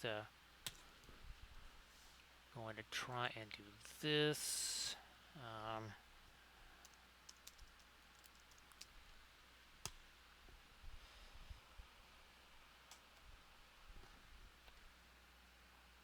Maybe we'll do a little bit of this later stuff right here. Where's that green with the brown? We did it on the other side. Now we got it. Now we've got it over there.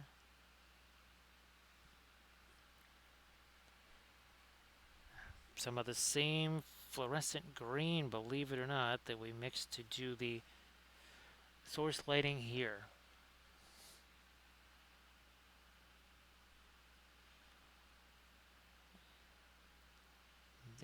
Fine, I'll throw a little bit of light up on top there.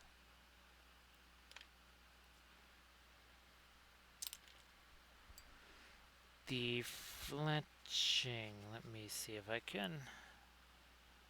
That's a big old blob of paint on the end of that brush. I'm going to try to just make that later where I can here.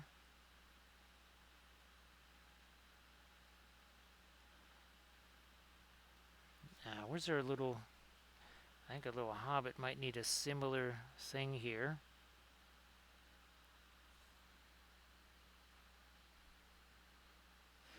No. I'm going to change that back to the violet here if I can.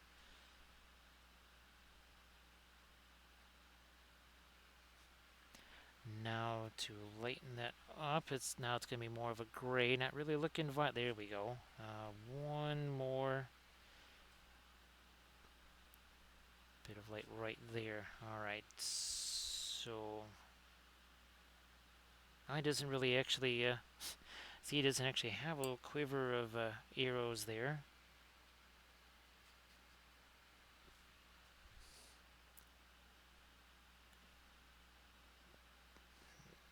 Blending brush.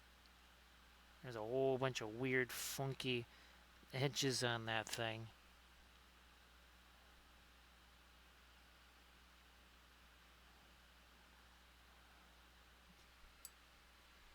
I got my lightest yellow here. Let me get a little bit of that Indian yellow in there.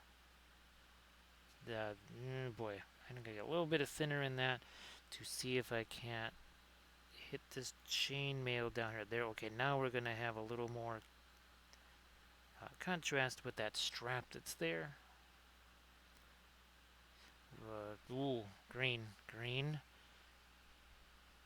Essentially a little bit of reflected light here. Now that same floral green mixed with the Van Dyke brown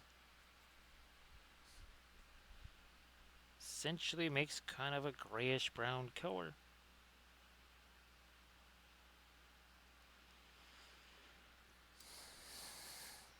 Some of this, some of our dark here, we maybe restore some of those dark down in here.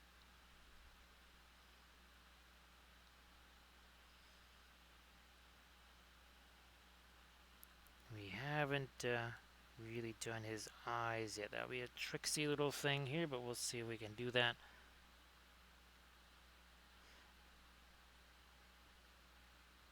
Now he's looking off this way over here. We were really thinking more the other way, but we'll just roll with what we got there.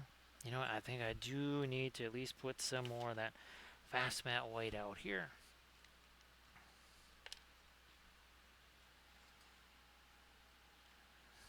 I don't need a whole bunch, just a little bit.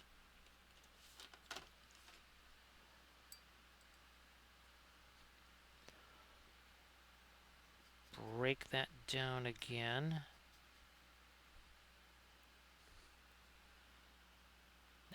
Okay, here's the quiver. I knew there was a quiver sitting over here somewhere.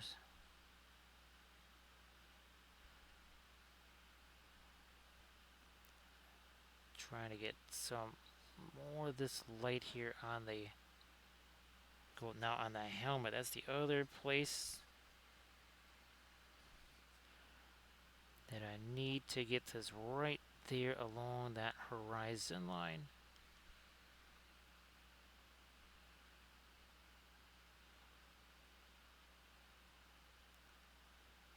Bit more maybe on the face.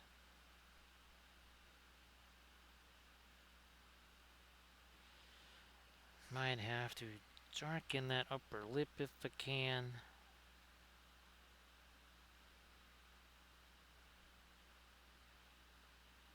We need a little more, get reflected light down there.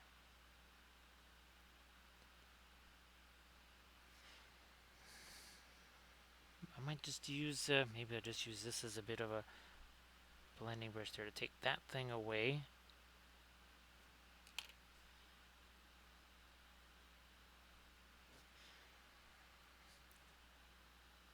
Yeah, on this helmet here. Some more lights on that. Buckle. More chainmail.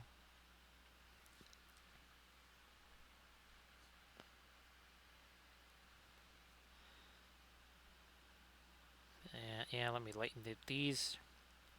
And then maybe the knuckles a little bit there.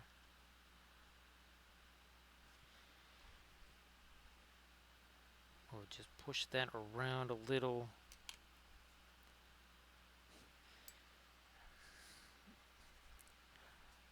Is this a... Okay, I'll go a little bit later then with the intent mixed with Ooh, I don't want to go too late with that. Now let's do a little blending here. Just where they will save you so much time.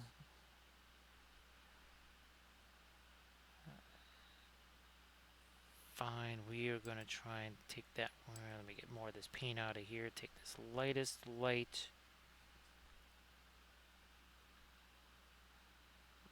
right there on the front of that helmet, also on the top there.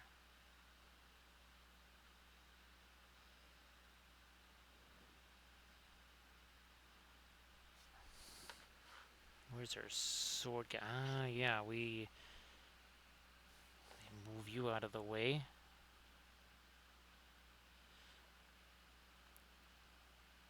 The shoes here, we will get that lighter color on the shoes or boots or whatever they are. I do believe after these 5 Denethor, this will give me 19 of them. Because we've done 2 5s and a 4. And now we did another 5. So that's, I think that's going to give us 19. And I think of my Arthedain army, I've got 14 painted there, something like that. Now, of course, a bunch of those are Cav, at least 4 of them. And obviously there I've got King Arthur Dewey and, oh gosh, what is it? Agridir? That's that new special character. Argadir, that's it.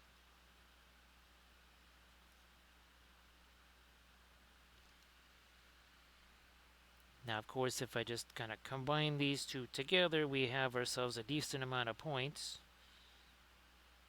all totaled. And again, these are from Khurzluk, his July release. If you look at that, it's absolutely perfect for Rudar. I mean, he really kind of outdid himself. It's almost like he just said, okay, what is exactly the thing that Jim needs? Why don't I just sculpt it? So yeah, Bithron, that's why I'm doing the infantry stuff too. And that's why with that Far Harad stuff, Bithron, same thing. I'm doing some extra infantry, even if I don't ever use them as infantry, right? They're there just for if the Mahood gets a shot out from under you or whatever. So Denethor, this is basically humans and hobbits.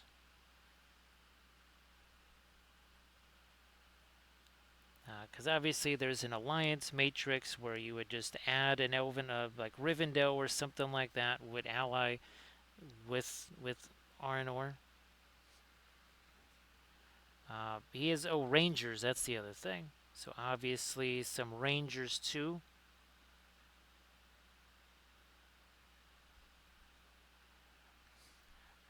Now of course the hobbits and the elves. That's more like the Siege of Fornost. But I just thought it would be interesting, even if we just kind of treated them as, just regular whatever, or we do some kind of special rules, because we are doing that special campaign, right? So special rules could work out. So yeah, I was just starting to get some of the ones that I already had printed out on bases last night. I will try to make a whole bunch more bases for all the new ones that I just printed out. Now, I think the camels from Printing Goes Everon might be larger than the camels from Khurzluk. It's hard to say, because with the Khurzluk stuff, initially it was all way too big. So I kind of had a tendency to just auto-shrink everything that he did.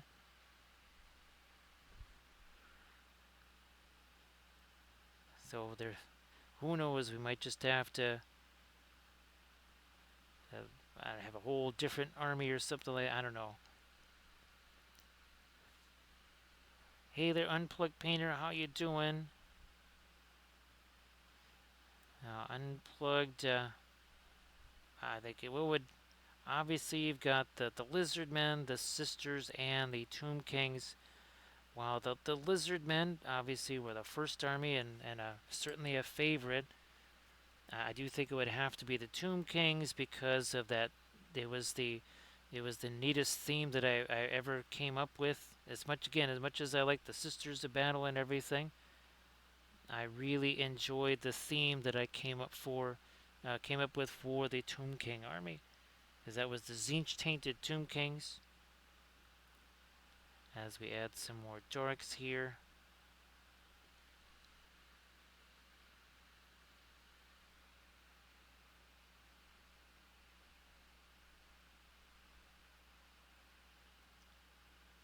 So that's the Farharad stuff. Again, the all the camels and everything from Khurzluk. It was in the early days of Khurzluk, so I printed those out a lot smaller.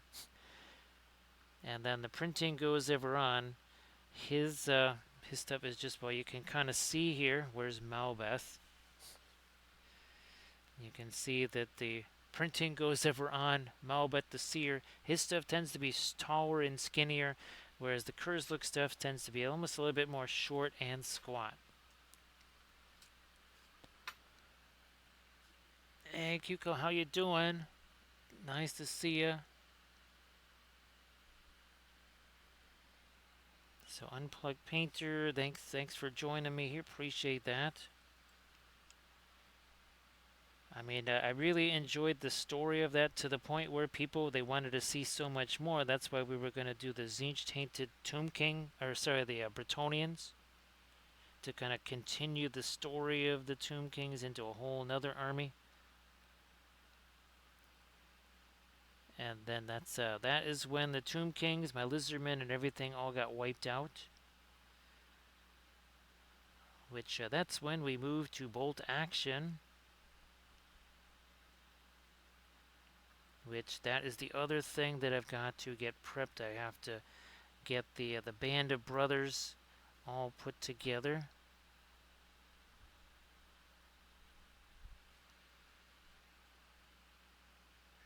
Let me try and do a little bit light there. So yeah, again, as much as I mean, I really like the Fallschirmjäger army that I did. Obviously, all my bolt action armies, I really love those. But there's just, yeah, something about the Tomb King's army with all the story and everything that was created around that. Now, I've got me some of the Van Dyke Brown here. I'll use this as a blending brush. Ah, there we go. When in doubt, make things darker.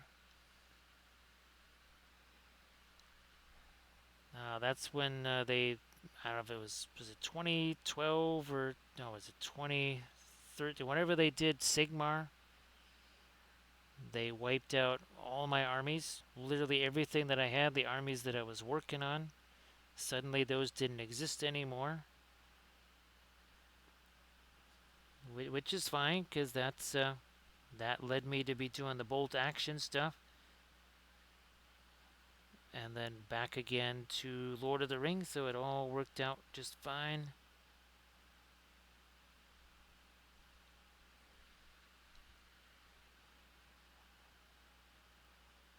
There's a little bit of dark up there. Yeah, because if it wasn't for that, I definitely would not have discovered things like bolt action. We were also doing the Wild West Exodus at the time.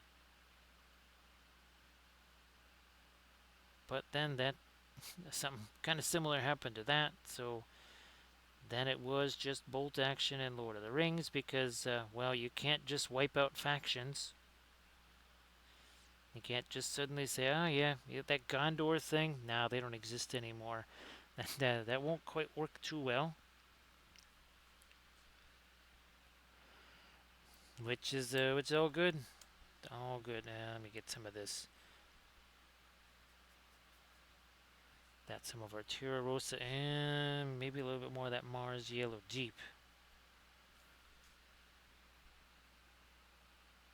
That is going in some of the shadows here. Maybe even there.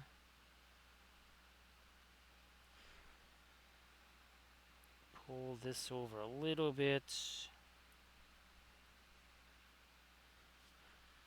Maybe something like that.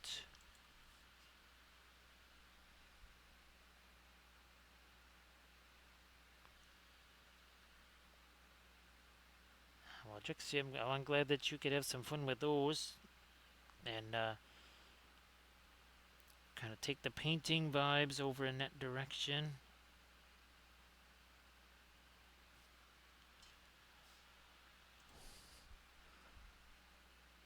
I'm gonna let me change this thing around the center. I'm also gonna make it a little less dark.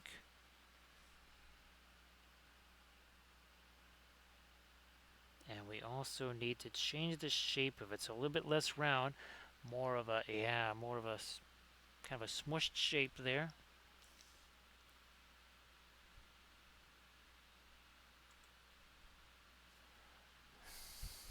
Let me see here.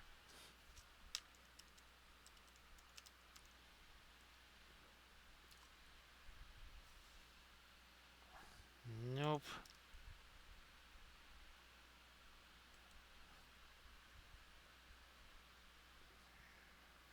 Let me move this out of the way again.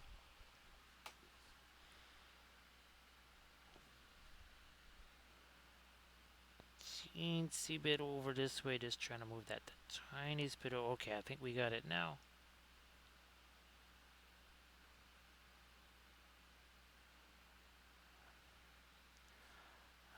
Right, now I do have some of my latest layer. Maybe I try to put a little bit of that on this fur in a couple of spots here.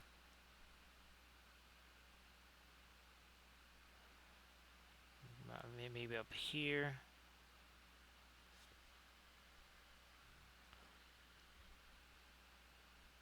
Up there too.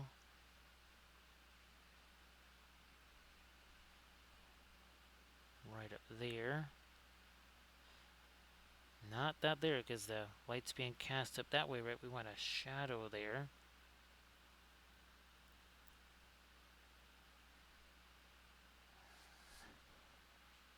Where's our, there he is. I'm looking for this guy. Thank you so much, Armored Wolf, for posting the, what have we got here?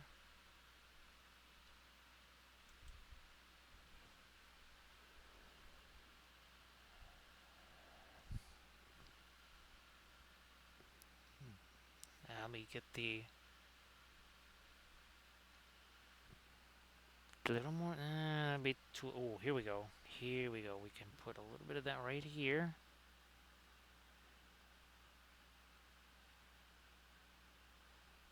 A little bit of that over here. This is our lightest light.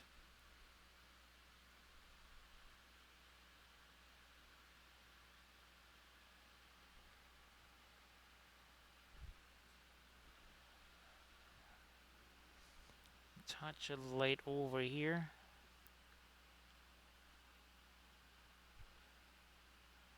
Yeah, so again, well, our Saturday stream may not be streaming Saturday. Our Thursday stream, well, will be the 4th of July stream.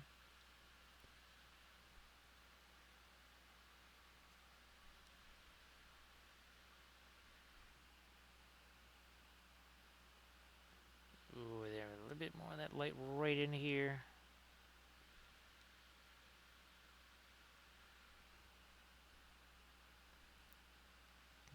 This little emblem here.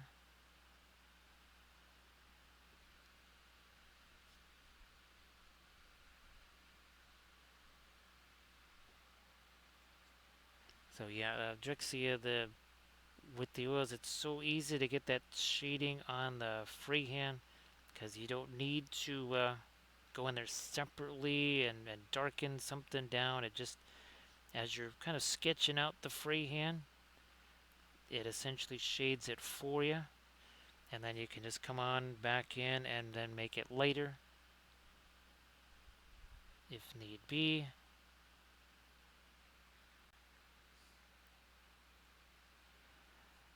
Did we? We did do that over there. Okay.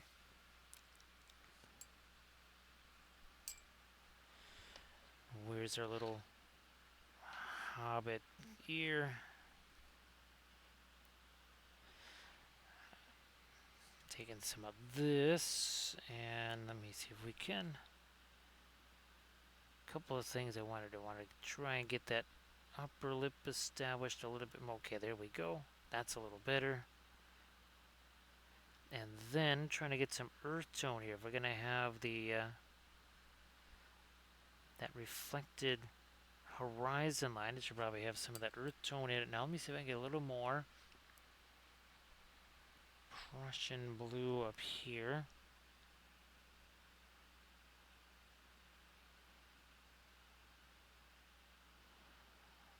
Now, thanks, Trixie. It can be a little bit different when people first see it, obviously, right? Because things must be messy before they can be neat. So yeah, it looks a little. They see it kind of in those early stages, but you have to think, okay, this is like a chess. It's a bit like a chess match. You have to, with the oils, you got to think several moves ahead.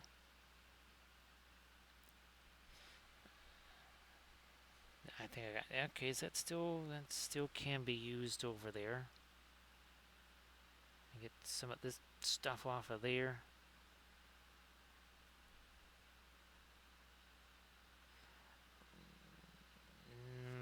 Let me take some of my dark again here.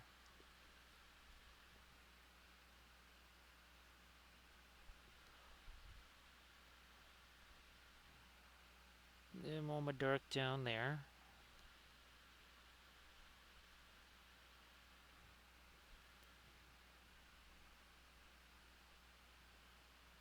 Ooh, yeah, up here. Right there along that edge.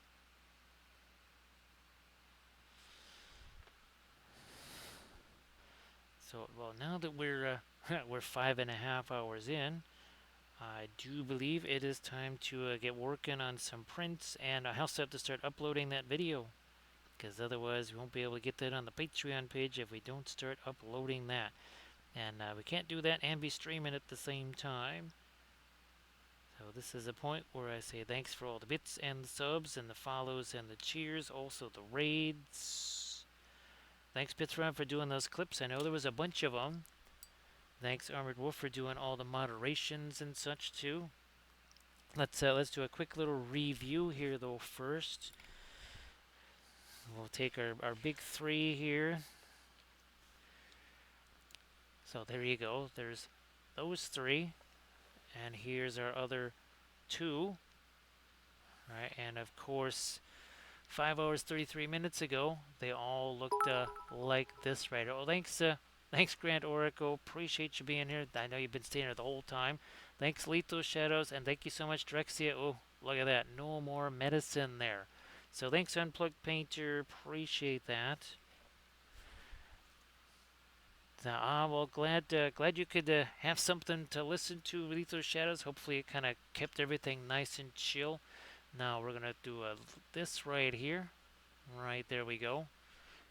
So as we let that countdown go, I just want to say thanks Denethor, thanks Nerifil.